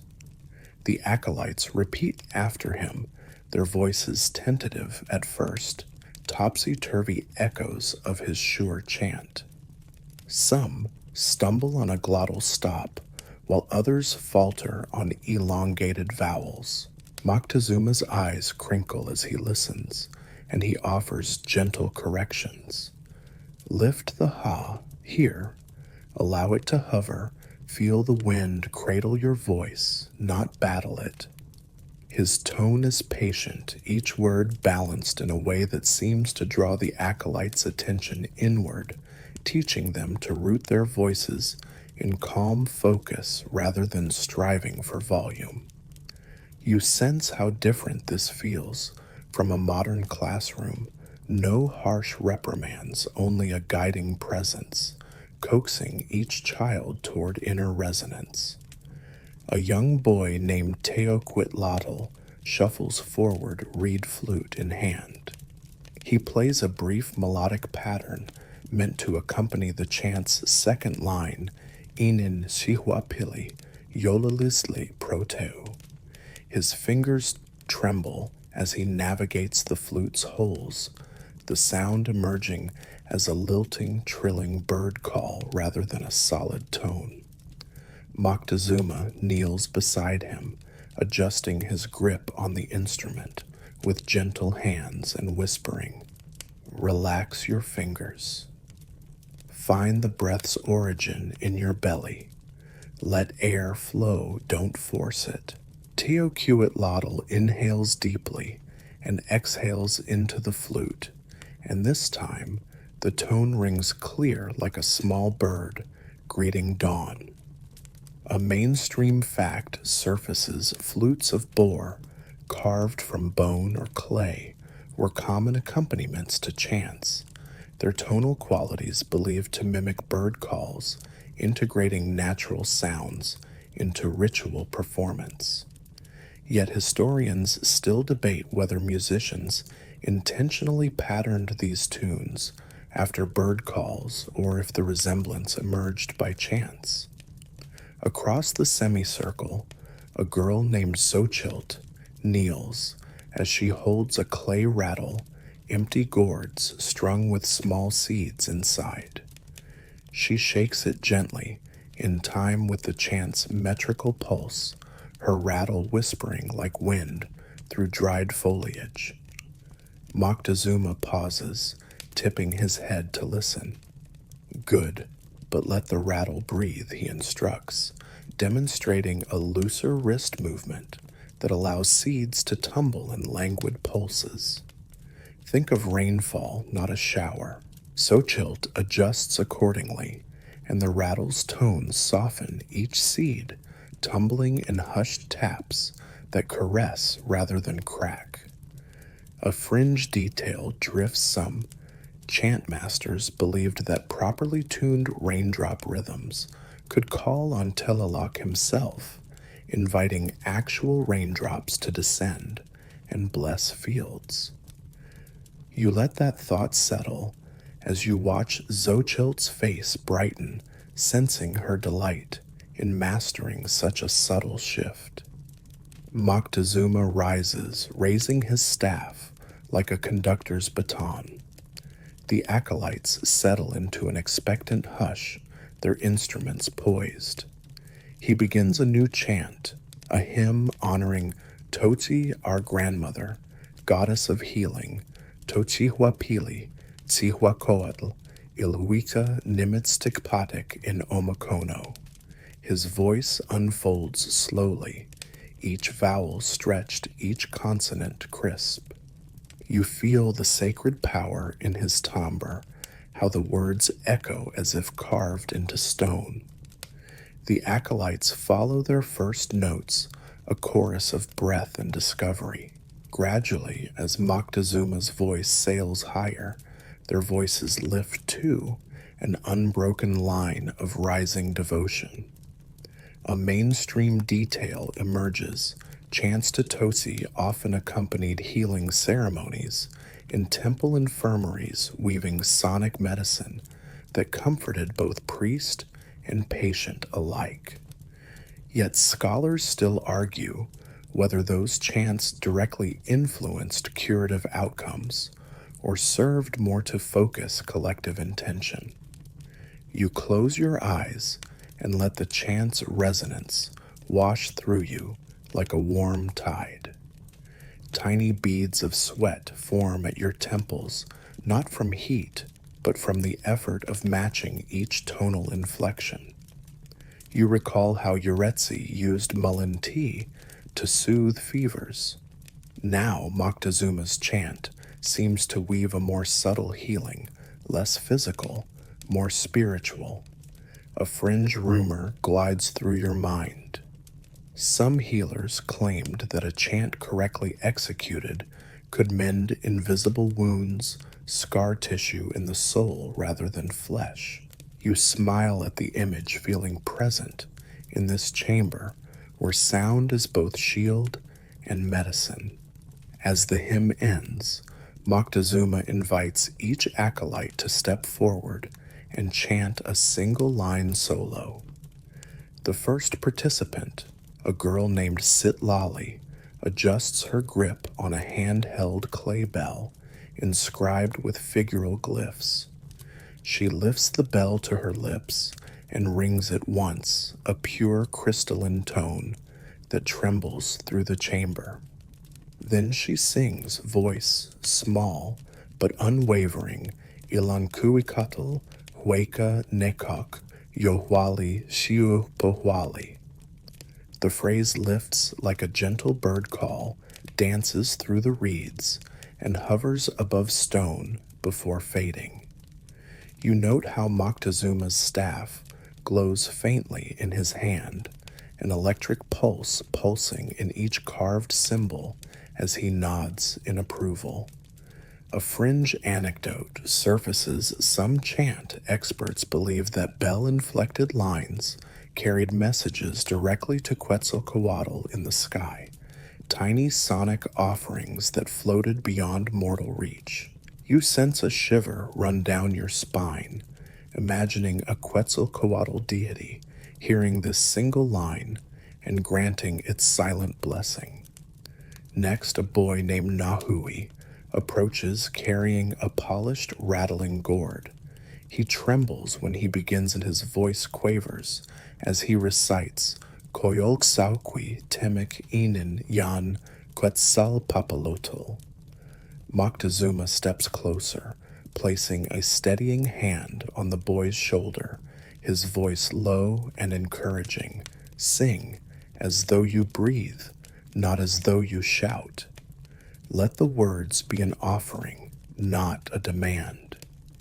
Nahui takes a long breath, steadies his hand on the gourd, and begins again. This time, his chant flows like warm honey, each syllable dripping with reverence. The gourd's seeds tremble in his hand, producing a soft, rippling undercurrent that cradles his words. A mainstream detail surfaces gentle rattles, often accompanied chants, to the moon goddess guiding the ebbing and flowing of lunar cycles. Yet scholars still debate whether specific instruments corresponded to particular deities, or if usage varied regionally. By the time Nahui finishes the semicircle, holds a hush so complete it feels like the world has paused. You sense the pulse of shared breath in each chest, each heartbeat aligned to the chamber's quiet beat.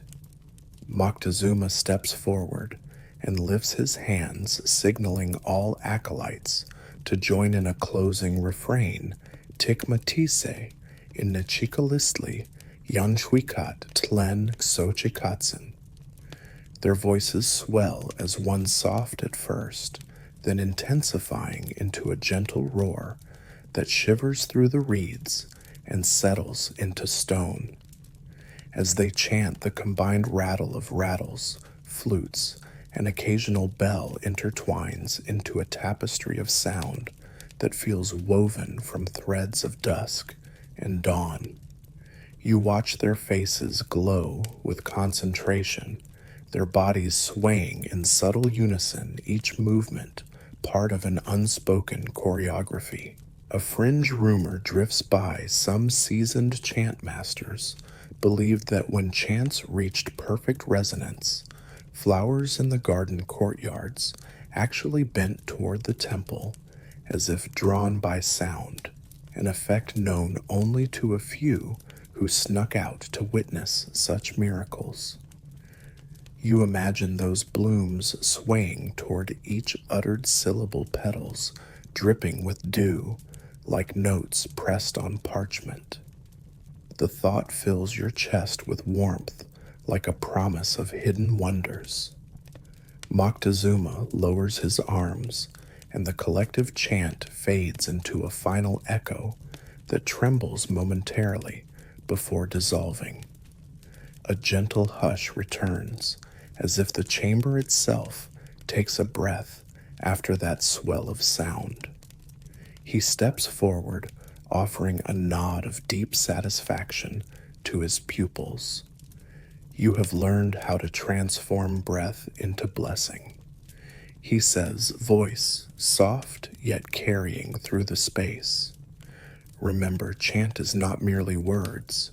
It is an act of devotion, a bond between here and the invisible. The acolytes bow and retreat, returning to their mats, each cradling instrument and quiet pride in equal measure. Moctezuma turns to you and gestures at a nearby reed mat with a gentle wave. Sit and let the silence speak, he says. You settle onto the mat cross-legged, closing your eyes as you let the lingering vibrations settle through your limbs. You sense how the air itself feels enriched thick with the residue of countless voices forging a single prayer of sound. Beyond the chamber, the temple courtyard stirs with life traders setting up morning stalls, flower growers laying out baskets of cempasúchil, and bell ringers polishing their bronze instruments in preparation for midday rituals. Yet here, in this quieter chamber, the world seems to hold its breath, honoring the power of face gathered in collective devotion. You cradle your own breath, letting each inhale gather the memory of those rising voices, each exhale release lingering tension from your shoulders. The chant's echo settles like fine dust on every surface, stone, reed, and flesh. Moctezuma kneels beside you, placing the staff across his knees as he clasps his hands. Tomorrow we will learn the melodies that beckon the maze spirits, he says, voice a soft murmur. But for now, let the quiet cradle your thoughts. You nod, feeling the promise of dawn's next chorus shimmer within you. As you rise to depart, you breathe deeply, surrendering to the hush, knowing the echo of chant will accompany your steps into the coming day and perhaps into restful dreams where voices still swirl in gentle harmony. You slip into a narrow workshop tucked away behind the temple's eastern shrine, the air warm and softly glowing from rows of small oil lamps. The scent of hot wax mingles with a faint wisp of simmering agave sap, and shadows flicker against stone walls decorated with subtle glyphs of flame. This is the domain of the candle maker, those who craft the slender candles that feed the eternal fires burning in sacred alcoves throughout the temple. Historians still argue whether Aztec candle making relied primarily on local beeswax, or if tallow played a larger role than recorded documents suggest. But as you step forward, your focus zeroes in on the dancing glow and the ritual precision that shapes each slender shaft of wax. Your guide is a veteran artisan named Chalchio, whose name means jade in Nahuatl, though his skin is as weathered as sun-baked clay. He wears a simple cotton tunic smudged with pale streaks of wax, and a narrow apron laced with small pouches of raw ingredients, dried beeswax pellets, lumps of hardened agave resin, and a small vial of earthy red ocote pine resin. His workshop is cluttered but tidy. A low wooden table holds shallow clay bowls filled with melted wax, and wooden molds of various shapes line high shelves above. Chalchio greets you with a nod and a gesture toward a shallow basin of warm water. To make candles that burn without flicker, he says quietly, we must honor the flame's spirit in every step. You step closer, noting how each burner at the edge of the table holds a small fire of coals, some glowing embers, others flickering blue and gold. A mainstream fact surfaces: beeswax was considered a holy substance, often reserved for temple rituals due to the belief that bees carried elements of divine solar energy. Yet a fringe rumor lingers that certain artisans powdered crushed amaranth seeds into the wax to create tiny crackles in the flame, an audible reminder that the gods themselves were present in the flicker. You watch as Chalchio dips a slender wooden ladle into a clay pot of melted wax, lustrous and pale like honey sunlight, and lifts it, letting a narrow stream cascade into a waiting mold.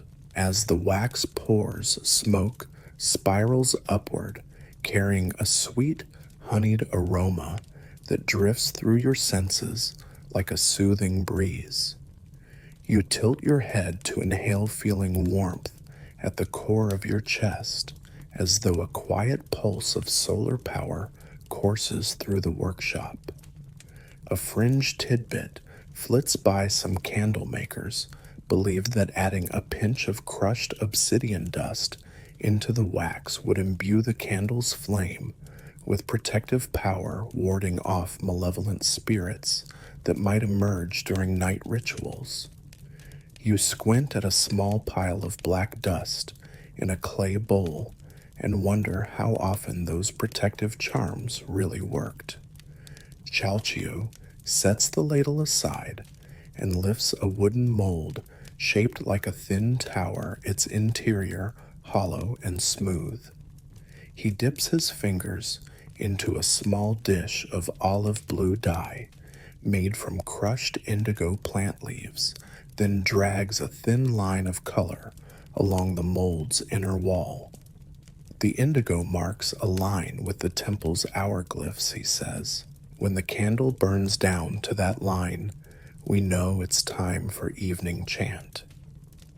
As scholarly debate stirs, some experts insist that colored lines on candles served purely practical timekeeping roles, while others argue they carried symbolic meaning, each hue corresponding to different deities and ceremonial phases. You nod, imagining priests watching a candle's slow journey downward as if charting a miniature sun on a divine dial. You lean forward as Chalchio lifts the mold off the table and tilts it slightly so excess wax spills into a waiting bowl. The remaining wax clings to the walls, forming a neat pale cylinder that tapers gently at the top. He sets it upright on a flat stone slab and reaches for a thin wick of braided cotton. He threads the wick through a small hole at the mold's base, pulling just enough so a tail of cotton emerges at the top. Wicks, he explains, must be twisted to the precise thickness. Too thin, and the flame sputters. Too thick, and it smolders, blackening the smoke. You hold your breath as he places a slender iron pin atop the wick tail, pressing it just below the wax's surface so it remains centered. A fringe rumor drifts some candle makers, twisted wicks with tiny strands of agave fiber, believing those natural fibers extended the flame's duration by an extra hour or two, an idea perhaps more hopeful than proven.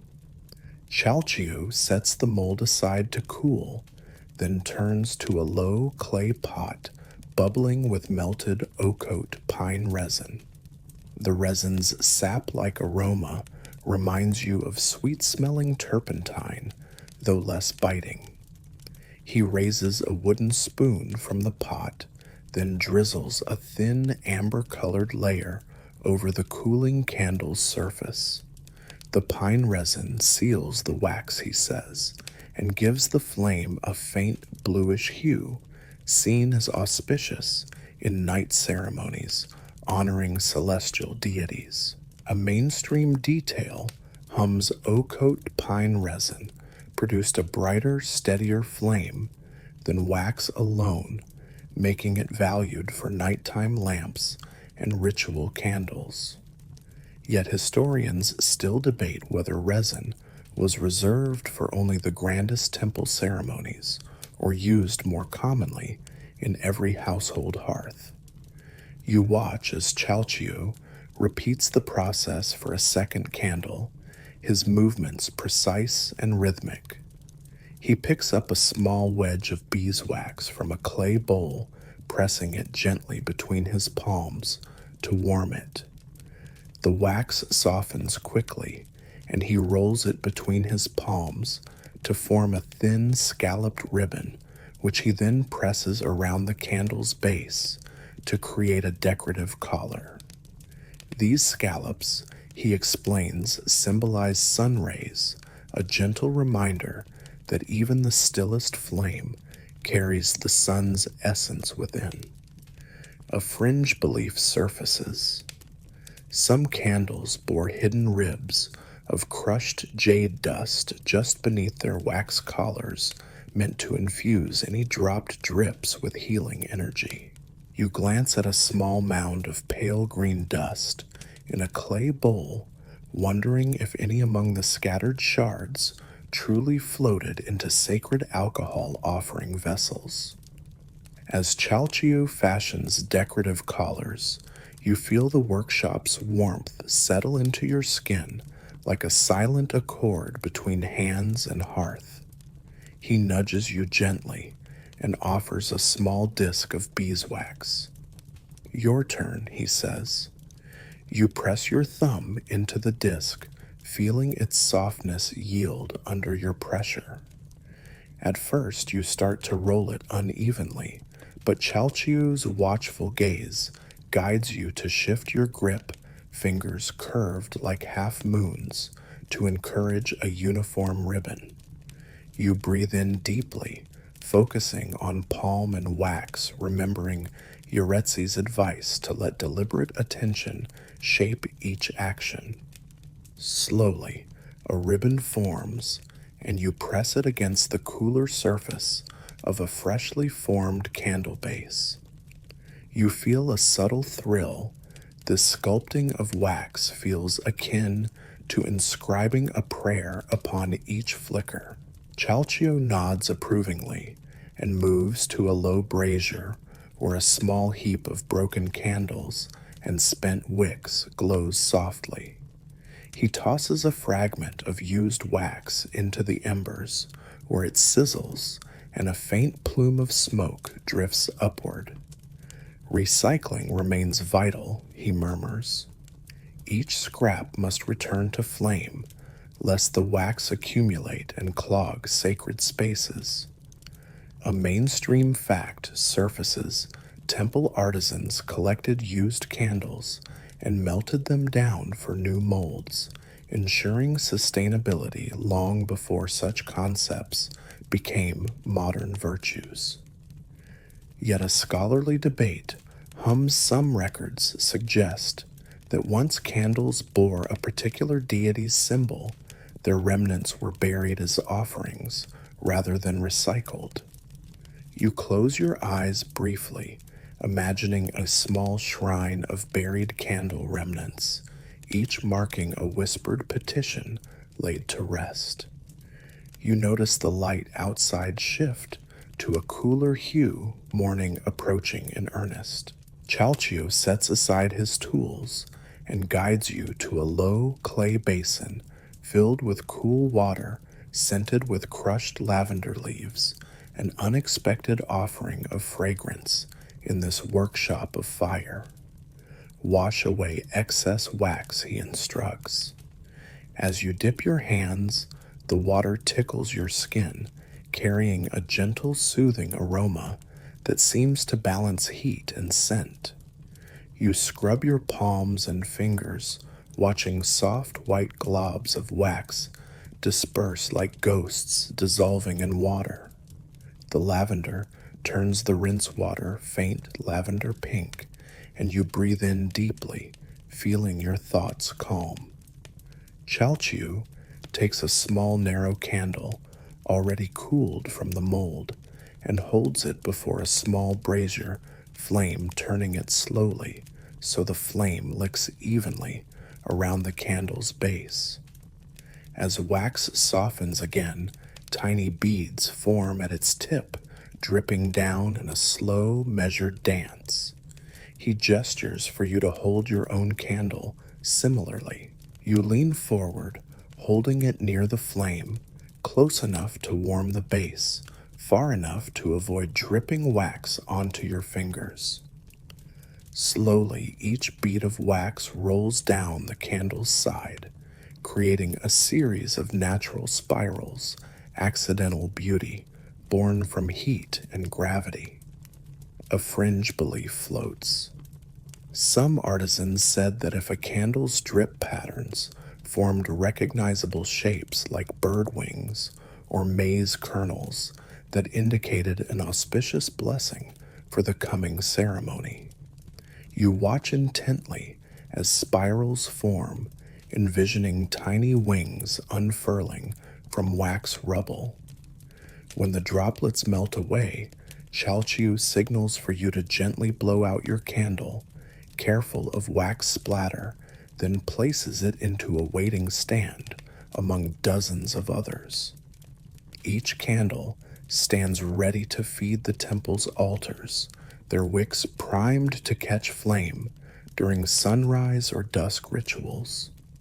You step back, scanning the rows candles of varying heights and subtle color collars, each waiting to serve as a flicker of devotion, a silent prayer in wax. Chalchio closes his eyes briefly and inhales as though tasting the workshop's soul.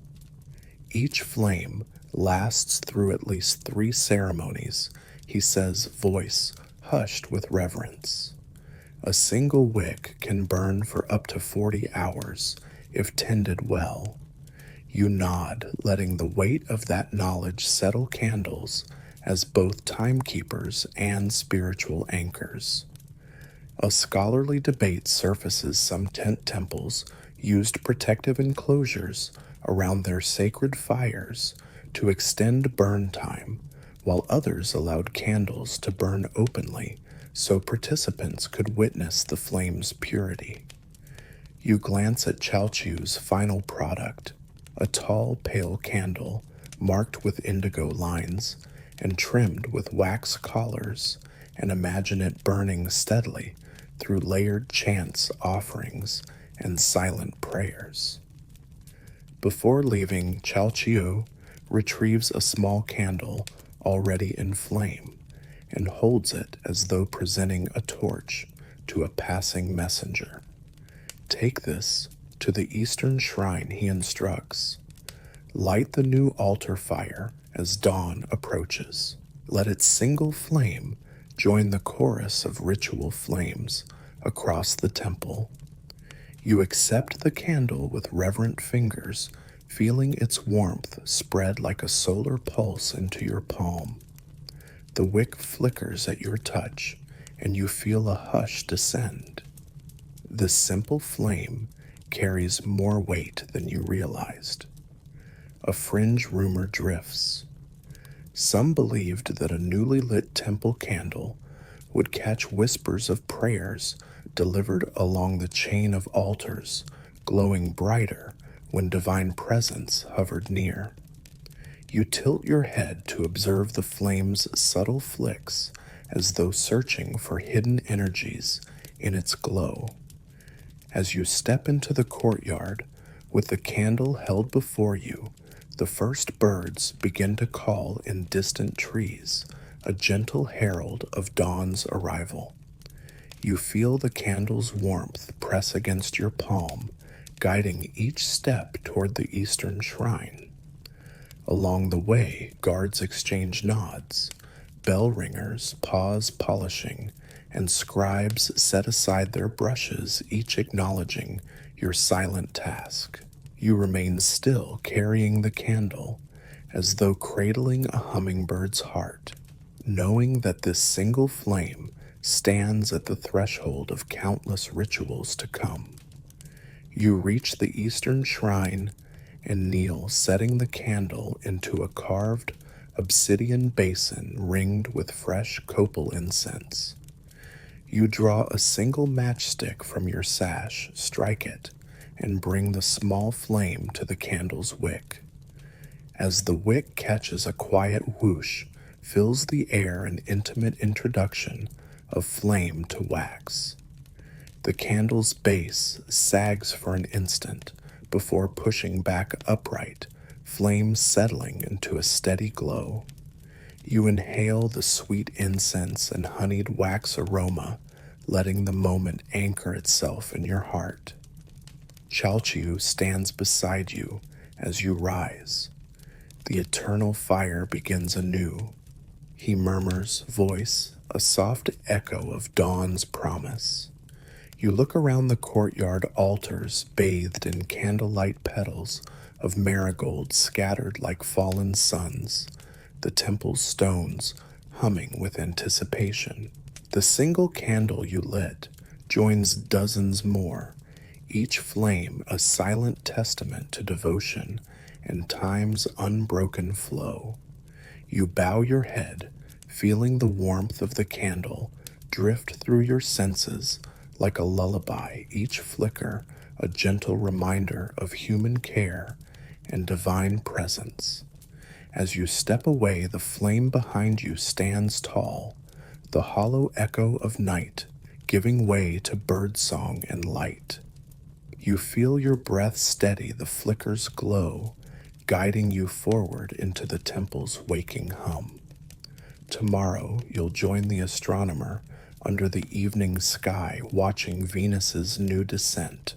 But tonight, let this candle's light carry you into restful slumber, its soft warmth radiating like the last amber of a setting sun. You enter a cool, shaded courtyard where the scent of freshly hewn stone mingles with the faint whisper of incense drifting from distant altars. The gray walls here bear the rough marks of recent chiseling, their surfaces dotted with flecks of pale dust. In the center stands a low workbench strewn with chisels, mallets, and a coarsely shaped idol of a jaguar deity frozen mid-roar. This is the domain of the stone carver's artisans who coax divine presence from unyielding rock. Historians still argue whether temple statues were carved on site or transported from distant quarries in partially finished states, but tonight your focus narrows to each precise strike that shapes a god's visage. Your guide is a master carver named Cuauhtémoc, whose name means descending eagle in the local tongue. He stands barefoot at the workbench, heavy leather apron tied around his waist, arms thick with sinew from years of hammer strikes. His dark eyes, flecked with flecks of granite dust, regard the jaguar statue before him with solemn reverence. A god is not just shaped, he says, voice low and deliberate. We invite its spirit into stone. Each strike must be measured, each curve coaxed with respect. You step forward, feeling the stones chill against your fingertips as you brush a swirl of granite dust from a rounded torso into a shallow pile. The statue's form emerges from a single block of basalt, its head tilted slightly upward as though gazing toward the sun. A mainstream detail sparks in your mind. Aztec sculptors often used basalt sourced from local volcanic flows for temple idols, valuing its durability and dark sheen. Yet a fringe rumor whispers that some blocks were chosen because they bore natural veins resembling lightning, interpreted as signs that the deity's essence already lived within. You trace a pale vein across the jaguar's haunch, feeling the faint groove where stone yields to time. Cuauhtémoc watches, nodding as if approving your silent recognition of stone's hidden secrets. He picks up a chisel, a slender, hardened obsidian blade set into a wooden handle, and motions for you to take another hand tool, a broader iron chisel whose tip gleams silver in torchlight. You accept it, noting the weight balanced between handle and blade, and plant your feet firmly on the cool stone floor. Begin with rough removal, he instructs, shifting his own chisel to chip away a protruding sliver near the jaguar's paw. You raise your chisel and tap lightly with a wooden mallet, each strike echoing in the hush of the courtyard. The stone flecks under your tool, sending faint fragments scattering across the workbench. A fringe anecdote surfaces. Some apprentices claimed they could sense the skull vibrations of a living jaguar just before chipping a perfect curve an uncanny intuition that guided hand and tool in perfect harmony. You steady your breathing and focus on removing a small sliver from the stone's surface, angling the chisel so each tap yields a smooth arc rather than a jagged gouge.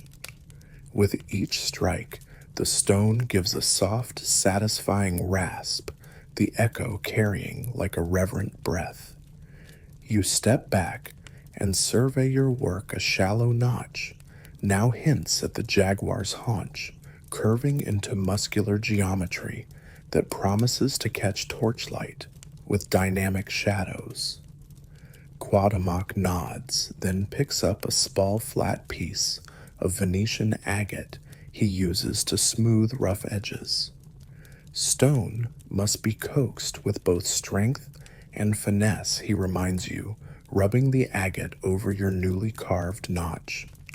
The surface grows smoother as though the stone itself yields softening under dedicated touch.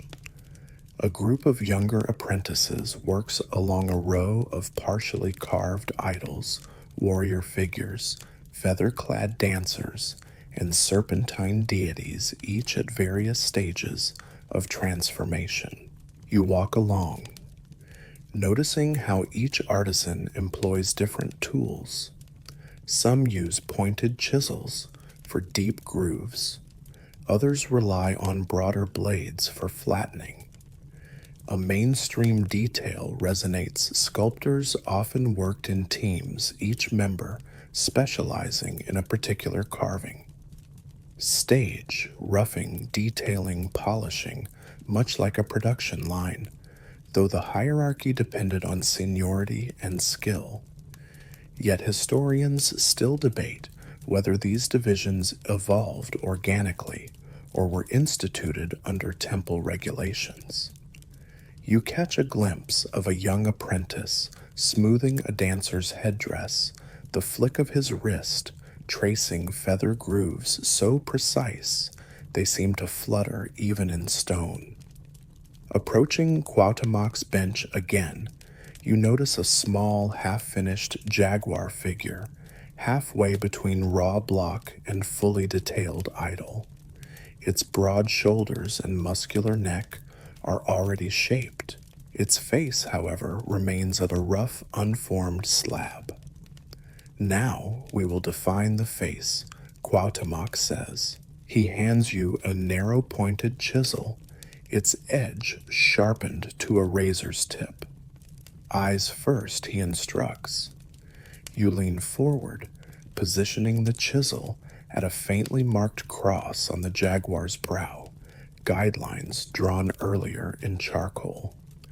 With a firm, precise tap of the mallet, you carve a shallow triangular trough for the eye socket. A fringe rumor lingers. Some sculptors believed that carving the eyes last invited the deity's spirit to materialize, to awaken the statue's eternal gaze. You steady your hand, imagining a living jaguar's amber stare emerging from stone. You pause to let your eyeballs adjust to the flickering torchlight, then carve the opposite eye, mirroring the first. Each strike must match in depth and angle, for any asymmetry could mar the idol's presence. You measure mentally, recalling Moctezuma's chant. Instructions, balance, and symmetry matter, whether in song or stone. Historians still argue whether sculptors employed rudimentary measuring strings or relied solely on practiced eye, but evidence suggests a bit of both. You smooth the sockets with agate, feeling the subtle bevels emerge, eyes now set like twin embers ready to ignite under the final polish. Next, you carve the broad rounded muzzle, each tap removing a thin sliver to form a chiseled snout. You recall how Uretzi's healing salves once cured skin blemishes. Now your chisel heals stone blemishes, revealing the hidden jaguar beneath rough rock. As you work, Cuauhtémoc hums a quiet melody, an ancient chant invoking Tezcatlipoca, the jaguar god himself. The sound resonates through you, urging each strike to be more precise, more reverent. You shape the nostrils, two shallow crescents, then move to the wide-open mouth. You carve a thin gap space where fangs will emerge, each fang a delicate point tapering from base to tip. You recall seeing obsidian blades with jagged edges, and here you carve obsidian's curiosity into stone's mouth. A fringe anecdote surfaces. Apprentices whispered that if you carved the fangs just right, stone would hum beneath your chisel, a low vibration felt in fingertips, proof that the deity accepted your offering of attention. You test that idea running your chisel lightly along the fang's curves. No humming, but a satisfying resonance of stone sparkling under torchlight. Cuauhtémoc steps forward, gesturing toward the statue's ears, two pointed triangles atop the head. He hands you a broader chisel, advising you to begin with shallow cuts to outline each ear's triangular shape, then refine with smaller tools. You angle your chisel along the base of one ear, carving a guiding line, then deepen it with precise taps. The ear's form slowly emerges each facet, catching torchlight differently, its inner walls drafted to echo sound, as though a living jaguar might hear approaching hunters. A mainstream detail floats in your mind. Sculptors sometimes hollowed ear cavities to enhance acoustics, believing divine presence resonated with outer sound. Yet scholars still debate if this was pragmatic or purely symbolic. You smooth the ear's interior with agate, feeling how the rough stone transforms under patient hands. You carve the second ear to mirror the first, each angle, each bevel measured by eye and muscle memory. As you work, you sense the statue's persona, crystallizing a fierce sentinel poised to guard temple halls. You step back, letting your eyes trace each curve, jawline, whisker folds, fur texture, etched in fine parallel strokes across cheeks. A fringe belief drifts some carvers, left tiny floral motifs hidden among whisker grooves as secret signatures marking their devotion in quiet detail. You scan the cheeks, but find no hidden petals. Perhaps only apprentices knew the secret, or perhaps local temple guilds forbade self-signatures to maintain focus on deity alone. Cuauhtémoc now guides you to the statue's raised claws, massive paws poised mid-stride. He hands you a heavy mallet and a broad chisel. Power is in the stance, he says, gripping the chisel near its base for control. You position the chisel against the paw's rough form, striking firmly to remove a chunk of stone that defines powerful muscle. Each strike echoes through the courtyard, sending a tiny shower of granite sparks into the air. After several precise taps, the paw's shape emerges, four thick arched toes, each tipped with a raw, pointed nail. You smooth the curves with a rounded chisel, letting the paw transition from rugged mass to sculpted elegance. A mainstream detail surfaces. Temple guardians believed that jaguar claws carved with motion conveyed strength to ward off enemies. Yet historians still debate whether claws served purely symbolic metaphors or indicated real-life reverence for predators. You run your hand over the paw's surface, rough, warm, and almost alive. Stepping back, you survey the statue in its near-complete form, head lifted, teeth bared, claws clenched. This jaguar stands as a silent protector. Yet gaps remain fur, texture must be added, spots indicated. Chalchio nods and hands you a fine-pointed chisel, its edge narrowed to trace subtle indentations. He points to lined reference sketches on papyrus tacked to a nearby pillar, rows of jaguar spots rendered as shallow ovals. Fur's motif must flow naturally, hugging underlying musculature, he instructs. You position the chisel's tip at the beginning of a broad cheek, sketching shallow ovals that curve around jawline, each spot a whisper of stepping cat's pelt. A fringe rumor flutters. Some carvers believed that each carved spot offered a path for jaguar spirits to move invisibly among stone, protecting temples at night. You carve each spot carefully, imagining invisible forms slipping through these carved gates. You complete rows of spots moving down the statue's back where muscles ripple beneath. You trace a line of spots along the spine, each one nesting within carved ridges. The effect a living tapestry of motion, frozen mid-spring. Cuauhtémoc steps closer, nodding in appreciation. He points to the statue's tail coiled around its haunch. Finish the tail's segmentation, he says. You bend, placing the chisel's tip at the base of the curled stone, carving a shallow groove to separate each tail segment. Each groove deepens under mallet taps, creating a sequence of rounded folds that spiral down to the tail's tip. You smooth each segment with agate, letting the surface shift from jagged to fluid.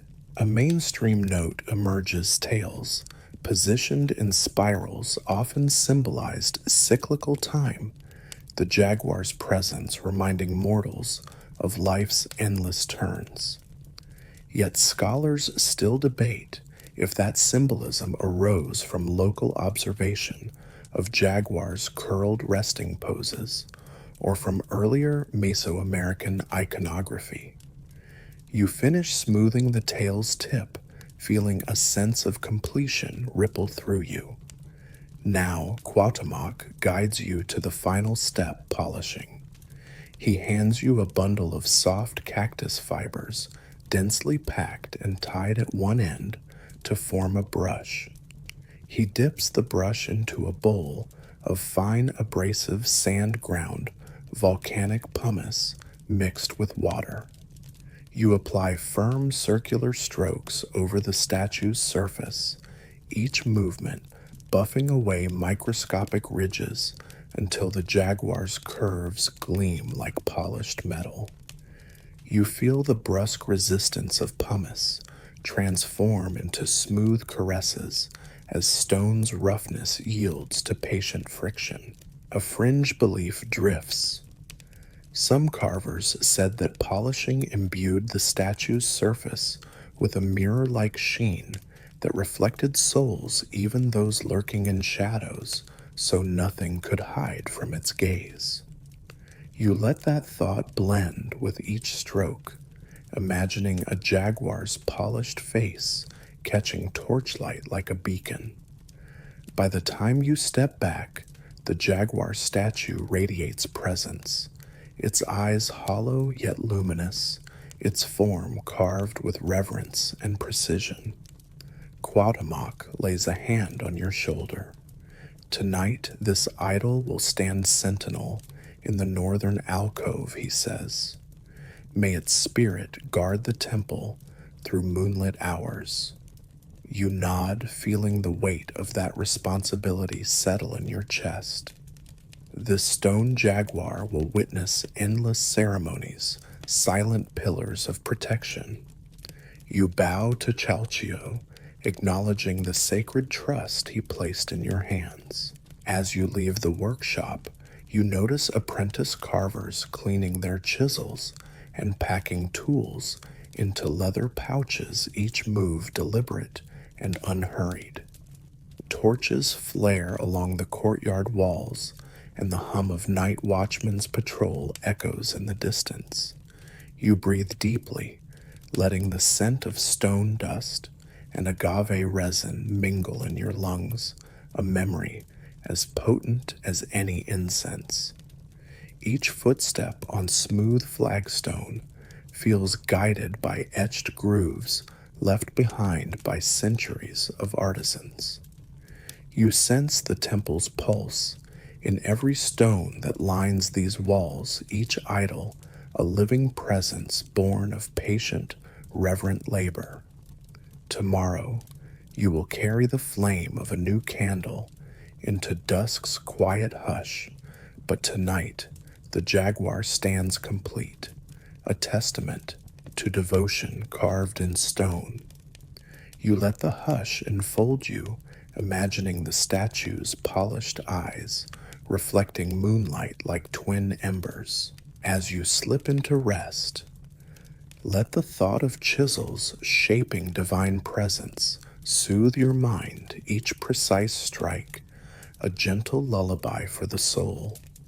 You slip past the flickering torches and leave behind the echo of chisels, stepping into a cool corridor where the first pale blue light of dawn begins to seep through narrow lattice windows.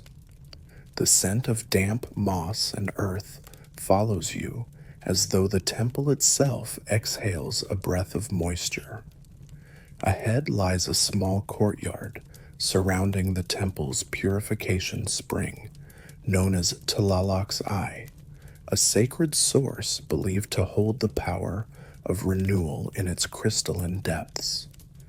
You recall Uretzi's careful application of mullein tea, the sweetness of pulque at dawn, and now you face a task just as vital, hauling fresh spring water for nightly and morning purification rituals. Historians still argue whether Aztec priests fetched this water each dawn or relied on stored cisterns near the temple's heart, but tonight you will trace each footstep of those who carried water as if it were living essence. You step into the courtyard where a shallow pool of water catches the dim light reflecting jade green over polished stones.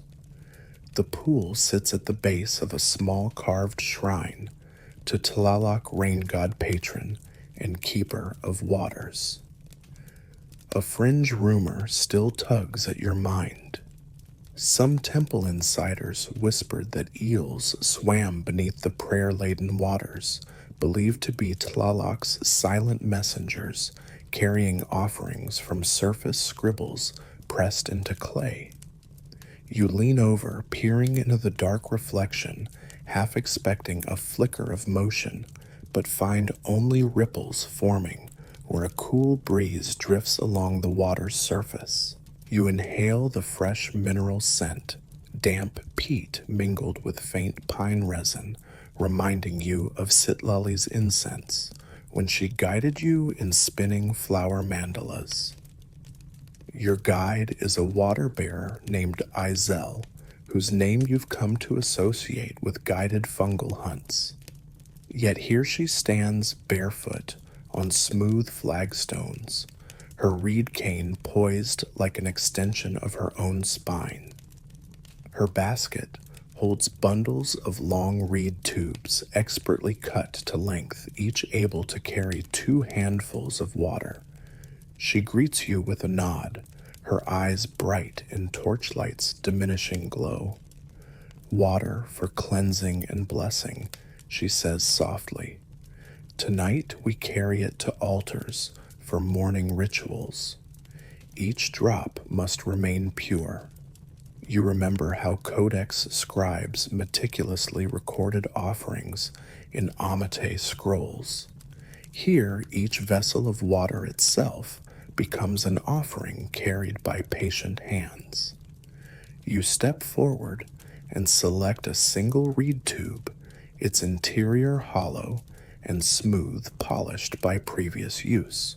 You run your fingers along its length, feeling slight indentations where other bearers rested their palms. You crouch beside the pool, lowering the reed cane into the water so that its lower half submerges. The water's cold sting sends a gentle shock up your forearm. You recall a mainstream historical fact: Aztec purification ceremonies, temazcal, or sweat lodge rites often began with water drawn from sacred springs believed to wash away impurities of both body and spirit. Yet scholars still debate whether water from Tlaloc's eye required blessing by priests before use, or if its natural spring form carried divine purity inherently. You close your eyes for a moment, letting the water's chill anchor you to the spring's primal pulse, a heartbeat older than temple stones. Pulling the filled reed cane from the pool, you bring it slowly upright, letting two slender streams of water trickle from its tip into a woven clay bowl nearby. The bowl rests on a carved stone platform engraved with images of swirling water glyphs. Azel watches as you position 2 or 3 reed canes in a neat bundle on a broad leaf, then tie them securely with a strip of agave fiber. Each tube now brims with water, their bundled weight tugging slightly at your wrists. A fringe detail surfaces. Some temple legends claimed that small, brightly colored fish, thought to be offspring of Tlaloc himself, swam near the spring's mouth, their presence considered a sign that water was truly blessed. You peer into the bowl and imagine seeing tiny fins darting beneath the surface, though all you see is your own reflection and the soft glint of torches. Azel nods and gestures you to follow her toward a narrow ramp that descends to the lower altars. The pathway winds along a low canal fed by this same spring, its water flowing in gentle arcs toward ritual fountains and small basins where priests will wash their hands and feet at dawn. You step carefully, mindful of wet stones that could easily betray a slipping foot. The faint gurgle of canal water echoes around you, carrying the promise of purification even as you move deeper into the temple complex. You recall thrumming drums and solemn bells from earlier sections, now replaced by water's voice, a living hymn of blessing.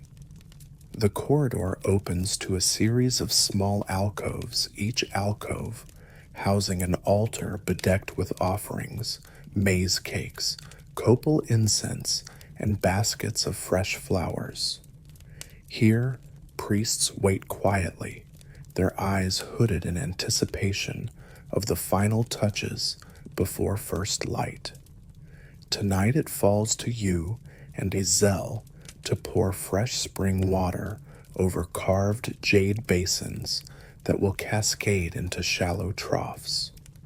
You carry your bundle of reeds forward, adjusting the length of each cane so that water spills gently into each basin without splattering onto sacred surfaces. As you position canes in the first basin, a carved stone vessel embossed with serpentine motifs. The trumpeting echo of distant jaguars from carved idols resonates in your memory, reminding you of that statue you helped shape. You steady your breath and lift your reed bundle. One by one, You place each reed cane at an angle so that water drips slowly into the basin, filling it until it overflows into a channel leading to a nearby territory of pedestal steps. The water's gentle flow sends ripples through the basin, reflecting candlelight in shimmering patterns like moving serpents. A mainstream detail surfaces. Aztec priests performed ablutions at these basins each dawn, using water as a conduit for divine presence and mental preparation. Yet historians still debate whether these ablutions formed a solitary act or part of larger communal gatherings. Some sources portray silent pilgrimages. Others depict group chants accompanying water's flow. You let that duality linger as you refill the next basin, envisioning both quiet introspection and shared devotion weaving seamlessly. Ezel moves to the next alcove and begins draining any stagnant water in a small stone basin set at temple ground level. She uses a shallow gourd scoop to remove old water, letting its final drops fall to the earth below as offering to underworld deities. You watch her work, noting how her actions mirror tasks you've done before, how Sitlali folded linens, how Yao Sihuatl tuned drums, all acts serving greater purpose beyond the immediate task. She glances up at you and nods, then presses her hand to her heart in a silent gesture of reverence before kneeling to refill the basin with 2 reed canes. Each cane's tip hisses as fresh water cascades, sending ripples curling across the basin's surface. You step to a wider central altar, a broad stone platform carved with funeral lantern glyphs, encircled by twin serpents. 2 priests kneel here, heads bowed, awaiting your offering. The wider basin here requires 4 canes for balanced flow. You kneel, pulling 2 extra reeds from your bundle and carefully place them so water spills evenly across each channel.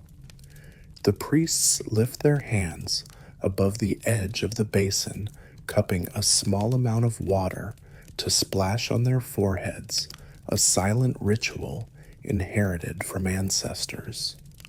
You watch as the water's coolness seems to draw a sigh of relief, lifting tension from their furrowed brows. A fringe rumor surfaces. Some temple elders claimed that water from this central basin, if applied at just the right moment, could reveal faint visions of forthcoming rains in its shimmering reflection, an omen whispered only among select diviners. Once the basin fills sufficiently, water spills over into a carved trough that leads to the next purification station, a small pool surrounded by circular glyphs denoting the sun's cyclical journey. You rise and move to fill narrow jugs made of woven reeds, each lined with clay to hold water. These jugs will be carried to distant shrines that cannot access the spring directly, ensuring every altar, no matter how remote, receives living waters. You dip a reed cane into the large basin and let water funnel into the opening of a reed jug, watching as it slowly fills its walls, bulging gently with liquid weight. Each jug takes 2 canes to fill, and you exchange a knowing nod with Ezel as you signal readiness to move on. A soft rush of wind ripples through the courtyard, carrying the faint cry of a heron waiting near the canal and reminding you of Zilanen's aviaries. You let your gaze flicker upward to the top terrace where stars still cling to the sky, then back to Izel's steady form, kneeling to refill another jug. Scholars still argue whether water jugs used in distant shrines bore additional preservatives like crushed amaranth or cedar oils to maintain purity during transport, or if the reed's natural fibers sufficed as a seal. You allow this debate to lodge in your mind, knowing that practical concerns and symbolic meaning often entwined seamlessly in temple practice. Finished with jugs, you stand and shoulder the nearest pair, feeling their weight settle across each hip.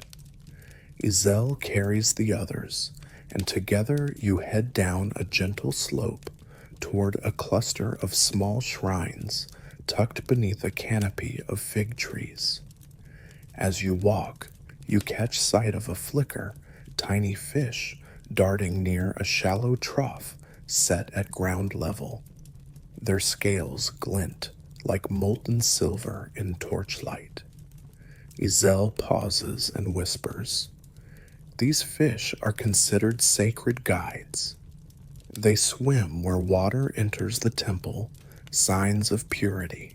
A fringe detail drifts some legends claim that if a fish circles a basin 3 times without pause, a powerful blessing will follow. You smile as one curious fish approaches, nipping at stray eddies, leaving faint ripples press across the water's surface. Pausing at a small stone altar shaped like a lily pad, you lower 2 jugs onto a painted platform. Priests stand on either side, their hands poised to lift each jug in unison. With gentle reverence, you tilt one jug, letting a steady stream flow into a shallow basin carved with feather patterns. The water saturates the basin's floor and spills through a narrow channel etched to guide its flow toward a nearby otter-shaped sculpture, an animated conduit to hidden lower altars. You step back as the second jug empties, the priests exchanging soft hand signals of gratitude. A mainstream fact emerges: otter-shaped channels at temple bases symbolized fluidity and the connection between freshwater springs and the ocean of underworld mysteries. Yet historians still debate whether these channels ever functioned as literal drains to subterranean caverns or solely as symbolic passageways. You allow the water's gentle gurgle to carry that question away. The next shrine sits beneath an archway where carved images depict sun disks and rain waves in alternating patterns. You place the final jug at its threshold and release water into a narrow basin where priests have arranged small clay masks of Xochipilli, god of flowers, and dance. They will clean masks with this water, preparing them for morning ceremonies. You watch as each mask is submerged, its surface shimmering, before being removed and set to dry on reed mats. A fringe rumor surfaces: mask makers once believed that cleansing with spring water imbued each clay visage with the power to dance in ritual dramas, even if the actor remained still. You imagine masked figures coming to life, swaying under dawn's first light. With all basins now filled, you rise and follow Izel back toward Tilalak's eye. The morning light has shifted, sending golden rays through the lattice windows, creating refracted patterns on courtyard stones that dance like living glyphs. A gentle breeze carries petals of marigold, drifting from earlier flower offerings, their bright orange flecks falling onto wet stones like floating embers. You feel a sense of calm fulfillment. Each vessel you carried has become part of the temple's living network of rituals. As you near the spring again, you glance at the carved serpents framing Tlaloc's shrine symbols of water's dual nature, nourishing and untamed. You kneel to wash your hands and face in the spring's cool waters, letting droplets gather at the edges of your wig and tunic hem, promising renewal for next night's tasks. A scholarly debate surfaces. Some sources claim that a final cleansing at the spring was mandatory for all temple workers to maintain ritual purity, while others argue it remained at each individual's discretion. Either way, as you feel the water's embrace, you recall Sitlali's gentle steaming of fine linen. This water's touch feels equally transformative.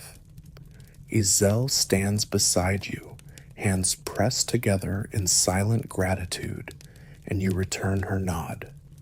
The water's gift is complete, she says quietly.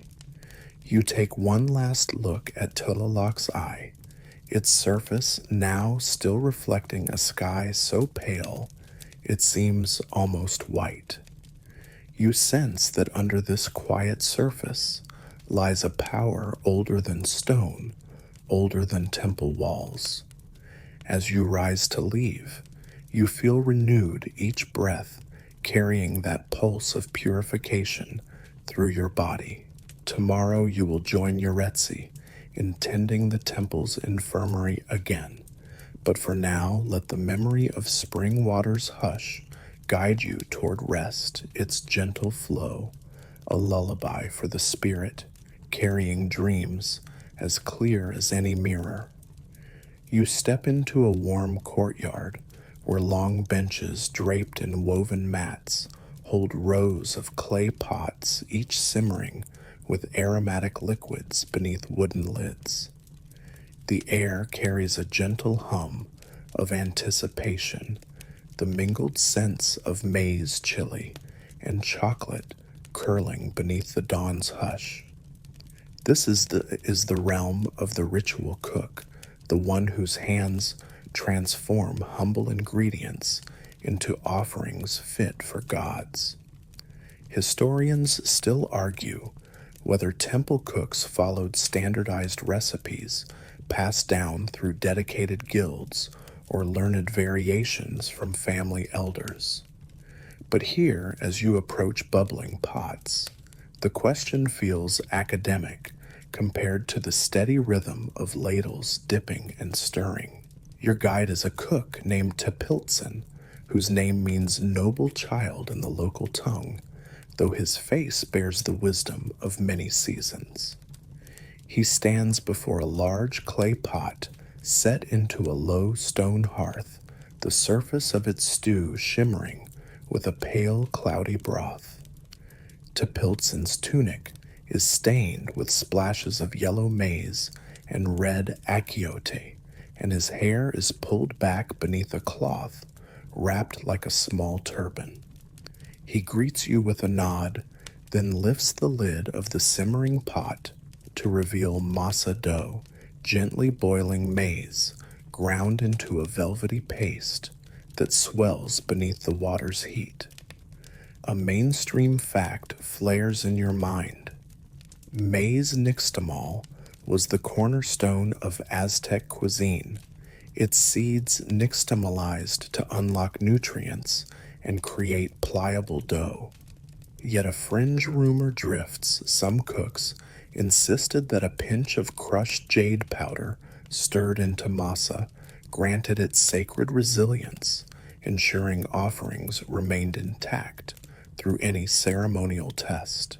You cock an eyebrow at the notion jade in a tamale, but Tepiltson's steady gaze reassures you that any morsel he presents carries divine promise. He sets the pot aside and gestures toward a small stone grinding slab where women seated on low stools pound maize kernels with a wooden mano. The rhythmic thud of stone against stone pulses like a heartbeat beneath the roof's of nearby shrines. Tepiltsin says, first, the masa must be fresh, warm, and finely ground. Then we shape offerings to honor specific deities. You step closer, catching the heady scent of warm corn and damp stone, a smell that speaks of harvest hands and heritage. You reach out, letting your fingers brush the coarse masa rim before Tepiltsin catches your sleeve, gently reminding you, bless each handful before you shape it. Food is not merely nourishment, but bridge between mortal and divine. You kneel beside a young cook named Solotl, who dips a handful of masa into a bowl of hot water tinted orange from achiote seeds. Aching flesh meets steam as you fold the dough into a flat disc about the size of a palm. A fringe detail floats some cooks claimed that if the masa felt too cold in your hands, you would offend the maize spirit, resulting in offerings that vanished overnight, stolen by small trickster deities. You smooth the disc, noting how pliable the dough feels, like soft clay, waiting to hold a sculpted shape. Xolotl fills the center with a spoonful of mashed sweet potato purple, in hue, steamed and mashed until velvety.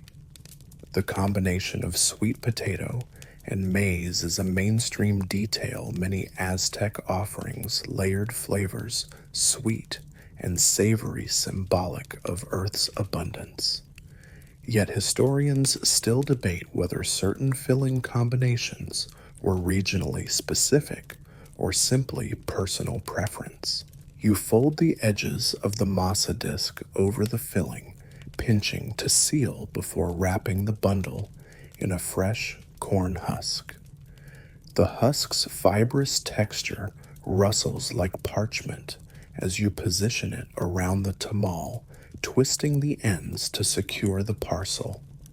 Once Xolotl shows you how to press multiple tamales into a broad clay steamer lined with woven mats. Tepiltsin guides you to another hearth where 2 pots of sauce simmer, one bright red with ground chilies, the other green with roasted tomatillos and herbs. Offerings are incomplete without sauces that honor Earth's flavors, he says, lifting a ladle to release a swirl of bright red liquid into a small clay bowl. You inhale the spicy pungence, chili smoke, soothed by underlying sweetness, and imagine how this sauce will drench tamales once they emerge from steaming, each drop a prayer in liquid fire. You taste a small spoonful, heat radiates from your tongue, then fades into a smoky warmth that lingers like a soft burn in your chest. A fringe rumor flickers. Some cooks added tiny shards of cinnamon bark to red sauce, believing the spice's scent summoned deities of hearth and home to blessing ceremonies. You swallow, letting the chili-infused heat settle before nodding in approval at Tepiltsin's balanced craft. Beyond the tamales, another cook named Atul speaks to you as she polishes small earthen bowls, each inscribed with a glyph signifying which god will receive its contents.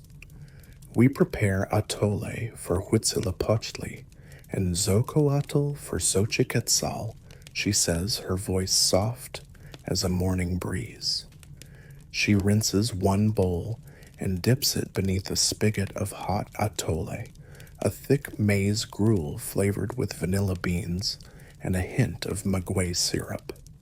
A mainstream detail reminds you that atole often accompanied tamales in daily meals, but the versions offered in temples were richer, infused with cacao or herbs meant for ritual. Yet scholars still debate whether atole was always offered hot or if cooled versions were preferred during summer ceremonies.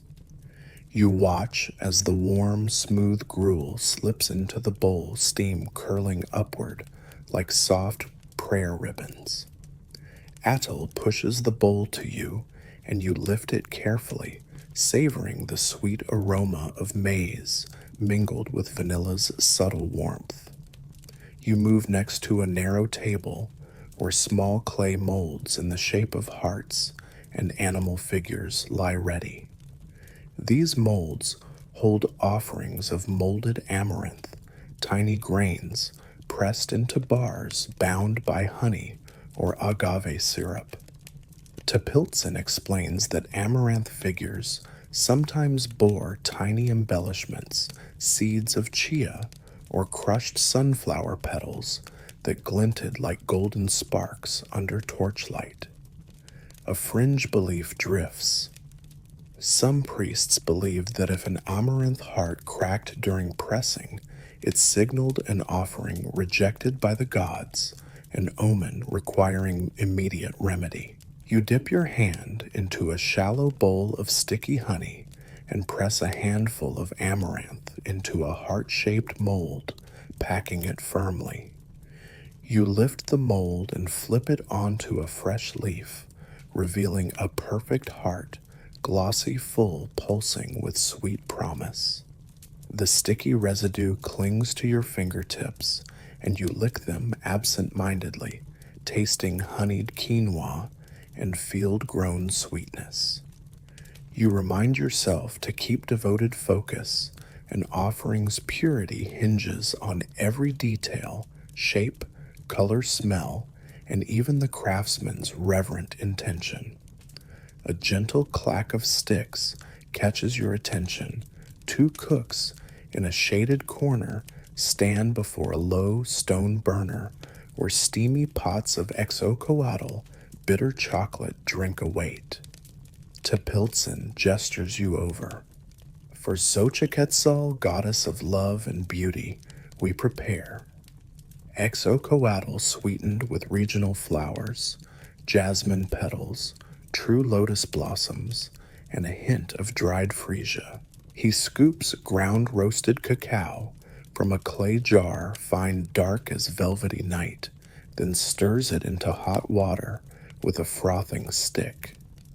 You dip your finger into a small pile of jasmine petals, crush them between your fingertips, and let the fragrant dust swirl into the simmering brew. The aroma rises heady as a bridal bouquet. A mainstream fact surfaces: exocoatl played major roles in fertility ceremonies and matrimonial feasts symbolizing divine union of earth and sky. Yet historians still debate whether floral essences were common additions or rare luxuries for high festivals. You stir the beverage froth, forming on top like pale waves, then tilt the vessel to pour a cupful. You bring it to your lips. The first sip is rich, bittersweet, with floral notes dancing on your tongue. A fringe anecdote floats lovers sometimes exchanged sip of flower-infused exocoatl, believing the shared sweetness sealed promises of devotion in their hearts. You smile, imagining a quiet whisper beneath that shared draught. Let this brew bind our spirits. Beyond the chocolate, you notice a simmering pot where tortillas float thin cakes pressed from fresh masa directly onto a hot stone. These tortillas, Tepiltson says, will accompany dried fish offerings, particularly tilapia, smoked over pine embers, for a shrine dedicated to Tlaloc and Chalchiuhtlicue. The fish itself was a mainstream detail. Smoked tilapia held significance as sacramental offering, representing life sustained by water. Yet a scholarly debate lingers. Some scholars argue that fish offerings belonged solely to aquatic deities, while others insist certain gods preferred fish because they symbolized rebirth from primordial waters. You catch a whiff of pine smoke as a cook lifts a hot tortilla and drapes it over a smoked fish fillet, softening it while infusing gentle warmth. The fish's silver skin shimmers beneath a crease of maize bread as though memories of living scales persist. You imagine the quiet hush of tomorrow's ceremonies when priests will offer these tortillas to the gods, soft, warm, and smoke-kissed. Tepiltzin calls you to join him in assembling a final offering, a platter of maize cakes, tlacoyos, each stuffed with black beans and coated in edible clay from a sacred earth source. You follow him to a broad table, crowded with stacks of clay bowls holding dried chilies, squash seeds, and crumbled maguey hearts. He hands you a round, thick masa cake and instructs you to press a small depression in the center, then spoon in a mixture of crushed squash seeds, chilies, and a pinch of ground obsidian salt, an unexpected mineral seasoning believed to invoke clarity of mind. A fringe rumor drifts. Some cooks insisted that the clay coating on tlacoyos served as protective shell, preventing offerings from dry rot until priests arrived. You pat the cake closed, pressing edges to seal filling inside, then coat its surface in a thin layer of clay paste, soft gray, that glints faintly in torchlight. You place it on a shallow reed tray, the gray cake looking like a pebble carved by moonlight.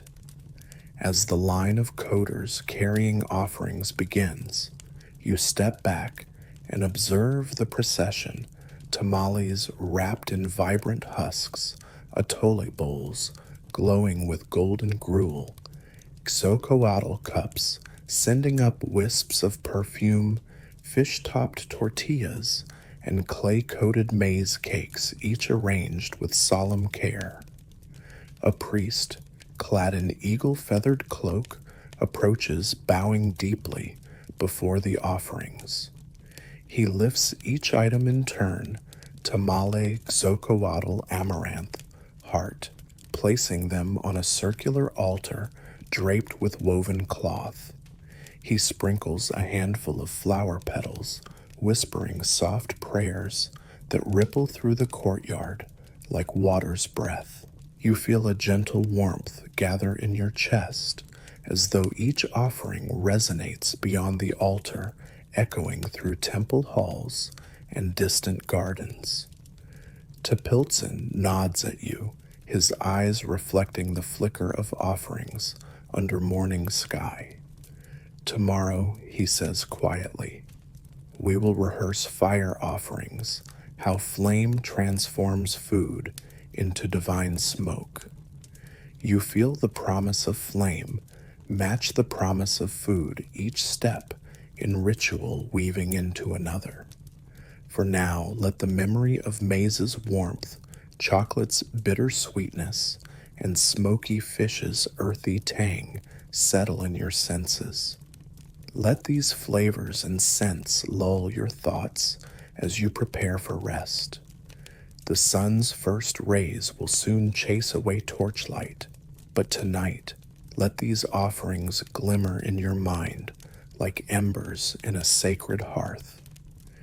You slip into a spacious courtyard where colorful feathers rustle softly in the morning breeze. Sunlight filters through the temple's latticework overhead, casting shifting patterns of gold and emerald across the worn stone floor. At the courtyard's center, a group of young dancers stands poised, each draped in elaborate regalia of Quetzalcoatl and motmot feathers. Their headdresses rise like living sculptures, iridescent wings framing their faces. This is where you learn the intricate dance steps that bring these feathers to life and motion. Historians still argue whether ritual dance originated in pre-Aztec Toltec ceremonies or emerged independently in Tenochtitlan, but here, as you prepare to don your own headdress, that debate feels distant compared to the soft hum of anticipation rising around you.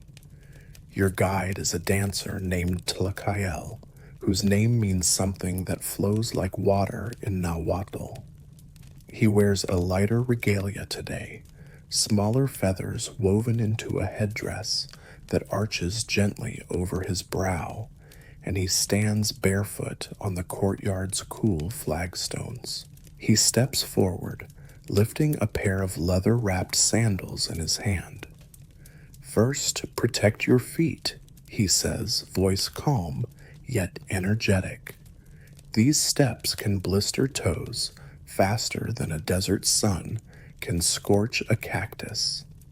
He holds out a small linen pad shaped like a miniature sandal, an improvised blister remedy. You recognize this as a fringe detail. Some dancers claimed that wrapping toes in fresh aloe leaves before dancing prevented any discomfort at all, though that remedy often left feet sticky and scents too sweet for the solemnity of ritual. You nod and slip your own sandals off, pressing the linen pad against the ball of your foot. Already you feel the soft cotton cushion warm against your skin, a quiet promise of comfort for the steps to come. Tlakael gestures toward a line of dancers who begin stamping a steady beat, heels tapping toes, pivoting, and the swish of feathers brushing air, creating an undercurrent of sound that feels like wind through high reeds. You raise your eyes to the central platform where a tall, slender altar rests its surface, engraved with swirling images of hummingbirds and singers. Normally, you might recall that Aztec ceremonial dances honored gods of wind and rain, imitating avian movements. Yet scholars still debate whether dancers sought to channel bird spirits literally or if their movements represented abstract prayers for sky-born blessings. Right now, however, your focus narrows to feet toes and gentle rhythm one step at a time. Tlakael crouches and places a finely woven headdress before you. Its frame, carved from light wood, curves to mimic a bird's neck, and bright green quetzal plumes fan upward like living jewels. The base is lined with layers of soft cotton and wool to cushion your forehead. He hands you a strap of tanned leather, explaining that it wraps under your chin to keep the headdress perfectly balanced. You take a deep breath and lift the headdress carefully, aligning the cotton cushion with your brow. As you tighten the leather strap, you feel the weight settle a surprisingly gentle pressure, like the soft hug of a friend. Behind your eyelids, you sense the headdress's plumes extending beyond your peripheral vision, eager to catch any passing breeze. Tlakael moves to adjust a small cluster of cotinga feathers at the headdress's rear, making sure each feather's base is secure. He then steps back and nods. Now stand tall, shoulders relaxed. The dance begins with a simple pulse, 1, 2, 3, 4. He raises his arms rhythmically, tapping his chest in time with his words. You lift your chest and tap your sternum once, twice, thrice, 4 times your heartbeat, aligning with his cues. A fringe rumor flickers. Some dancers believed that chest tapping synchronized with deep breathing, opened chakras of the heart, though Aztec energy centers differed from later concepts. You let that linger as you pivot on the balls of your feet, turning once to face a small group of observers seated near the courtyard's edge, priests, scribes, and elders who watch with serene curiosity. Tlakail places his right hand on your shoulder and guides you to shift weight to your left foot, then tap your right heel softly on the stone floor.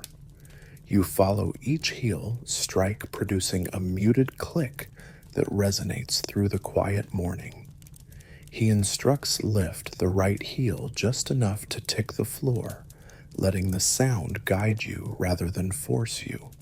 Feel the stone's temperature and texture beneath your toes. You lean in, raising your heel and letting it tap lightly. The stone feels cool and firm. The sound lilts like a tiny bell in the hush. You tap again, more confidently this time, shifting your weight back to the right heel and tapping the left in return, establishing a balanced rhythm. Left heel, right heel, left heel, right heel. A mainstream detail surfaces. Aztec dancers often used heel taps to mimic bird calls, sending vibrations through the earth as part of corn planting ceremonies. Yet scholars still debate whether heel taps held agricultural significance or served purely as musical accompaniment. You decide that for now each tap simply feels like connecting with the stone below you. As your taps settle into a gentle flow, Tlakail signals you to lift your left foot and extend it forward, toes pointed slightly downward like a bird about to take flight. You draw in a steady breath and lift, watching how your foot hovers just above the stone. He nods and says, "Now place it down," with a soft roll from heel to toe, imagining drawing Visharpsa from the earth with each step. You roll your foot down as instructed, heel first, then midfoot, then toes. The motion feels natural, like the flexing of a swan's webbed foot.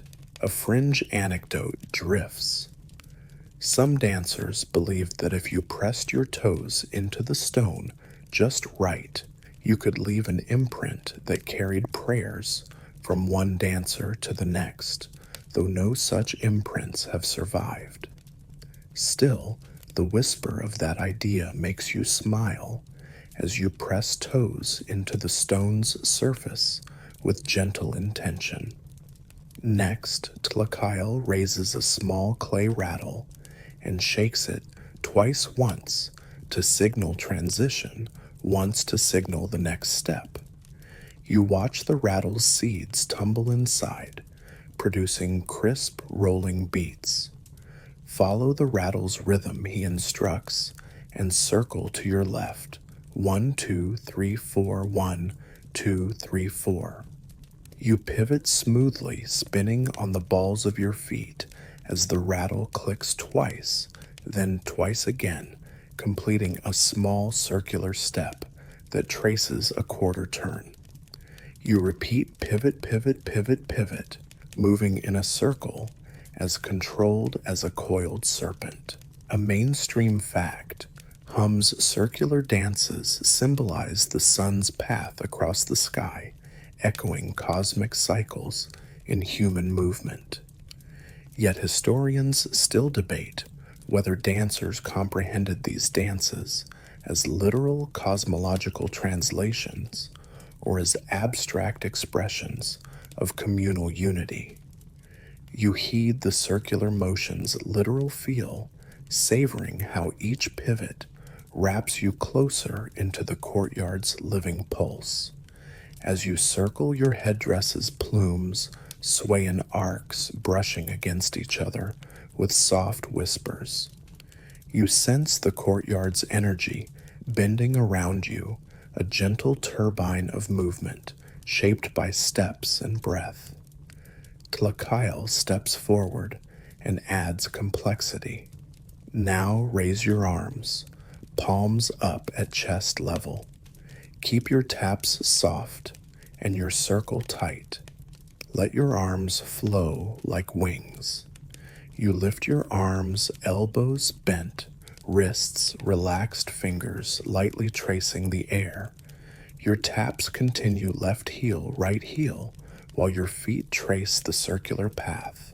This dual motion feels like flying in slow motion, feet mimicking bird limb movement, arms mimicking wing flutters. A fringe belief flickers.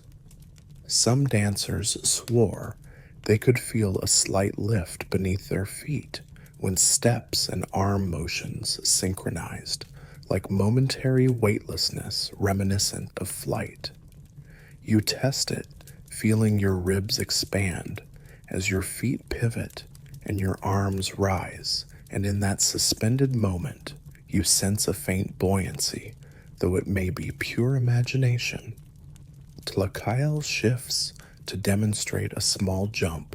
When the rattle clicks 3 times, spring lightly off both feet, landing softly, then resume your tap.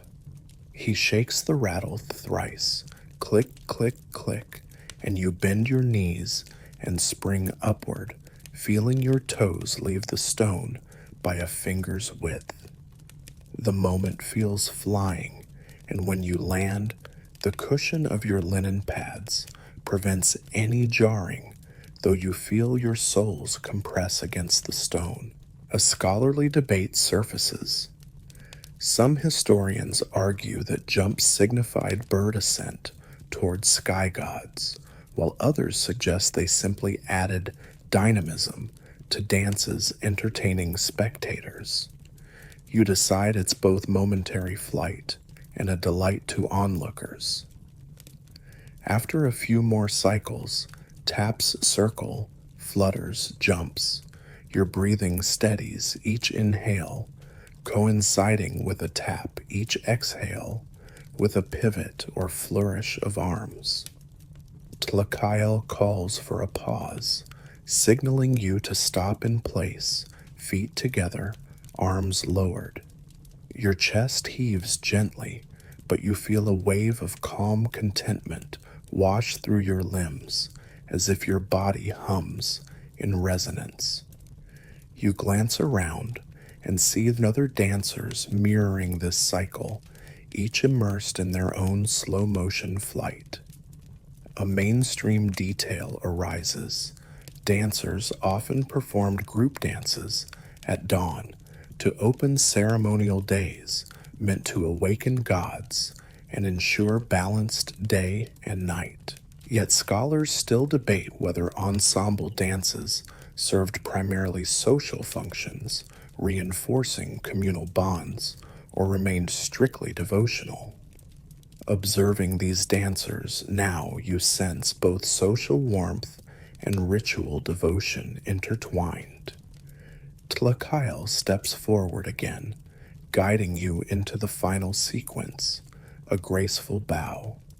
He raises one arm overhead, tilting his head respectfully to the east. You follow, extend your right arm gently above your head, turn your palm toward the sky, then pivot on your heel to face the east. In a deliberate fluid motion, you bend at the waist and lower your torso in perfect reverence until your left palm touches the ground. You hold for 3 counts, 1, 2, or 3, breathing soft, calm breaths. You rise slowly, bringing yourself upright until your fingertips rest on your chest. A fringe rumor drifts. Dancers whispered that if you bowed precisely to the east, the emerging sun would catch your headdress in a blaze of light, blinding you for an instant with divine brilliance. You glance eastward and imagine that flash, then let it fade into memory as you straighten. Tepiltzin steps into view, holding a clay bowl of cool water scented with torn marigold petals. Wash away soot and sweat, he says, and feel the dance's spirit glide from your shoulders. You kneel at the basin's edge and dip both hands into the cool water. The petals glide across your skin, releasing gentle floral notes that calm any flicker of adrenaline. You rub your forehead where the headdress pressed, feeling a slight imprint of cotton lines, then rinse your palms and extirpate any lingering grit. Rising, you notice how the courtyard's light deepens, golden rays dancing across stone, as if the sun itself applauds each dancer's devotion. Tlakael offers you a small parchment scroll instructing tomorrow's practice schedule, a series of steps leading toward the grand festival held under the full moon. You unroll it, noting glyphic symbols indicating dance sequences, times, and accompanying chants. He says tomorrow we add bells strapped to ankles and drums to carry our steps farther. You nod, sensing the anticipation of new challenges rising like gentle tides. You step away from the courtyard, ankles tingling where soft headdress pressure recedes and memories of stone beneath your feet linger like echoes of flight. As you walk back through temple corridors, the hush gives way to stirring activity, cooks carrying last trays of offerings, priests retrieving folded linens, and scribes gathering pigments for new codices. Each step feels guided by the rhythms you learned a gentle beat, humming beneath your breath. As night approaches, let the memory of feathered flights and measured steps carry you into restful slumber. Tomorrow you will add bells and drum beats to your wings. For now, let the hush of feathers brushing air be your lullaby, as subtle as a hummingbird's wing and as comforting as the first touch of dawn's light. You slip into a dimly lit chamber lined with wooden shelves that sag under the weight of clay bowls filled with jade beads, amber figurines, and woven baskets of quetzal feathers. The air here hums with a soft authority. Countless hands have passed through each, adding precious objects to meticulously kept records. As you step forward, you feel the cool echo of stone beneath your sandals, the hush of parchment waiting to be inscribed. You stand at a low desk made of dark cedar wood where a temple archivist prepares to catalog today's offerings. Historians still argue whether early record keepers used purely pictographic glyphs taught in formal scribal schools, or if everyday devotees contributed ad hoc annotations. But tonight you'll learn how these two streams of tradition converge in the archivist's careful tally.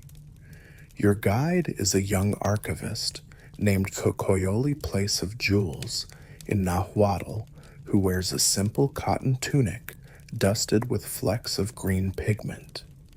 She beckons you over to a set of quipu-like ledgers laid out on the desk, long strips of amate bark, folded accordion-style strings of dyed cotton threaded through holes at precise intervals. Each knot in the strings represents a quantity, a type of offering, or a specific temple section. Coyoli lowers her eyes to her work, then looks up at you with calm focus. Every bead, every figurine, every petal must be accounted for, she says, in second-person tones that feel like a gentle breeze. This ledger is not just a record, it is an act of devotion. You nod, sensing how each knot carries both practical detail and sacred weight. You lean forward to examine a row of rust-colored knots on a yellow-dyed string representing an amber figurines offered to the goddess Chalchutlicue.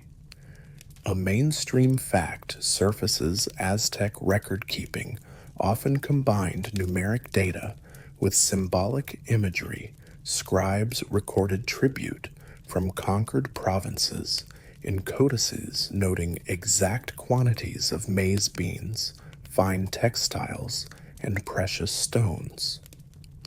Yet scholars still debate whether local temple scribes followed exactly the same conventions as tribute scribes in administrative centers, or if each temple developed its own shorthand. You consider how that debate might shape your own moment of counting, whether to follow the established numerical codes or to trust Koyoli's intuitive judgments. Koyoli lifts a jade bead from a shallow clay bowl and holds it between her thumb and index finger. Its surface gleams in the flickering torchlight, cool and smooth as river-polished stone. Green jade represents life, fertility, and renewal, she explains. We catalog each bead to ensure the temple's spiritual economy remains balanced. You take the bead, feeling its weight settle in your palm. You notice a tiny fleck of white quartz embedded near one edge, and an irregularity that feels almost like a fingerprint from the stone's earliest days. A fringe tidbit drifts. Some archivists whispered that certain beads contained hidden inscriptions, microscopic glyphs visible only under special obsidian mirrors, revealing secret messages for high priests. You roll the bead between your fingers, half expecting to see those hidden marks, but the surface remains smooth and silent. Koyoli demonstrates the ledger's system strings dyed crimson record offerings to the sun god Huitzilopochtli, strings dyed azure record tributes to Tlaloc, and strings dyed yellow record gifts to Xochipilli. Each knot tied on a string represents a single item, bead, figurine, or petal. You reach for a crimson string and tie a neat overhand knot next to an existing one, counting softly under your breath. 1, 2, 3, until you've recorded 7 jade beads offered this morning. Koyoli praises your knotting. Even the smallest knot must lie flat and tight. Loose knots invite error. You press each knot flat between your fingertips, mindful that its position indicates not just quantity, but spatial context within the ledger's wider narrative. You sense a quiet thrill as you realize each knot extends an invitation to future priests and archivists. Here was an offering. This index is sacred memory. Next, Koyoli guides you to catalog amber figurines. Each figurine carved in the shape of a hummingbird or minuscule maize cob rests in a basket lined with soft cotton. You lift a figurine shaped like a small coiled serpent, amber glowing like autumn sunlight. A mainstream detail surfaces amber's fossilized resin often carried insect inclusions, tiny time capsules that left strands of ancient detail visible to the naked eye. Yet historians still debate whether certain insects trapped in amber were intentionally revered as ancestral spirits or simply considered curiosities by artisans. You examine the serpent's curves, noticing a faint prehistoric inclusion near its tail, a sliver of insect wing shining in the amber. You feel the weight of centuries compressed into that little shape. Coyoli hands you an amber figurine shaped like a coiling quetzal feather. You nod, acknowledging both its delicate craftsmanship and its symbolic significance. She instructs you to thread a short length of blue string through a small hole drilled in the figurine's base. You slide the string through, tying a small firm knot that positions the figurine at a precise interval from other amber offerings on the same string. Spacing matters, Coyoli says. Each figurine's position marks its temporal order past present or future offerings.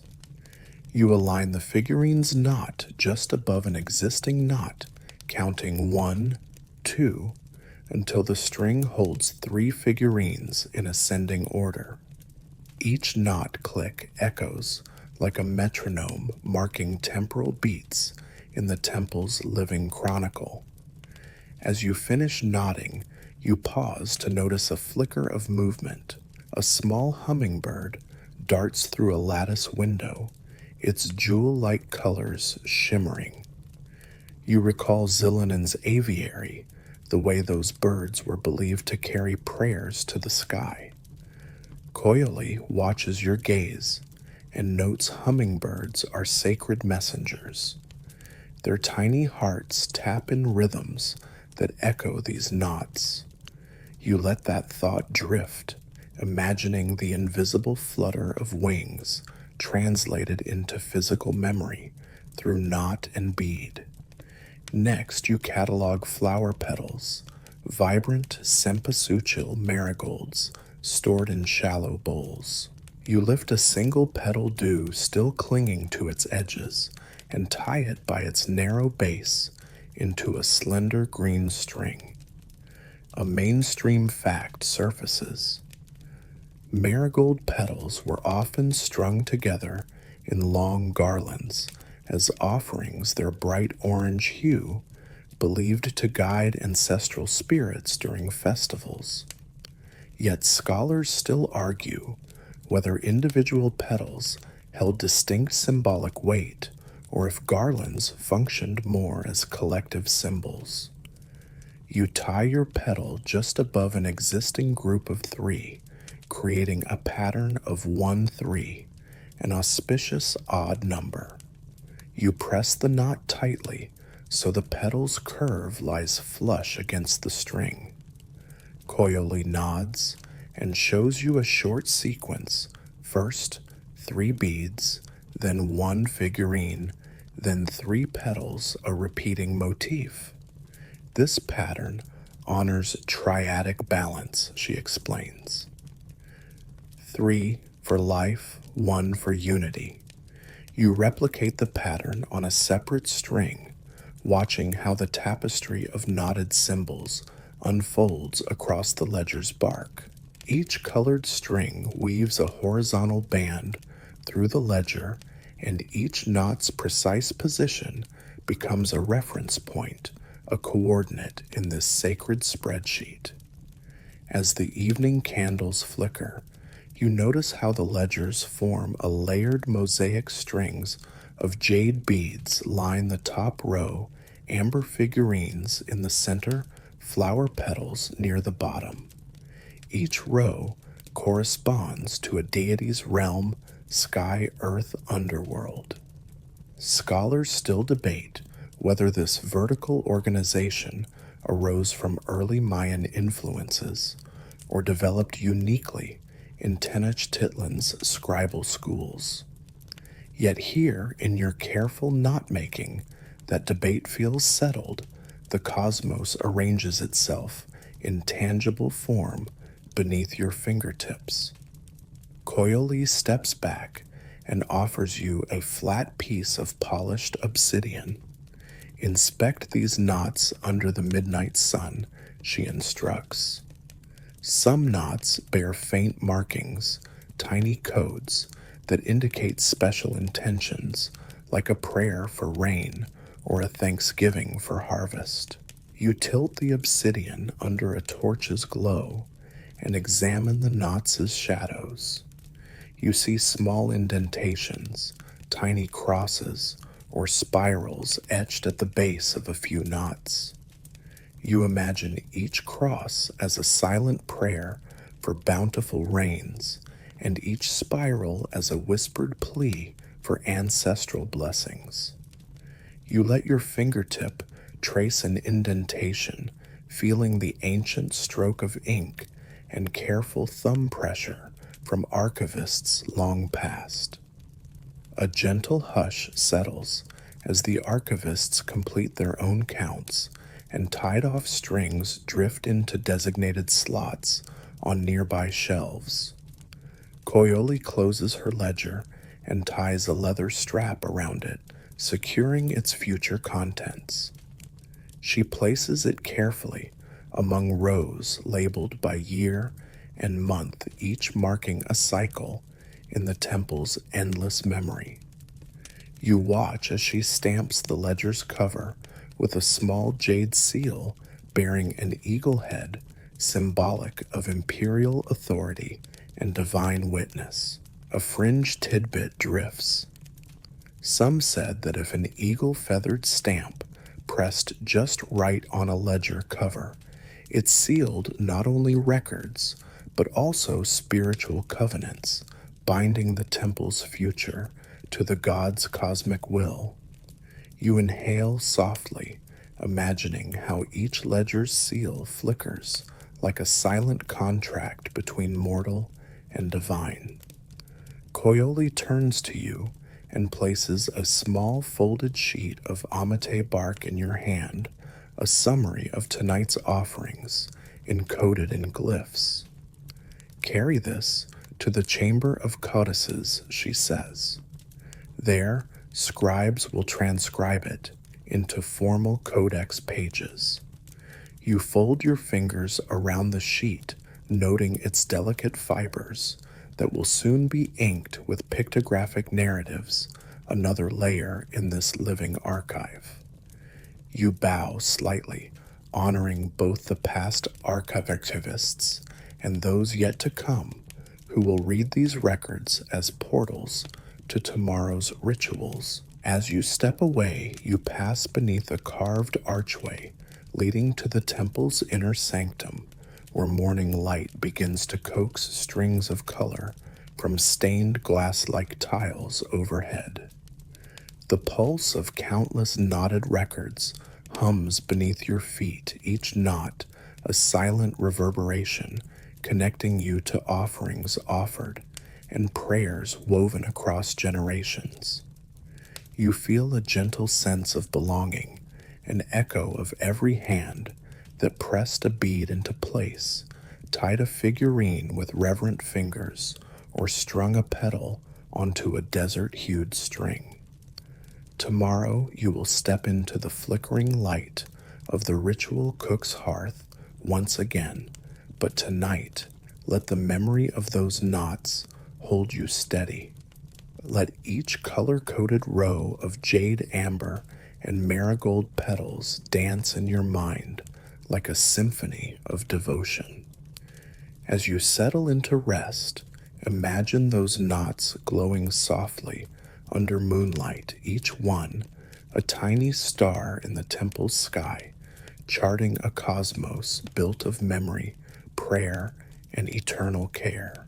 You slip into a small courtyard, shaded by copal trees, the air heavy with the scent of resin and warm earth. In the center stands a low stone basin carved with intricate glyphs of bouncing rubber balls and stylized players wielding curved paddles. You remember the drums and feathers of earlier ceremonies, the hush of codex pages, and the flicker of candle flames. Now you focus on a new task, kneading latex to craft bouncing balls for the Mesoamerican ball game, a rite full of ritual significance and athletic challenge. Historians still argue whether the rubber balls used in these games were primarily sourced from wild rubber trees in the Gulf Coast or if early cultivation methods existed in highland gardens. But tonight, as you dip your hands into a basin of sticky sap, that debate feels like background noise compared to the rhythmic pulse of kneading. Your guide is a rubber worker named Zekatl, whose name means grass in the local tongue, chosen to evoke the natural source of this material. He stands barefoot on the cool stone floor, his mata atil agave fiber loincloth tied low at his hips. In his calloused hands, he holds a lump of fresh latex milky sap collected that morning from a wild Castilla elastica tree near Lake Texcoco. You step forward and catch the latex, its surface glistening like wet moonlight, cold and oddly fluid as it shifts beneath your fingers. A fringe tidbit flutters in your mind. Some rubber workers whispered that if you kneaded latex long enough under a full moon, the ball would retain a faint hum of lunar energy, making its bounce unpredictable and enchanting. You shiver at the thought, like chasing moonlight on stone, and set it aside so Zakatl can guide you through the process. He gestures toward a low, flat stone slab where another rubber worker, a young apprentice named Itzquintly, is pouring a handful of powdered maguey sap over a separate lump of latex. Mix the sap in, Zakatl instructs. It stabilizes the latex, making it less prone to cracking and giving it bounce. You lean in and scoop a pinch of the golden powder, sprinkling it onto the latex in the basin. The moment the powder touches the sap, a faint aroma of cooked agave rises, a sweet caramelized scent that makes your toes curl. A mainstream fact emerges: Aztec artisans discovered that mixing powdered maguey sap, called ixue, into raw latex improved elasticity, yielding balls that could bounce repeatedly without shattering. Yet scholars still debate whether formula variations such as adding charcoal ash or fine volcanic clay enhanced durability or were simply regional quirks. You knead the sap and latex together, feeling the mixture thicken into a uniform, milky dough that resists your fingers slightly but yields under steady pressure. Zakatl nods approvingly and lifts the mixture onto the stone slab before you. Now begin to compress and fold, he says, handing you a wooden mallet shaped like a small ceremonial drumstick. Strike gently, then fold. Strike, then fold. Let rhythm guide your hands. You position the latex lump on the slab, exhaling slowly, and bring the mallet down with a soft thud. The latex flattens under the impact, sending a muted echo through the courtyard. You fold the flattened mass in half, pressing edges together, then strike again. Each strike warms the latex, making it more pliable. A fringe rumor surfaces. Some workers insisted that if you tapped a small obsidian flake into the latex during kneading, it infused the ball with protective energy, an idea so poetic that few tried it, fearing sharp shards within their play. You press on folding and striking, noticing how the latex transforms from a sticky goo to a smoother, more cohesive mass. As you knead, you feel the rubber absorb heat from your hands, becoming supple, like a living creature stretching into shape. Zakatl moves to your side and demonstrates a hand-fold technique. He loops the latex over his fingers, pulling it into a longer rectangle, then tucks the edges inward, rolling it like a small drum. This shapes the core, he explains. Precision now determines bounce later. You mimic his movement, tucking edges gently, feeling the latex coil around itself until the shape feels rounded, a rough sphere awaiting refinement. Its Quintley joins you with a small bowl of fine charcoal ash. He scoops a pinch and sprinkles it lightly along the latex's surface, muttering a playful aside. Charcoal gives bounce and mask of shadows, hide your hits from enemies. You laugh quietly at the thought of rubber balls concealing secret messages, though elastic spheres rarely keep secrets long.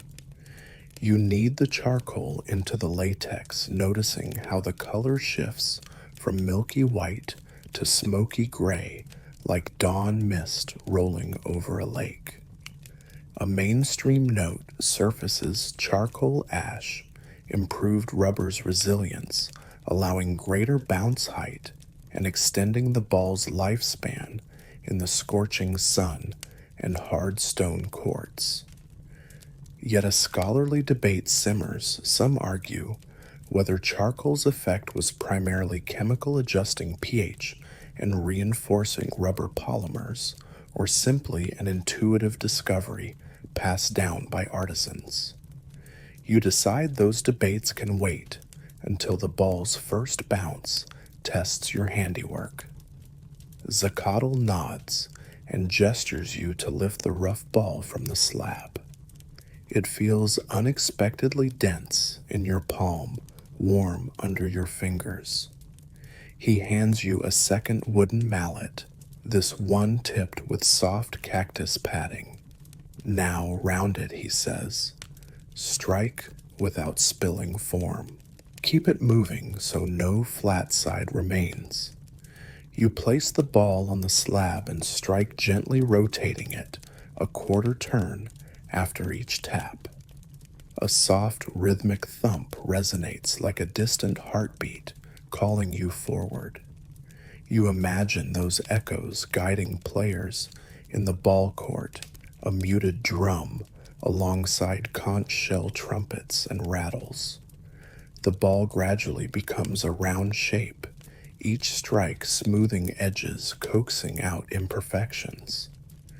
As you refine the sphere, you notice a small groove where latex resists smooth shaping. Zacatl nods to indicate he's observed it.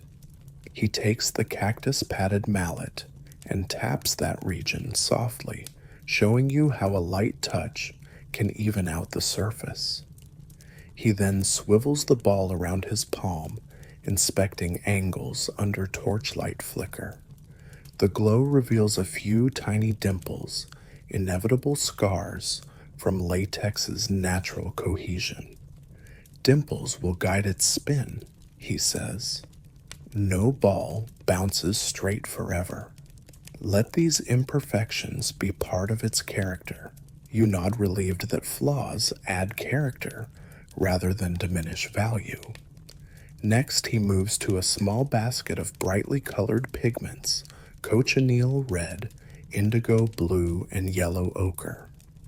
He dips a fine brush made from deer hair into cochineal dye and paints a series of concentric circles on the ball's surface, each circle a symbol of divine favor.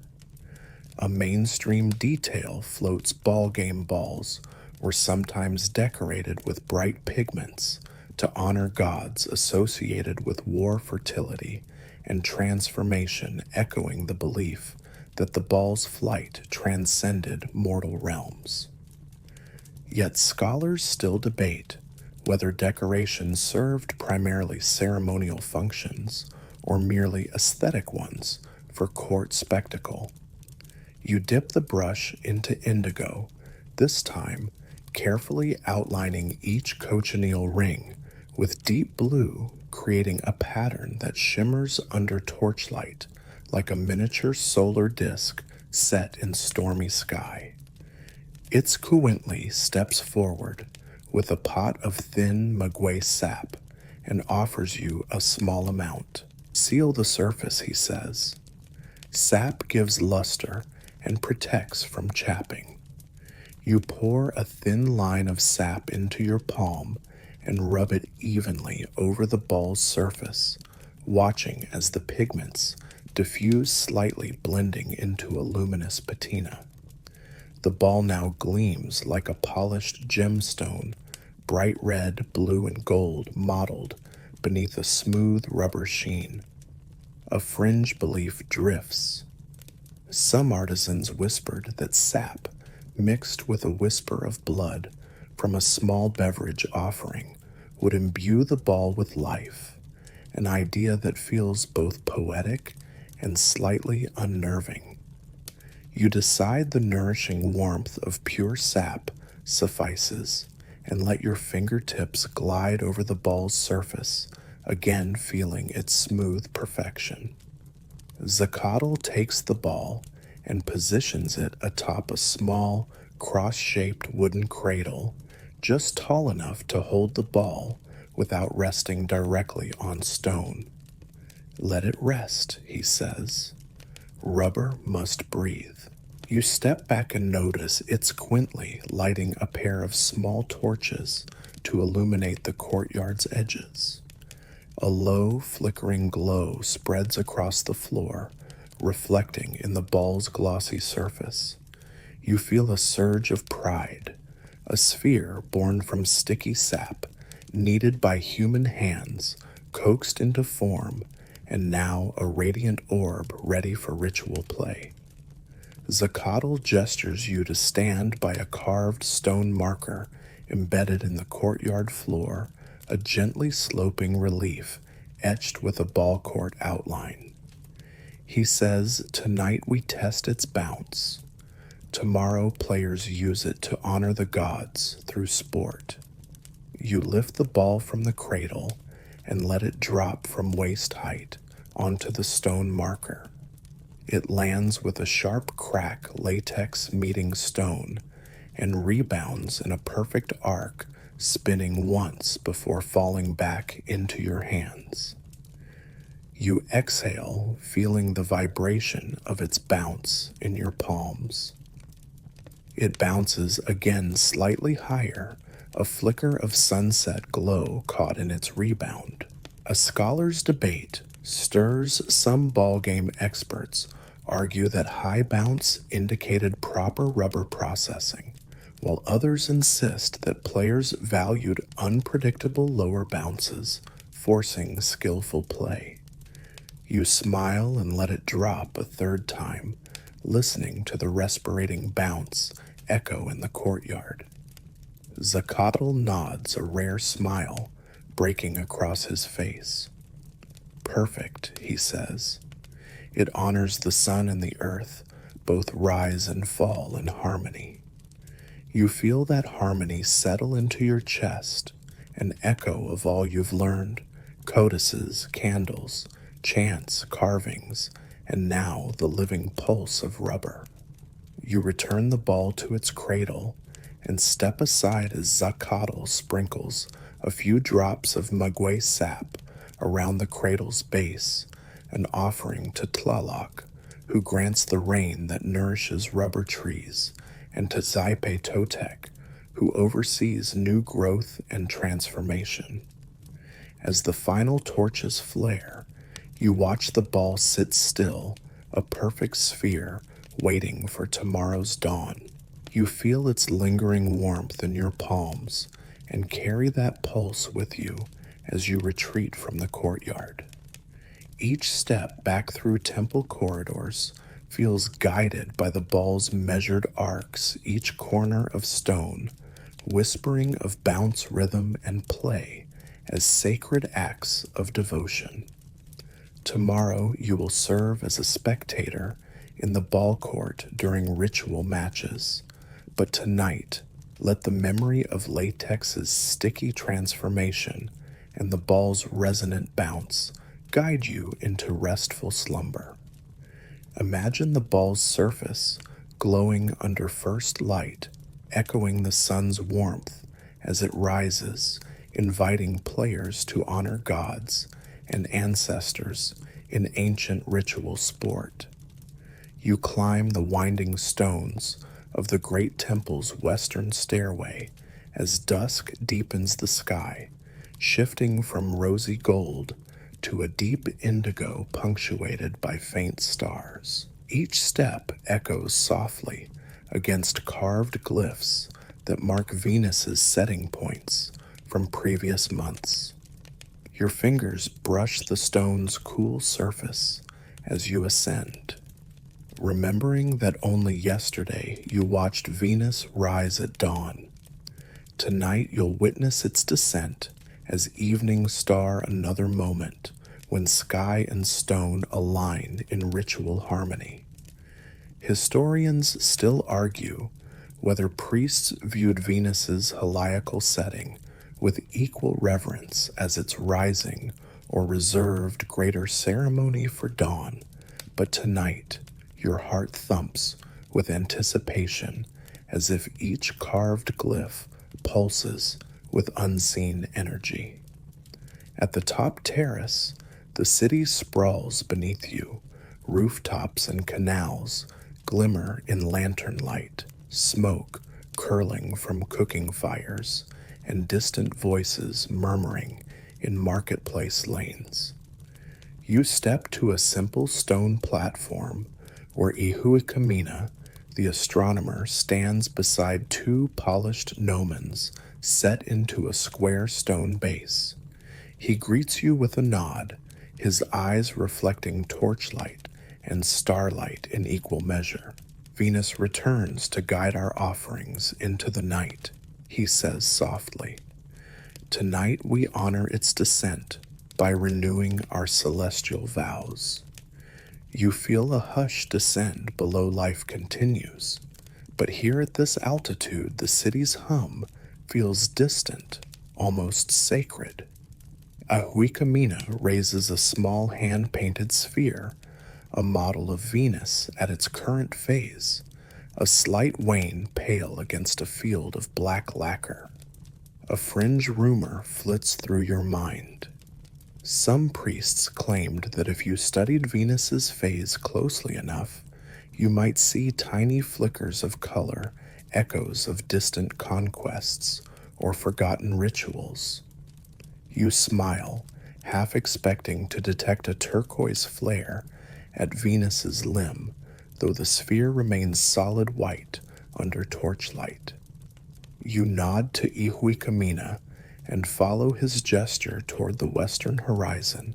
There, just above the faint silhouette of pyramidal rooftops, a single bright point blazes against the twilight, Venus blazing like a lone torch, guiding travelers home. Ihuikamina dips a feather stylus into a shallow bowl of red pigment and draws a fresh line across the polished stone gnomon base, aligning with the tip of the shorter gnomon's shadow, a precise moment, 17 days before the new cycle, he murmurs. A mainstream fact surfaces. Aztec priests used these horizon markers to calculate ritual calendars, ensuring ceremonies aligned with Venus's cycle, believed to herald times of harvest, war, or renewal. Yet scholars still debate whether specific weather phenomena influenced those calculations more than pure astronomical observation. You breathe deeply, letting the red pigment's color alive against dark stone anchor you in time's flow.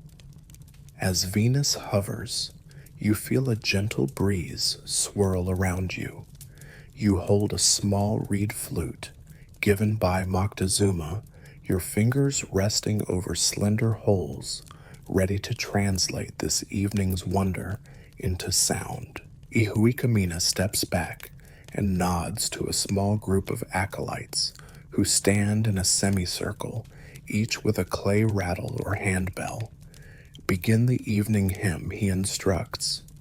We call upon Quetzalcoatl in his guise as the evening star.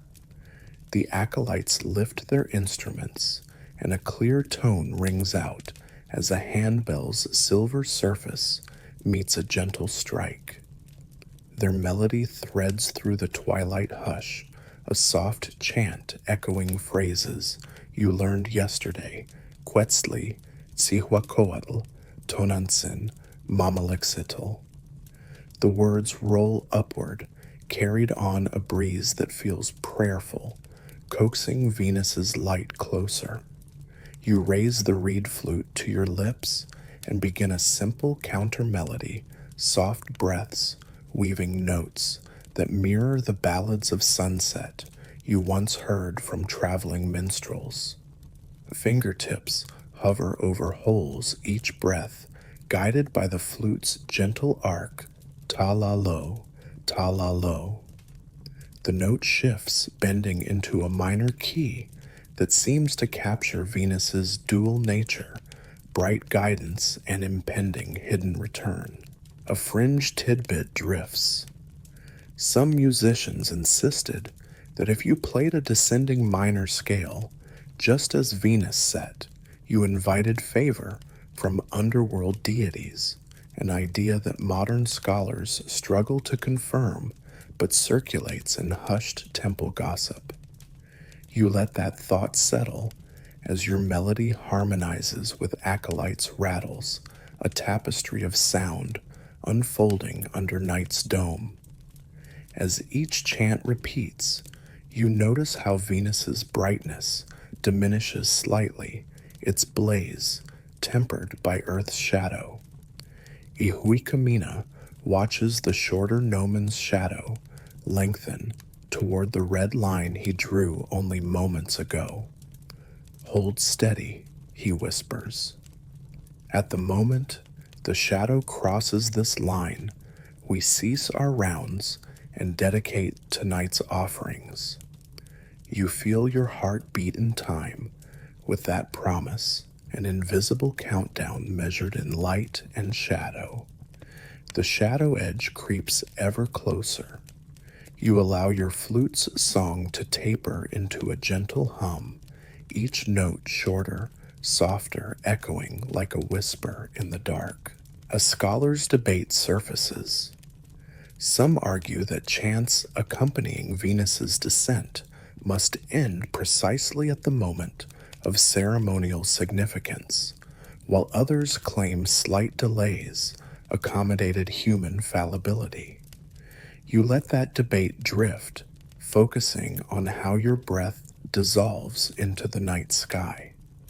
Finally, the shadow touches the red pigment line, an infinitesimal click in your mind, like a lock clicking shut. Ihuikamina steps forward and raises his hand. We end, he intones. The acolytes fall silent, letting their instruments rest. You lift your flute, play a final single note that lingers like a feather floating on a breeze, then tuck the instrument into your sash. As the hush settles, Venus slips slowly behind a thin bank of clouds, its brilliance fading to a pale ember before vanishing entirely. You blink as though waking from a dream.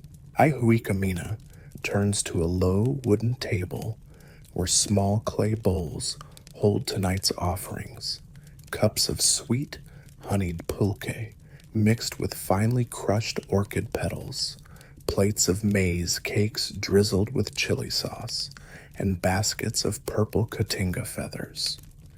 Each is offered to Venus in gratitude for guiding temple life through yesterday's dawn and tonight's dusk. You kneel beside a brazier and press 2 fingers into warm beeswax, melting a small scoop for anointing offerings. A mainstream fact, Hum's late evening offerings to Venus often included honey or decadent foods symbolizing sweetness given to guide the star's return to underworld realms. Yet historians still debate whether offerings' timing aligned more with agricultural cycles or military calendars. You apply a thin wax layer to a maize cake, pressing gently so its surface gleams in torchlight. You breathe in the warm, sweet scent, feeling that act of devotion settle in your chest. The priests gather around the table, standing in respectful silence, as Ihuikamina raises the first bowl of pulque. He tilts it skyward, offering a silent prayer that pulses through each beat of your heart. A fringe anecdote surfaces. Some temple elders claimed that if a drop of pulque splashed upon a lotus bloom placed on the altar, it confirmed Venus's favor, and some cooks saved those splashed blooms to grind into precious pigments. You watch as pulque splashes tiny pearls skimming a purple blossom, then pour the remainder into a small carved basin, letting it pool like liquid moonlight. Next, the priests take plates of maize cakes. One by one, they lift a cake, smear its top with honey, then sprinkle hollowed orchid dust over it before placing it beside the clay bowl. You follow their lead, imagining the cake's sweetness carrying prayers upward as incense did. A scholar's debate surfaces. Some sources argue that maize cakes offered during Venus's setting were meant to ensure fertile fields in coming planting seasons, while others claim they honored Venus as a rain-bringer deity. You let that tension linger, feeling that both interpretations spring from the same root life's intertwined cycles of sky and earth. As the final feather-laden basket is placed on the altar, a cluster of purple feathers glinting like distant stars. You sense a gentle breeze stirring through the courtyard.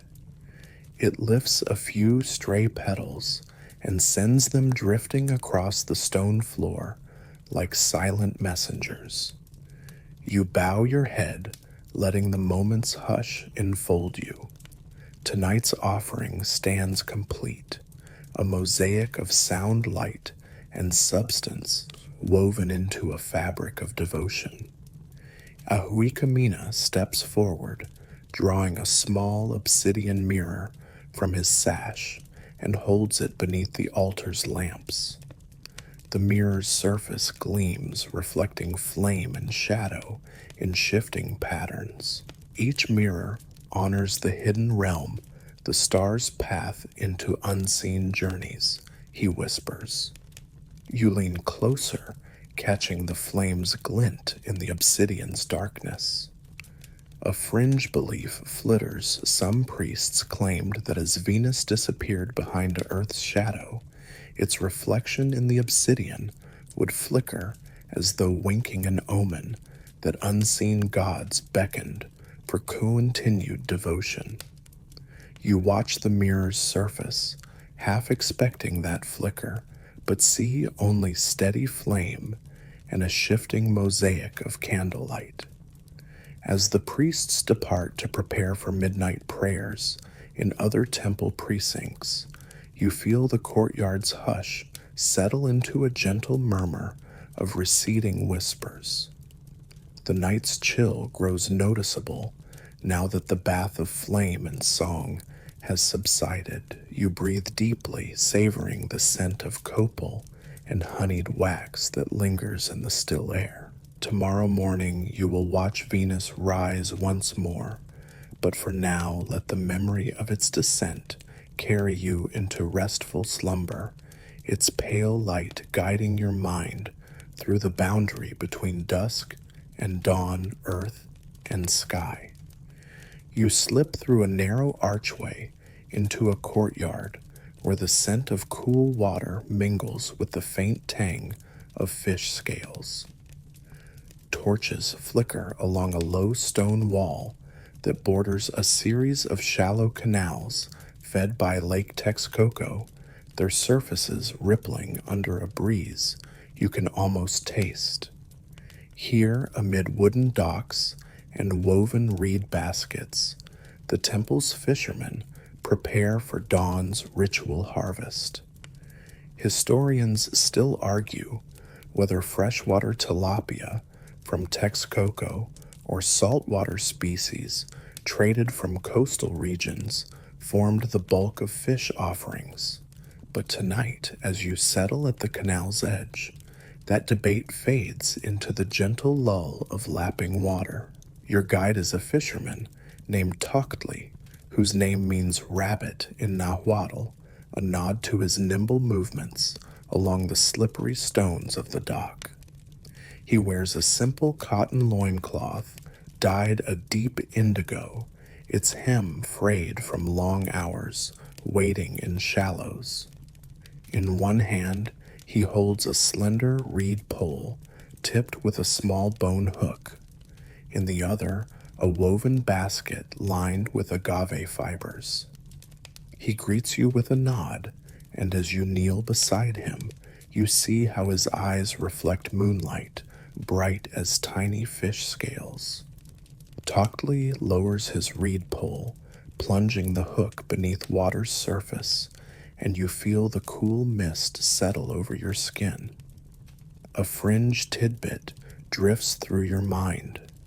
Some fishermen whispered that if you whispered a prayer to Tulalak before casting your hook, the water itself would guide fish into your net, an idea steeped in both reverence and hopeful imagination. Toctli's voice, calm as rippling water breaks the hush. We wait until dawn's first light to honor Chalchutlikue, goddess of water.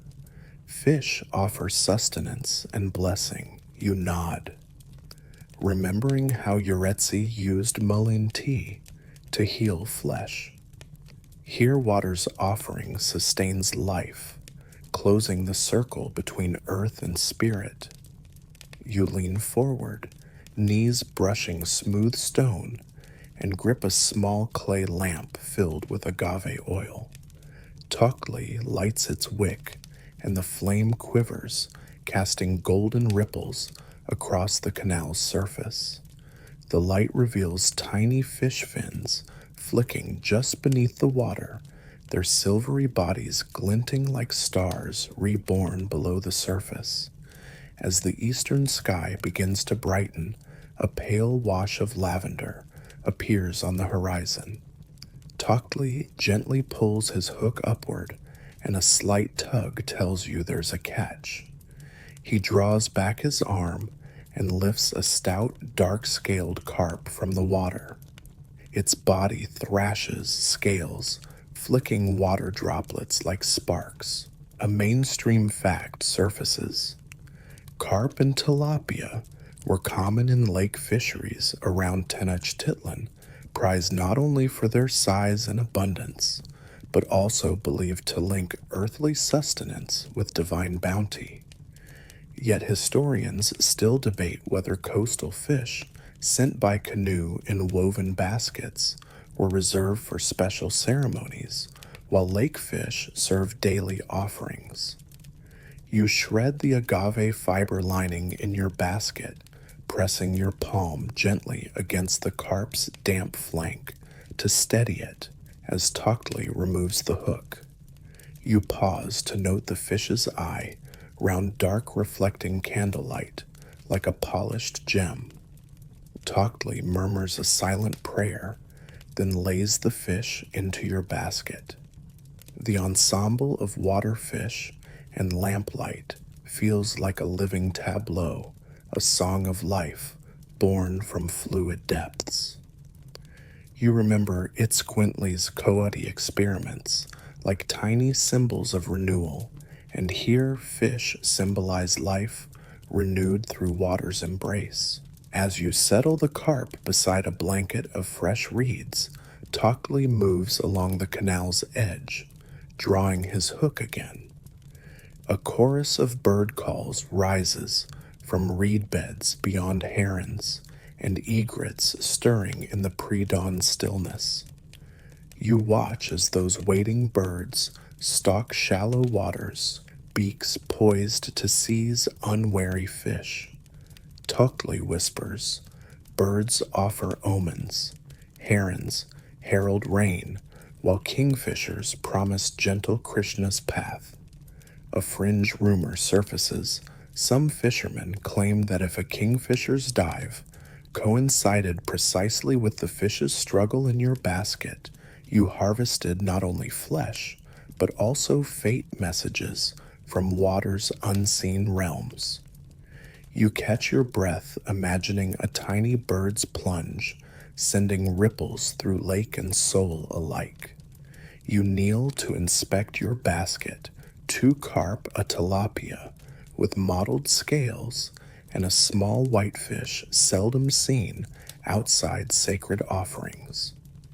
You note their subtle differences, one's tail fin fringed with red, another's scales patterned like sun-splashed waves. Tockley gestures to a shallow weir built of woven reeds and stakes a few yards away where fish pool trapped by the canal's gentle current. He steps forward, wading knee-deep into water that presses against your skin like whispered cool relief. You steady yourself on a submerged stone, grateful for your father's stories of fishing in childhood, how he taught you to feel water's ebb and flow beneath your toes. Tockley reaches into the weir and scoops another fish, sleek silver, with bulging eyes that reflect your gaze. You rise, lifting the catch and draping it in your basket beside the others. A mainstream detail drifts ritual weirs, allowed selective capture, a portion of fish for offerings, while sparing enough to maintain lake stocks. Yet scholars still debate whether these weirs were purely practical or imbued with ritual significance, perhaps constructed on auspicious days to channel Tilalok's favor. You feel the weight of that possibility as your knees touch the cool mud and you catch a strand of emerald algae between your toes. From the shore, a shiver of movement catches your eye. Two small turtles paddling toward the weir's entrance. Tockley points and says, "Those are sacred to Xochipilli symbols of patience and earth-water union." He reaches into the weir and guides one turtle gently back into the open canal. The turtle's shell glints wet and dark beneath torchlight. You recall how dancers once shaped jaguar statues, each shape carrying spiritual resonance, and here waves of motion between animal and human shape the ritual. You kneel to watch the second turtle slip away its flippers, propelling it through water like a silent whisper. A fringe belief drifts. Some fishermen swore that sparing certain creatures, turtles, herons, kingfishers, ensured lake spirits remained at peace, preserving fish stocks for generations to come. You imagine an ancestral treaty between fisher and turtle, sealed by moonlit vows. Tockley steps back, brushing mud from his thighs, and says, "Now we return to temple." You rise, balancing the basket in one hand and lamp in the other, and follow him along a narrow stone path. As you walk, you pass dozens of reed baskets filled with fish of various sizes, each labeled with painted glyphs indicating which shrine will receive them. A mainstream fact surfaces: each fish's destination corresponded to specific deities: carp to Chalchiotlacuae tilapia, to Tlaloc, whitefish, to Huixtocihuatl, goddess of salt and fertility. Yet historians still debate whether each shrine's fish quotas strictly adhered to ancient codes or evolved with changing temple needs. You let that question drift as you trace fish-rendered glyphs on each basket, feeling the subtle hum of temple economies and divine contracts woven through daily life. You cross the courtyard, passing a low stone altar where a single heron feather lies left as an offering by fishermen earlier. You pause and bow your head, mindful of the feather's silent testament to shared sacrifice, birds and fish spirit, and body interwoven in ritual tapestry. Tuckley leads you to a small stone bench where priests write down fish counts in codices. You hand over your basket, and a scribe lifts a stylus to annotate 3 carp, 2 tilapia, 1 whitefish. He speaks the numbers aloud, 321, then ties a knot on a string ledger to record the offering. A scholar's debate lingers. Some argue that scribal tallies marked real-time accountability, while others insist they served more mnemonic functions, supporting oral traditions. You watch the stylus carve dots into bark, each scratch bridging material sacrifice and spiritual memory. The priests filter off to prepare fish for ceremonial cooking, a task you know Tepiltzin will oversee at dawn's first light. For now, you remain at the bench. Cup of warm atole in hand, sweet, cool maize gruel mixed with maguey honey, shared as a quiet toast between fishermen and scribes. You sip and feel its warmth settle through your chest, echoing the bundle of fish's weight, now gone from your shoulders. Tuckley places a calloused hand on your back and says, "Rest now." The lake awaits our return when moon falls behind the hills.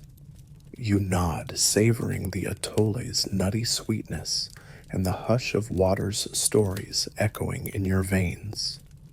As you stand and step away, each footfall echoes through the courtyard like a heartbeat echoing in a cave. The fish baskets line the paths, silent rows of offering awaiting tomorrow's rituals. You recall how codices will preserve these tallies across seasons, how dancers will soon summon feathered headdresses, and how chants will rise to greet dawn. Each part of the temple's living tapestry pulses in your mind: stone, flame feather, and now water-borne fish, all weaving devotion into each sunrise. Tonight, let the memory of water's cool hush and the fish's silver flash guide you toward restful slumber. Imagine the ripple of water carrying prayers beneath moonlight, each fish a witness to ancient cycles sustained by water's endless embrace. You step into a courtyard, suffused with the steady glow of smoldering coals, the air thick with the scent of heated metal and the tang of sweat drying on stone. This is the forge of the temple blacksmith, where the rhythm of hammer on anvil echoes like a heartbeat that sustains ritual life. Above you, banners bearing flame motifs flutter lazily in the warm air, their edges fraying where sparks have kissed them. Historians still argue whether Aztec smiths obtained their metals, especially copper and bronze, from local mines or through trade with distant highland regions. But as you stand before a blazing furnace, those debates recede beneath the forge's roaring voice. Your guide is a burly blacksmith named Tlalkiotl, whose name means precious fire in Nahuatl, an apt title for someone whose craft turns raw ore into sacred tools. His torso glistens with sweat beneath his simple cotton breechcloth, and his forearms bulge with muscle as he wields a heavy wooden-handled hammer whose head is forged of steel. He nods at you and gestures toward a battered anvil set atop a sturdy stone block. First, you must stoke the fire. He rumbles the word resonating like distant thunder. He shoves a length of dried agave wood into the firebox, sending the flames leaping higher. A fringe rumor flits through your mind. Some temple legends claim that smiths took secret oaths under full moons so that the metal they forged would hum with lunar power. Tools crafted on any other night they said lacked spiritual resonance. You glance at the surging flames and wonder if there's any merit to the tale, or at least a good story to tell, during long nights by the forge. Tlalkiotl steps back, allowing the furnace to roar, and lowers a long iron rod into the heart of the blaze. You feel the heat wash over you as though the sun itself presses against your skin. Beneath roaring tongues of fire, the iron rod begins to glow dull red, then bright orange, signaling it's ready for shaping. Now, Tlalkiotl says, hefting his hammer, we make the ceremonial blade. A mainstream fact surfaces. Ceremonial maquahuitl blades, obsidian-edged wooden clubs, were more common in Aztec warfare than metal swords. But metal blades existed for high priests and nobles, often used in rituals rather than battle. Yet scholars still debate whether metal weapons served practical roles in conflict or were largely symbolic displays of status and divine favor. You shrug, deciding that tonight's blade will serve both functions, shining gold in the sun and slicing ribboned offerings for temple ceremonies. You take a long iron rod from the fire, with tongs feeling its glowing end pulse like a living thing. Tlalkiotl guides you to position the red-hot tip onto the anvil's surface. With a deep breath, you swing the hammer, landing a solid strike that sends a small shock up your arm. The iron flares white-orange where the hammer's face meets it. You strike again once, twice, bending the rod into a flattened, elongated shape about a foot long. Sparks scatter like glowing fireflies leaping onto your arms and chest before sizzling out. A fringe detail emerges. Some smiths claimed that letting sparks land on a blade's edge rather than brushing them away imbued the metal with bits of stardust, a metaphysical concept rather than literal meteorite fragments. You tap your forehead, half joking. If this blade sings with stardust, maybe it'll double as a star map, but Tlalkiotl only grins, arranging the metal under the hammer again. As you strike, each blow sends a resonant clang across the courtyard, an echoing voice that seems almost musical. You feel your breathing sync with your hammer, strokes in and out strike, and rest hammer and pause. Tlalkiotl steps closer and points at a small carbon-rich slab at the forge's edge, a piece of charcoal from yesterday's fire. He dips the glowing metal into a slurry of water and crushed maize flour, creating a thin, bubbling coating. Quench the metal to cool it, he says. Each plunge seals the blade's strength. You steady your hand, brace your elbow, and submerge the blade's tip into the quenching bath. It hisses violently, steam rising in serpentine clouds that cling to the anvil's surface. the blade's bright glow softens into dark steel gray. You withdraw it carefully, feeling the sudden drop in temperature, as though the air itself has become a living thing. Now we trim and decorate. Tlalkiotl says, guiding you to a carved stone bench scattered with bowls of pigments, red cinnabar, blue azurite powder, and fine gold dust. You set the blade on a wooden rack to stabilize it, then dip a piece of palm fiber into a bowl of red cinnabar mixed with a thin vein of agave sap. With a steady hand, you paint a sinuous serpent motif along the blade's base scales, curling into a stylized sunburst near the hilt end. A mainstream detail floats to mind. Aztec metalworkers often adorned metal tools and weapons with animal motifs. Jaguars, eagles, serpents, symbolizing divine alliances between wielders and deity counterparts. Yet historians still debate whether those motifs marked craftsmen's personal signatures or were mandated icons chosen by priests.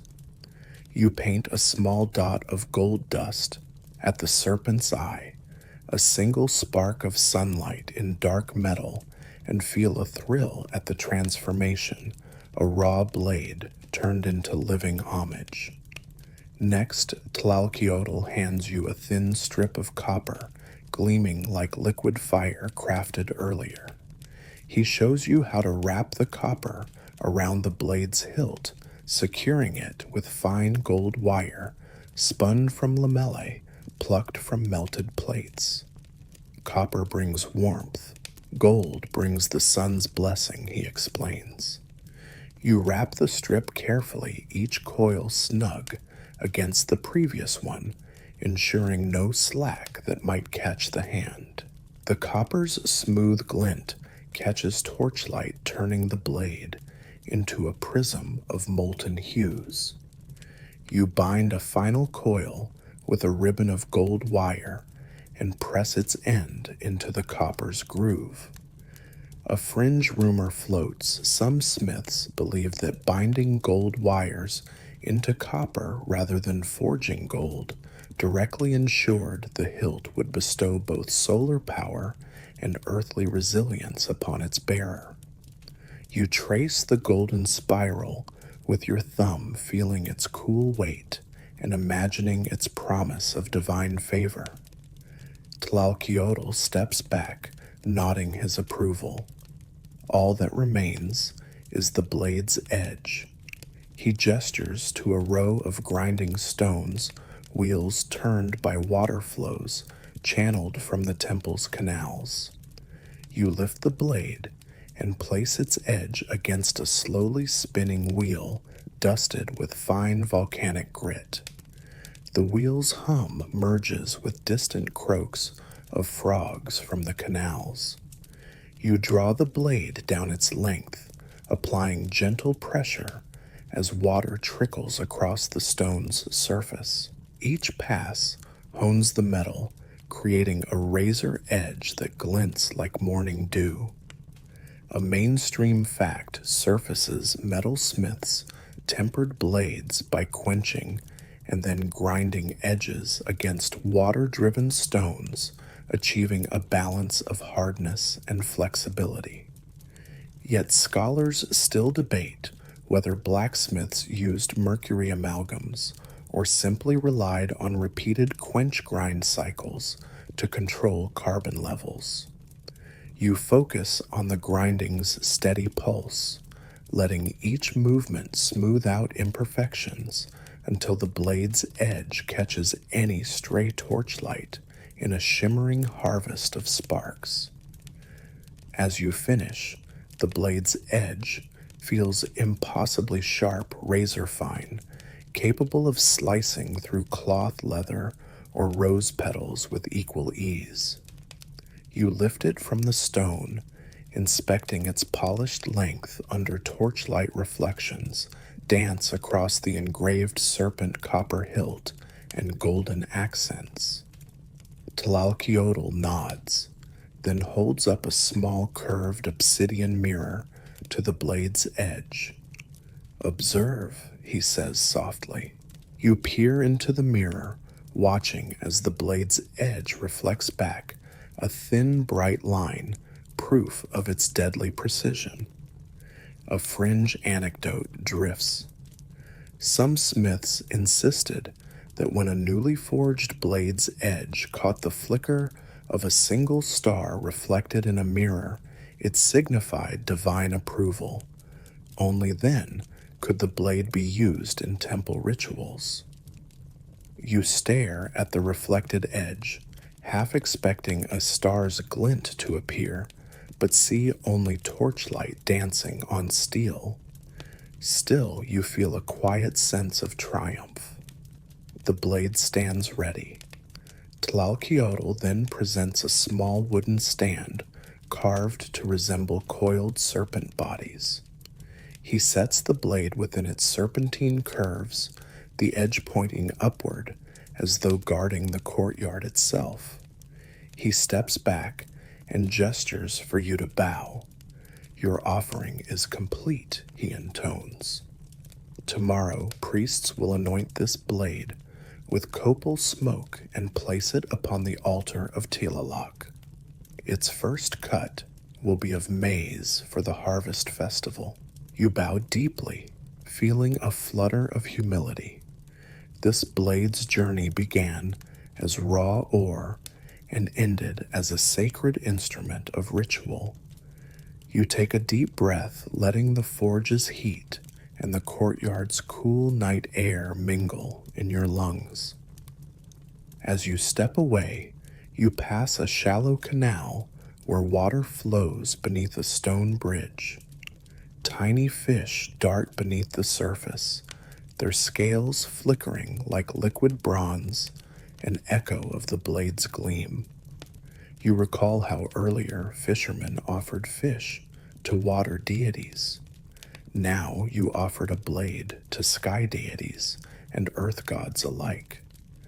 The courtyard's torchlight casts long shadows, and you feel the blade's presence lingering in the hush.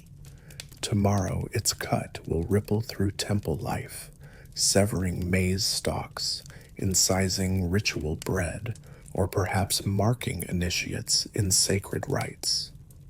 Tonight, let the memory of iron glowing in fire, the rhythmic hammer strikes, and the hiss of quenching water guide your rest. Imagine the blade's edge humming softly against the cool obsidian mirror, ready to honor gods at dawn's first light, an eternal pulse forged by sweat flame and devotion.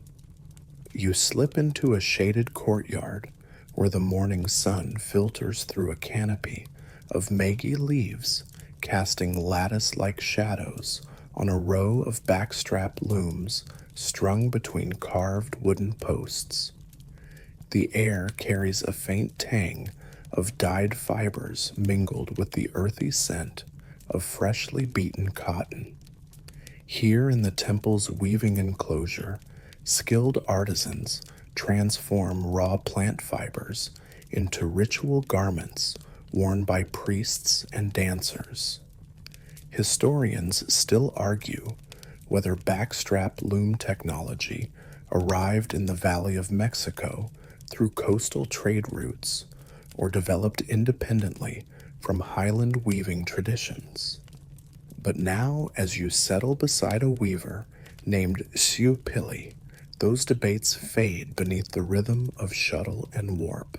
Siupili sits cross-legged on a woven mat, her back to a sturdy post, and a broad belt woven with a simple brocade pattern wrapped around her waist. The other end of the warp threads wraps around her back, anchoring the loom so that every movement of her torso adjusts the warp tension. You kneel beside her, noticing how the wooden heddle's thin sticks carved from cedar lift alternate warp threads, creating a shed through which the shuttle passes.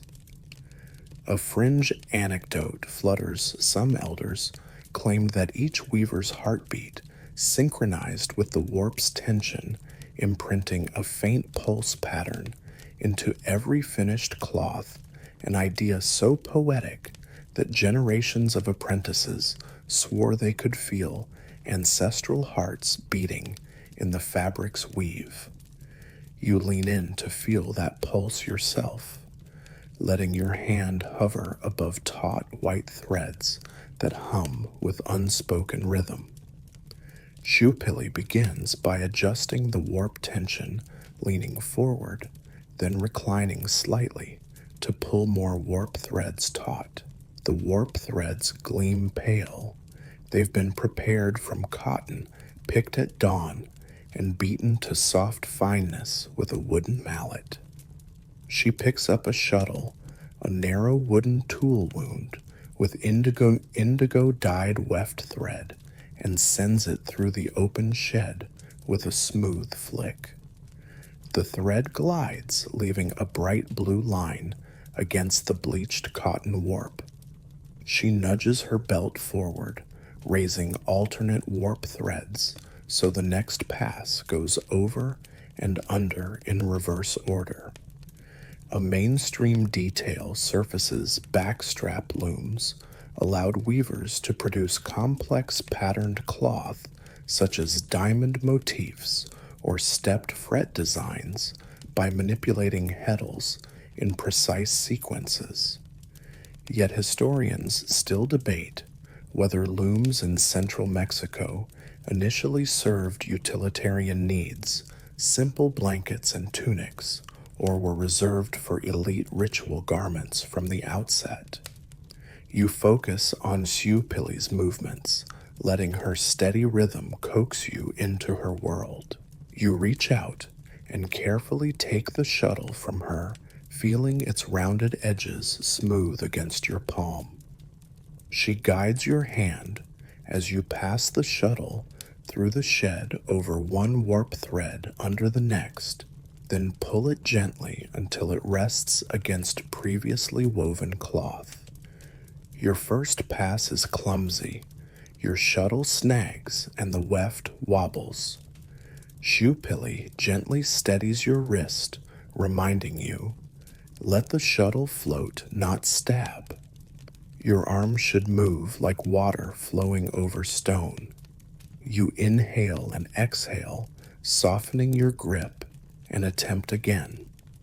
This time, the shuttle glides with ease, leaving a neat indigo row that mirrors Shupili's pattern. You pull the beater, a wooden comb-like tool, across the weft, packing it snugly against the previous row. The texture springs beneath your fingers smooth, yet with faint ridges that catch the light like rippling water. Shupili smiles and says, breathe with the loom. Each breath guides the pattern forward. She shows you how to beat with just enough force to compact the weft without stretching the warp. You nod and resume weaving, feeling the shuttle's rhythmic arc through the shed like a heartbeat. As you work, the pattern emerges a simple diagonal stripe that will later frame motifs of sprouting maize symbols of growth and fertility.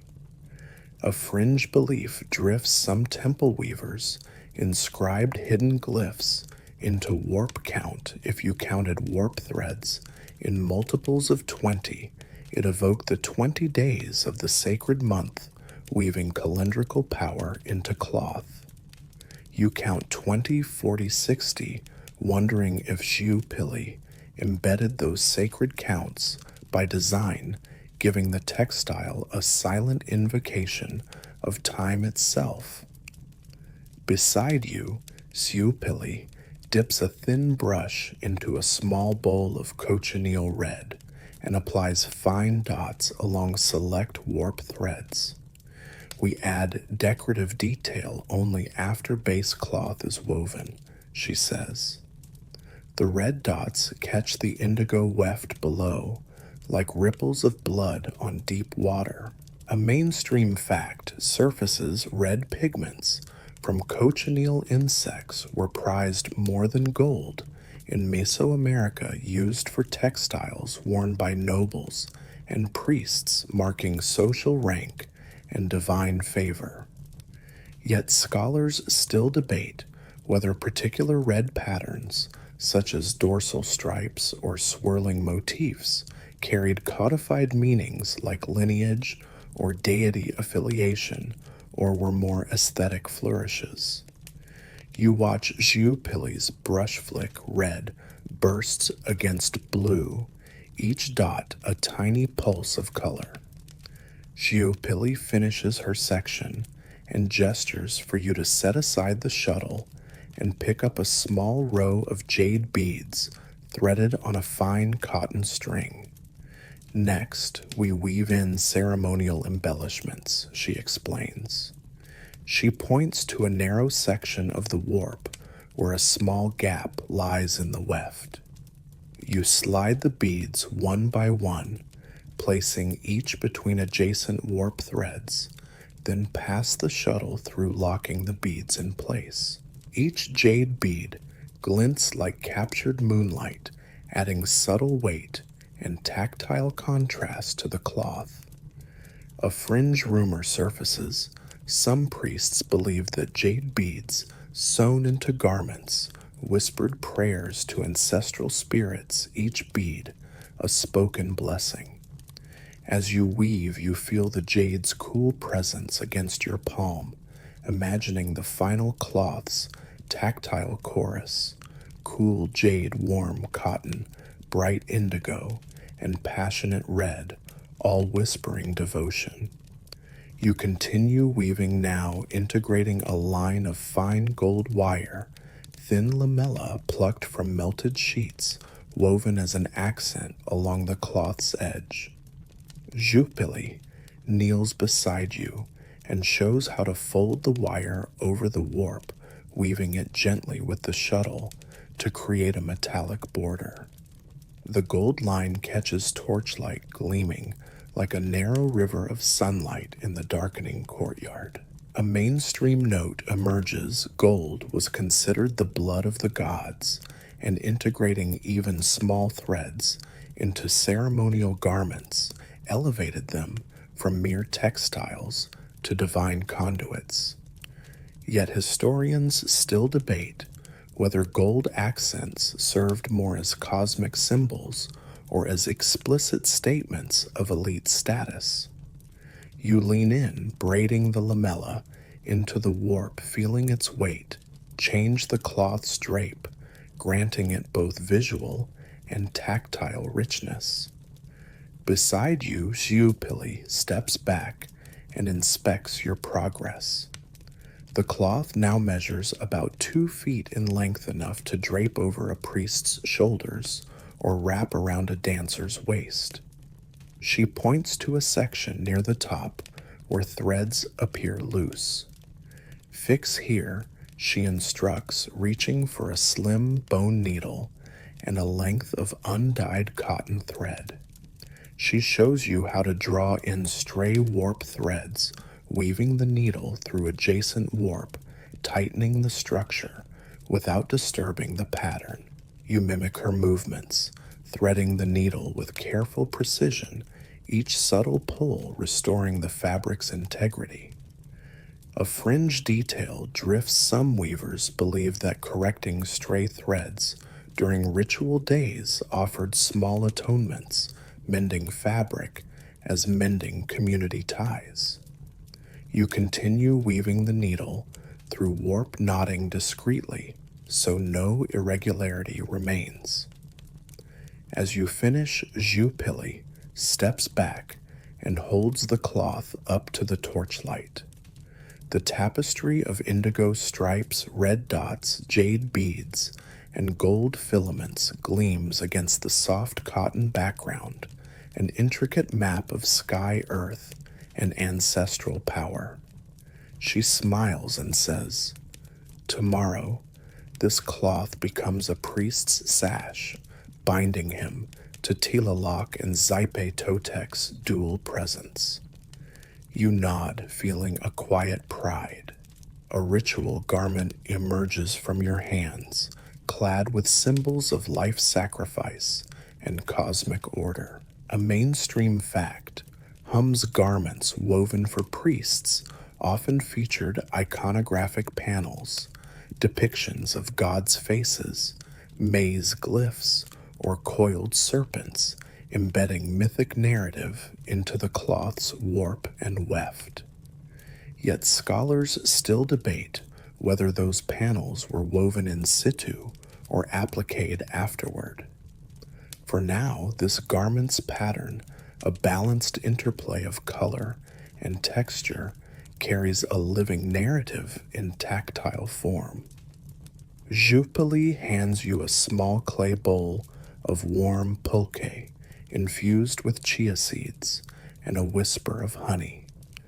We rest now, she says.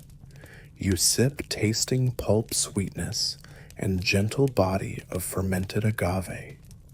The warmth spreads through your chest as though the garment you wove lives within you, binding breath and fiber in shared devotion.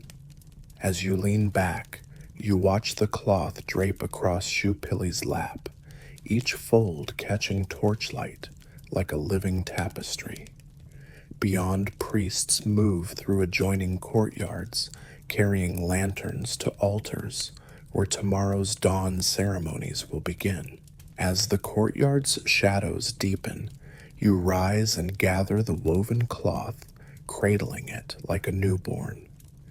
Jupili places a gentle hand on your shoulder and says, let its threads guide your rest, each fiber a path to dream of maize blossoms. You nod, feeling the cloth's weight steady your breath. As you step away, the courtyard's hush follows you, shuttle clacks echoing faintly in your mind, and you carry that woven tapestry, a living embrace of sky, earth, and flame, into the hush of night. Tonight, let the rhythm of shuttle and warp weave through your thoughts, each breath a beat echoing the loom's song, guiding you into restful slumber. Imagine the cloth draping a priest at dawn, its beads catching sun, its gold filaments glinting like stars, binding mortal and divine in a tapestry of devotion. You slip into a sunlit courtyard where a gentle breeze carries the faint, briny tang of evaporating water and the distant call of waterfowl. Before you, terraced salt flats stretch out like pale mirrors under the sky, each shallow basin reflecting the golden light of early morning.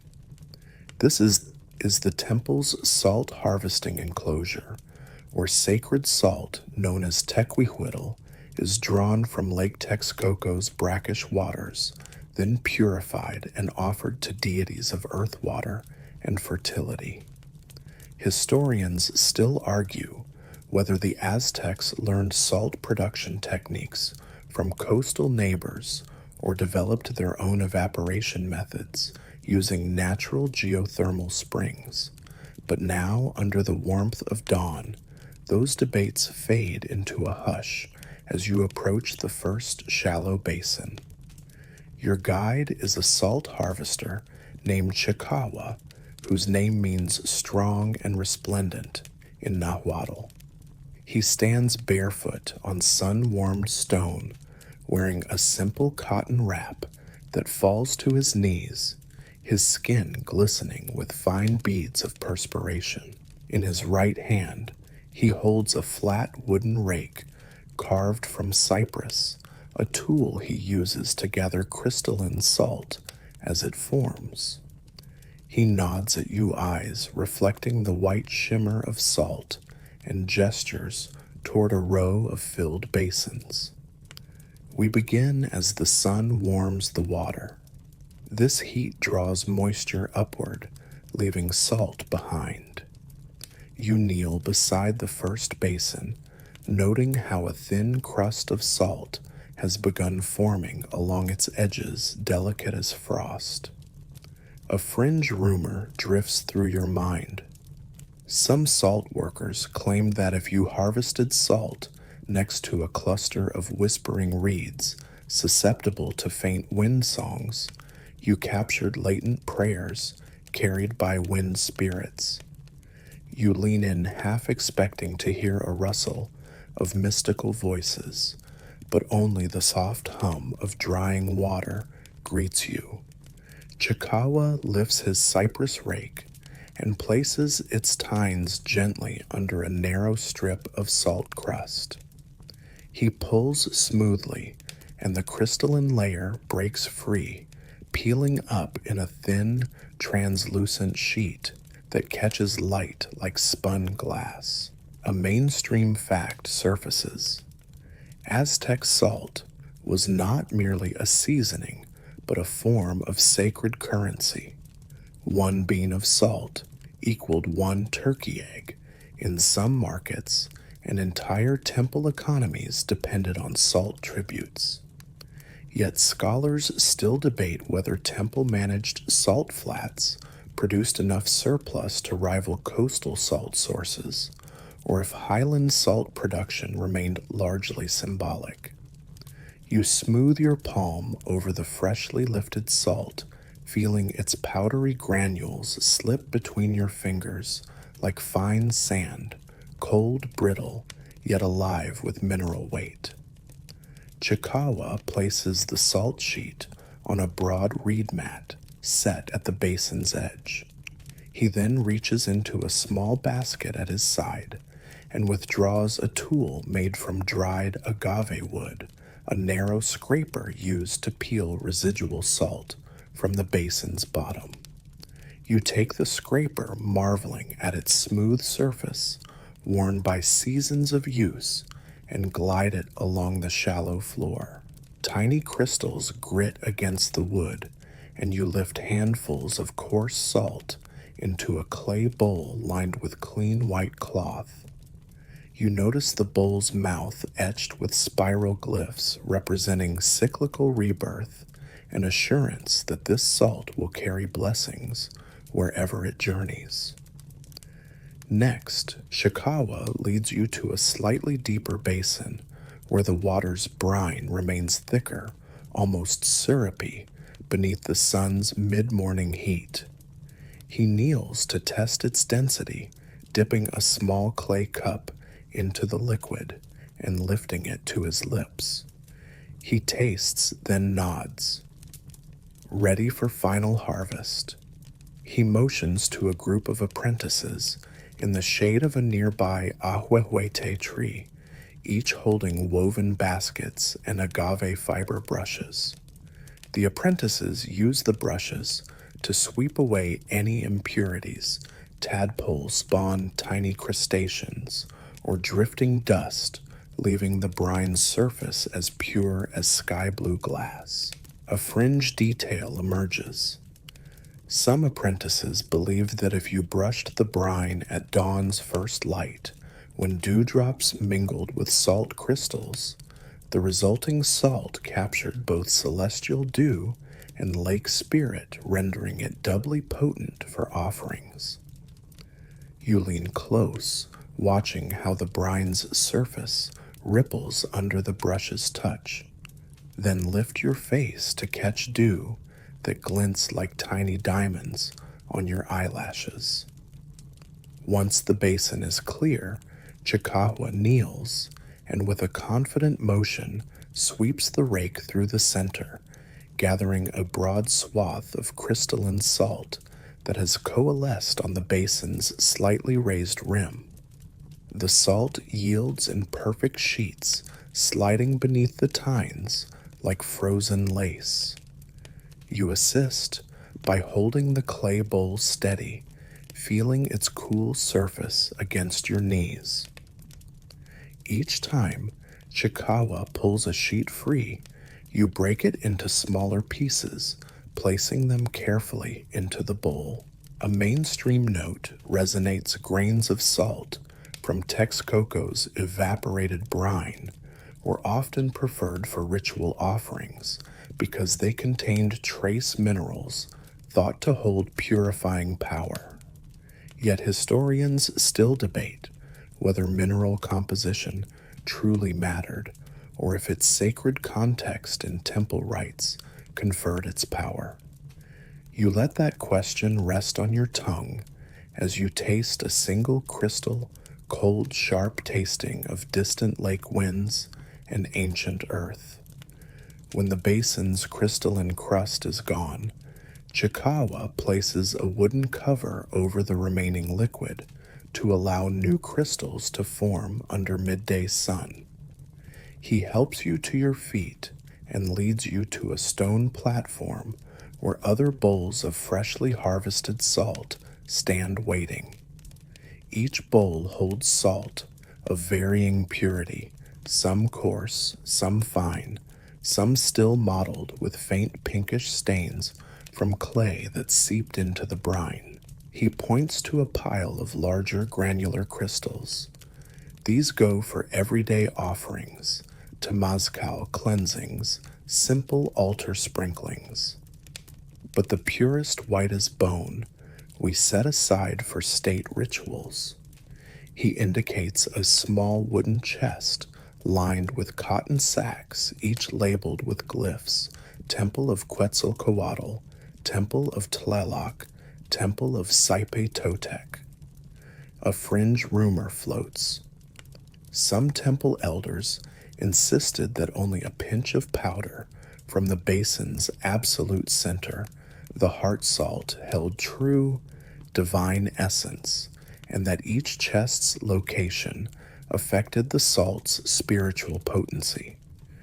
You imagine placing crystalline grains in cozy sacks, each one whispering a secret bond between temple and deity. Next, Chikawa hands you a shallow reed basket lined with fresh agave leaves. He says, "Now we dry and sort." He places each bowl's contents into the baskets, mixing gently to separate pure crystals from coarse chunks.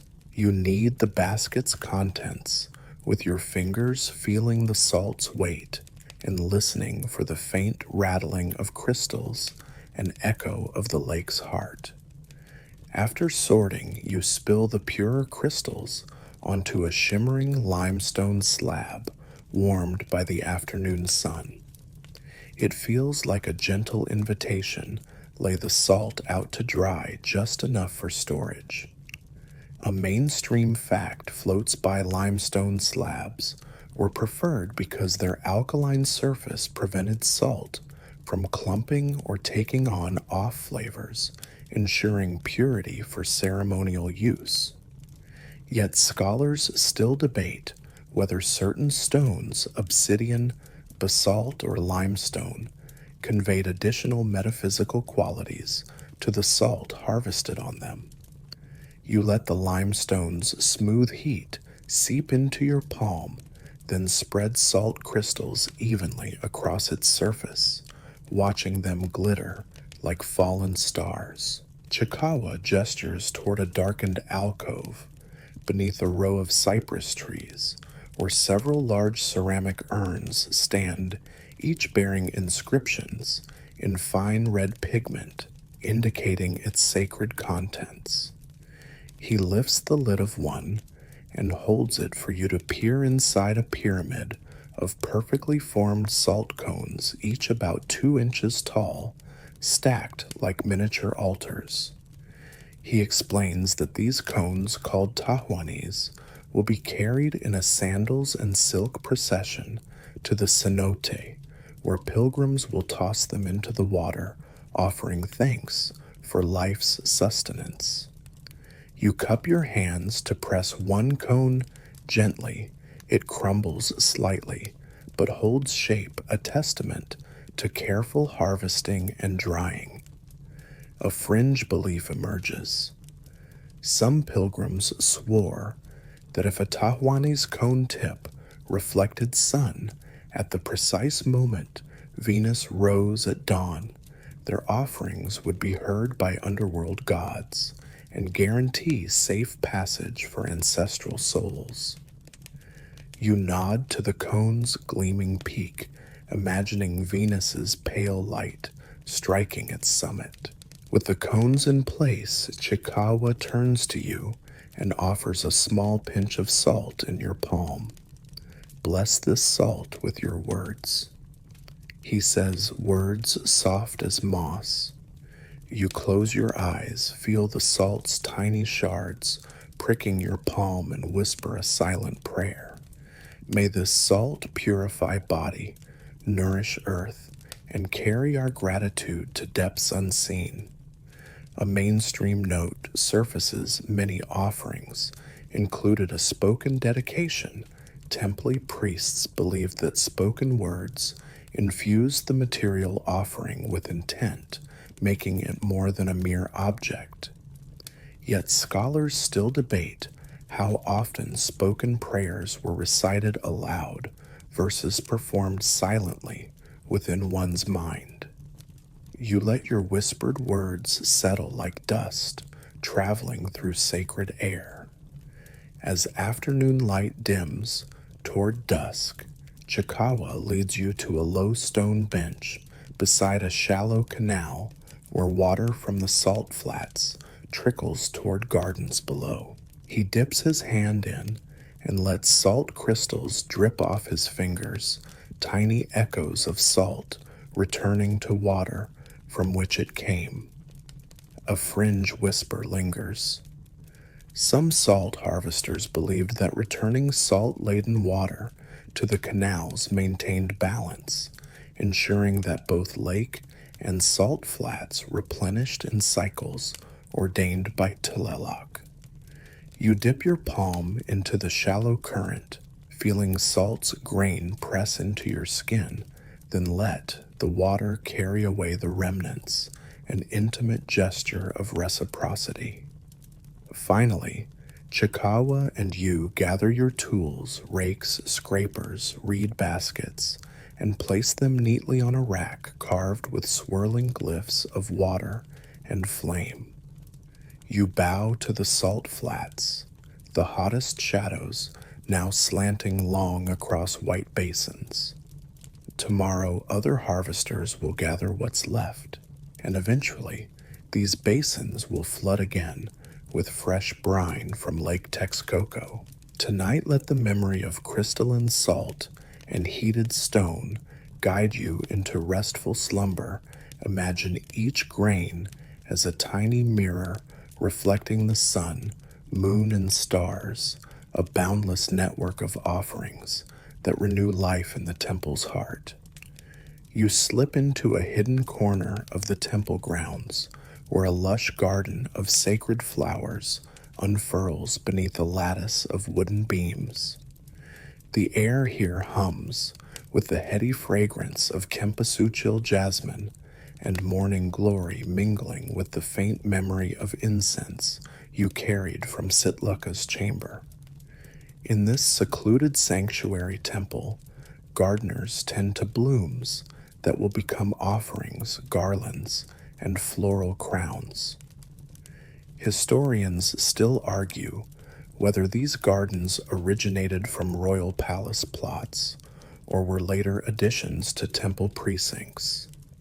But now, as you step onto the soft earth, you sense that centuries of petals rest beneath your feet, each one a silent prayer awaiting its moment. Your guide is a gardener named Xochipilli Flower Prince in Nahuatl, who kneels beside a low stone trough of water where freshly cut blooms float like jewels. He wears a simple linen tunic splashed with yellow and orange pigment, evidence of crushed petals from this morning's toil. He stands and greets you with a nod, then offers you a broadleaf of papaya to wipe your hands. You do so inhaling the fruit's faint tropical sweetness and notice the garden's layout rows of marigolds, rows of calendulas, and clusters of fragrant orchids tucked beneath ferns. A fringe rumor drifts. Some gardeners whispered that orchids grown near ancient cypress trees held greater spiritual potency, their roots absorbing whispering ancestral voices. You brush a finger over a glossy orchid petal, half expecting to feel a faint murmur under your skin. Xochipilli beckons you to a wooden bench where bundles of freshly harvested petals lie waiting bright, cempasúchil deep purple morning glory and pale pink ticomate blossoms. We begin with garlands for the morning ritual, he says, voice soft as moss. He picks up a length of thin cotton cord and hands it to you. He shows you how to fold a marigold petal around the cord, piercing it gently with a small bone needle to secure the petal in place, then threading a second petal beneath to create a continuous chain. You lean in, adjusting your posture so your spine remains straight, and follow his movements. Fold, pierce, thread, slide.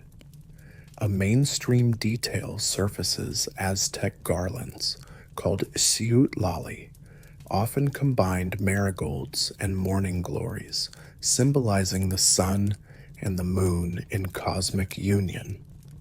Yet scholars still debate whether specific color combinations held strict symbolic rules or if gardeners exercised personal artistry. You let that tension settle as you push the needle through a second petal, feeling the soft resistance of its cells splitting. The garland begins to grow a bright ribbon of gold and purple.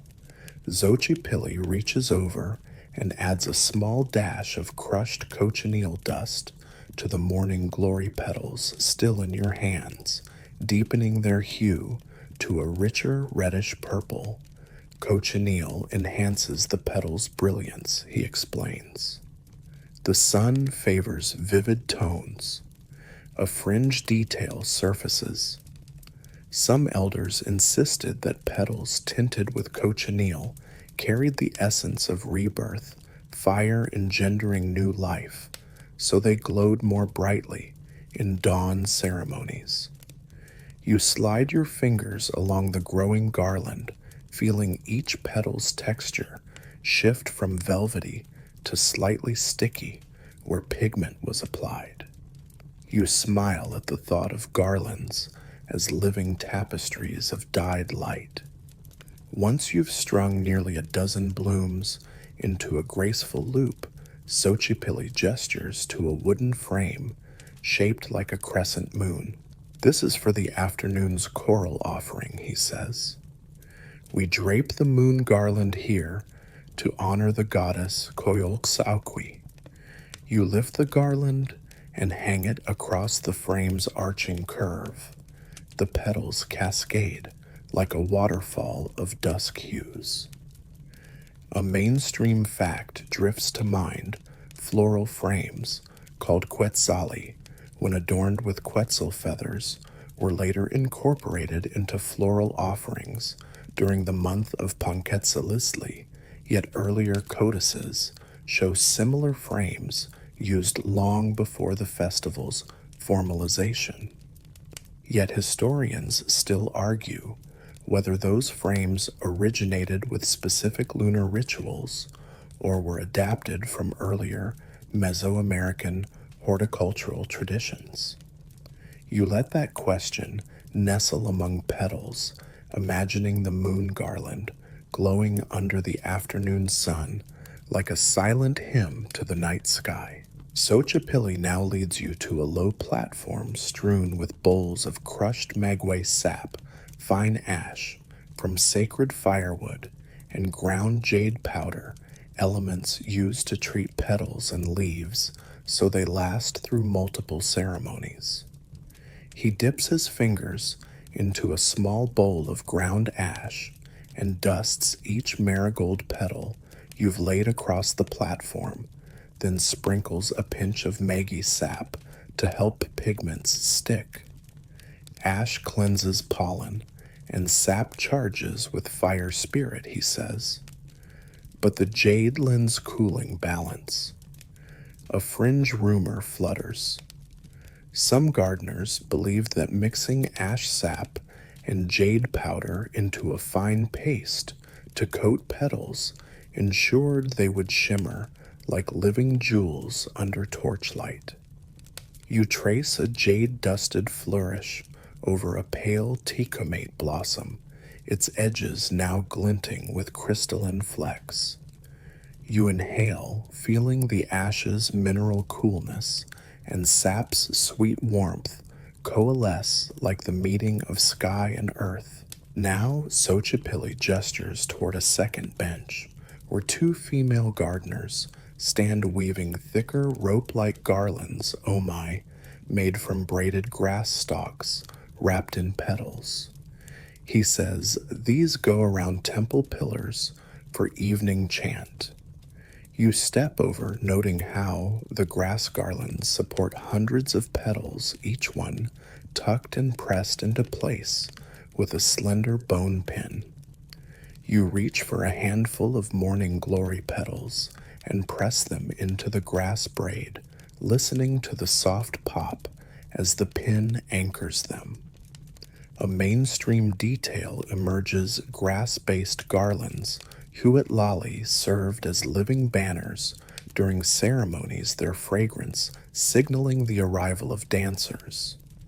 Yet scholars still debate whether these grass garlands formed patterns such as serpents or eagles, or if their shapes remained more free-form. You adjust your placement of petals to follow a subtle spiral pattern, imagining how the garden's rhythm flows into the temple's stone walls. As you work, a distant hum of drums rises, perhaps Yaosihuatl's evening practice heading your way. You pause to listen, drum beats soft at first, then building into a gentle crescendo. A fringe belief drifts. Some petals were said to quiver in time, with drum resonates as though flowers danced to invisible rhythms. You press a tecumate blossom into the grass braid and feel a gentle trembling beneath your fingers, as though the petal itself resonates with distant drum pulses. You glance at Xochipilli, whose eyes reflect a knowing glow. He too senses the garden's pulse, aligning with temple rhythms. Beside you, Xupilli's woven cloth, made yesterday, hangs draped across a low branch, catching the garden's flickering light. You remember that cloth's jade beads and gold accents, and now imagine how a floral garment might pair with its woven counterpart during dawn rites. A mainstream note surfaces: temple botanists sometimes stenciled flower motifs onto cloth before weaving to ensure precise patterns echoed real petals. Yet historians still debate whether stencils were widespread or confined to special workshops. You let that settle as you tuck a bright red petal into the woven cloth's fringe, sensing how living blooms and woven threads merge to create a unified fabric of ritual significance. A small group of children appears at the garden's edge, giggling as they chase butterflies flitting among the blooms. A fringe story emerges: gardeners once trained young apprentices to catch butterflies with silk nets during midday, believing that if a butterfly settled on your head, it signaled a direct blessing from Xochiquetzal. You watch as one child lets a pale yellow butterfly alight on her hair and close her eyes in quiet reverence. You smile, letting the garden's living tapestry petals, butterflies' children, echo deeper within your chest. Xochipilli now guides you to a low stone altar set beneath a spectacular hibiscus arch. The altar holds small clay cups filled with distilled floral waters, lavender, rose, and ylang ylang, used to anoint flower garlands before presentation. He dips a feather brush into pale lavender water and gently sweeps it across the garland you draped earlier on the crescent frame. The air immediately hums with floral dew, each droplet refracting torchlight like liquid gemstones. A mainstream detail hums floral distillations. Exochiekamatl were sometimes used in healing ceremonies believed to carry soft, restorative energies. Yet scholars still argue whether distillation techniques came from Nahua pharmacopeias or were influenced by contact with Mesoamerican southern cultures. You let the aromas swirl through your senses, tasting faint sweetness on the breeze. Finally, Xochipilli presents a small petal-strewn basket to you, a flower mirror offered to Coyolxauhqui, goddess of the moon. The mirror's base is a thin circular sheet of polished mica set within a wreath of white and pale blue petals that catch moonlight like a silver lake. He says, "This will rest beside the moon garland at dusk, reflecting her face back to the night sky." You lift the basket and hold it gently, feeling the cool mica's smooth surface beneath soft petals that tremble like living eyelashes. A fringe rumor drifts. Some moon priests claimed that if a mortal gazed into a detached flower mirror under a full moon, they might glimpse ancestral dreams, though accounts become fanciful at edges. You don't test that claim, but hold the mirror aloft, imagining how its petals will glow when moonlight spills across their edges. As you step away, you see garlands draped on pillars, floral frames glowing on wooden stands, and baskets of petals awaiting tomorrow's dances. The garden's hush deepens as twilight descends, and you inhale one final breath of floral dew, feeling petals settle into your lungs like whispered lullabies. Tomorrow you will join Sitlaka in incense chamber before sunrise, carrying these garlands into fire-lit rituals.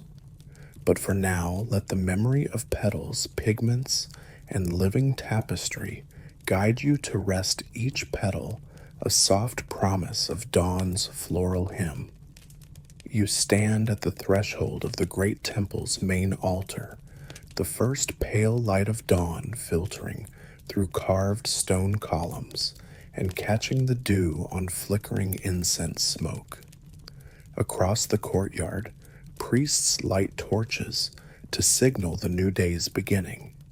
You feel the weight of countless tasks you've performed, chanted hymns, painted codices, kneaded rubber, weaved cloth, harvested salt, carried fish, forged blades, arranged garlands, all converging into this singular moment. As you step forward, the mosaic of offerings laid out before you seems to pulse with living energy, pulsing drums, quivering garlands, gleaming blades, crystalline saltfish glistening in shallow bowls, and rows of jade beads threading through violet-colored cloth.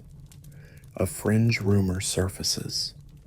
Some temple elders whispered that if you gathered all these offerings from every corner of the temple grounds and placed them together at dawn, the gods themselves would appear in the morning mist to witness your devotion. You inhale deeply, tasting the mingled scents of sweet chocolate, smoky incense, floral waters, and damp stone, a sensory chorus that grounds you in this holy now. Your guide. High Priest Tozcatl stands beside the central altar, draped in ceremonial cloth woven with jade beads and gold filaments. He wears a headdress of quetzal plumes, their emerald hues shimmering a promise of divine favor. He greets you with a nod and gestures toward a shallow basin filled with pulque, infused with orchid petals. Begin with this, he instructs, so your voice will carry through smoke to Quetzalcoatl. You lift a small clay cup of the frothy brew, feeling its gentle warmth bloom in your chest. A mainstream fact emerges. Pulque was considered the drink of the gods, often served at dawn to accompany solemn offerings symbolizing the fertility of earth and the generosity of divine waters. Yet scholars still debate whether pulque's primary function was spiritual communion or a pragmatic way to sustain priests through long ceremonies. You sip, letting the sweet, effervescent drink slide across your tongue as you step toward the incense brazier. Before you, Sitlaka tends the incense, a gentle smile on her face as she fans slow spirals of copal smoke. She hands you a fresh pinch of copal resin. Offer this, she says, so smoke carries your prayers upward. You hold the resin between your fingers and tilt your head, allowing a thin ember from the brazier to ignite it. White-blue smoke curls upward, twisting into the rising sun like living glyphs. As you exhale a silent prayer, you feel the smoke swirl around you, an intimate veil between mortal and divine. A fringe belief drifts some temple mythmakers claim that copal smoke could reveal hidden paths through the underworld if you watched its patterns for long enough, veering off in shapes that corresponded to ancestral spirits. You let that thought settle, focusing instead on the immediate hush of inhalation and release, feeling your heartbeat align with the incense's silent rhythm. Next, you step to the woven cloth draped across a stone bench. Its indigo stripes, red dots, jade beads, and gold accents glowing softly in the dawn's light.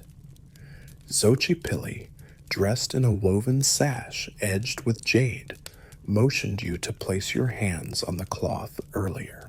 Now you kneel before the bench, tracing each motif with reverent fingertips, the diagonal patterns, the hidden glyph-like stitches that count sacred days, the gold wire catching torchlight. A mainstream detail surfaces priestly garments, often incorporated iconography of maize and serpents, symbols of life and cosmic order, to ensure that the wearer became a living embodiment of divine will. Yet historians still debate whether these garments functioned primarily as protective armor against malevolent forces, or as visual prayers woven into every thread. You smooth the cloth's edge once more and rise, letting its presence cool your chest before proceeding. To your left, a row of salt cones, tawanis, stand on a carved stone plinth. Next to them is a small plate of maize cakes drizzled with chili sauce, and another of fish fillets steamed in agave leaf wrappers. You lift a handful of crystalline salt and sprinkle it across the maize cakes, white shards melting into bright orange pepper and warm masa. A fringe anecdote swirls. Some cooks insisted that if salt grains landed on maize kernels in a specific spiral pattern, it signaled that gods accepted the offering for a bountiful harvest. You notice salt crystals forming tiny patterns on chilly dusted maize, and you send a silent nod to the earth gods in thanks. Next, you lift a silver fish fillet, its skin glinting like moonlit water, and press it gently onto a swath of fresh cabbage leaves lined with lavender-scented atole paste. You remember Toctli's words about fish offerings representing life, renewed by water, and you whisper, "May this flesh honor Chalchutlakui before placing it on the altar." Your breath catches as you reach for the ceremonial blade, resting in its coiled serpent stand. You draw the blade, its edge gleaming under torchlight, like a promise of dawn. You feel the engraved serpent coiling toward the sunburst motif near the hilt, each scale a testament to Tlalkiotl's devotion in forging, and you in painting and quenching. A mainstream note hums blades used in temple offerings, sometimes carved maize stalks or flesh of sacrificial animals during ceremonies symbolizing the severing of life to sustain cosmic balance. Yet scholars still debate whether metal blades ever cut sacrifices or if obsidian knives remained the primary sacrificial tools. You press the blade's edge against a small ribbon of maize, scoring just enough to create furrows, then lift the blade to let a thin wisp of corn kernel dust fall like confetti onto the altar. You exhale, releasing tension from your shoulders as the blade returns to its stand. Above you, the arches of the temple's stone columns burst into morning light as the sun crests higher. A chorus of chants rises from the priests gathered around the altar, voices woven together in second-person invocation. You greet the sun, you greet the moon, you greet the earth's heart. You remember Moctezuma's instructive voice guiding acolytes in earlier chants, and you join in softly, letting your voice rise in unison. A fringe belief floats by some elders swore that when enough priests spoke in perfect harmonic resonance, the earth itself pulsed with energy, each word a breath in the living body of the temple. You close your eyes, feeling that pulse resonate in your chest, weaving into the rhythm of sandals sliding on stone and distant echoes of dancing feathers. After a moment, the chanting softens. The priests bow and step back, making space for offerings to win their way across carved channels in the altar's base. Molten honey drips from a small bowl onto the salt-lined fish, its candied sweetness glinting like captured sun. A mainstream fact surfaces. Honey was often used in sacred offerings to ensure that offerings glowed with divine sweetness, signifying the temple's hope for abundant bounty. Yet historians still debate whether honey's use was primarily symbolic or also recognized for preservative properties in arid climates. You lean forward and brush a fingertip through the honey dripped onto salt crystals, tiny islands of evaporating dew, tasting a fragment on your tongue. Its sweetness blooms on your palate, anchoring you in the morning's promise. Finally, one priest steps forward with the flower mirror cradled on a woven cloth. The mirrored surface catches the first full rays of dawn, reflecting light in fractal patterns across the altar stones. You watch as the priest lifts the mirror, angling it so that morning's light dances across Quetzal feathers in the headdress worn by Tozcatl. A fringe story flickers. Some priests claim that when a new mirror captured dawn's light on a full moon's eve, The reflection bridged mortal sight with ancestral realms, though no one quite agrees how many nights to count. Tonight, though, the mirror's simple shimmer is enough. You feel a gentle hush settle over you as the dawn reflection catches on jade beads, gold filaments, and sacred salt. Tozcatl steps to the altar's edge and raises his voice. Today, as dawn touches our offerings, we honor the gods who grant life, who control waters, who guide the sun's path, and who hold sustenance in every seed and feather. His words roll like gentle thunder across the courtyard, and you sense every person, every breath, every flutter of feather fall into sacred harmony. A mainstream detail emerges. Such dawn ceremonies often marked the beginning of temple festivals, uniting pilgrims, priests, and artisans in a single tapestry of devotion. Yet scholars still debate whether these festivals followed a strict calendar or flexed according to celestial omens and seasonal variations. You let that tension rest as you focus on Tozcatl's voice and the hum of countless hearts in unison. As the final echo of his invocation fades, you feel a soft hand on your shoulder. It's Moctezuma, his face alight with quiet pride.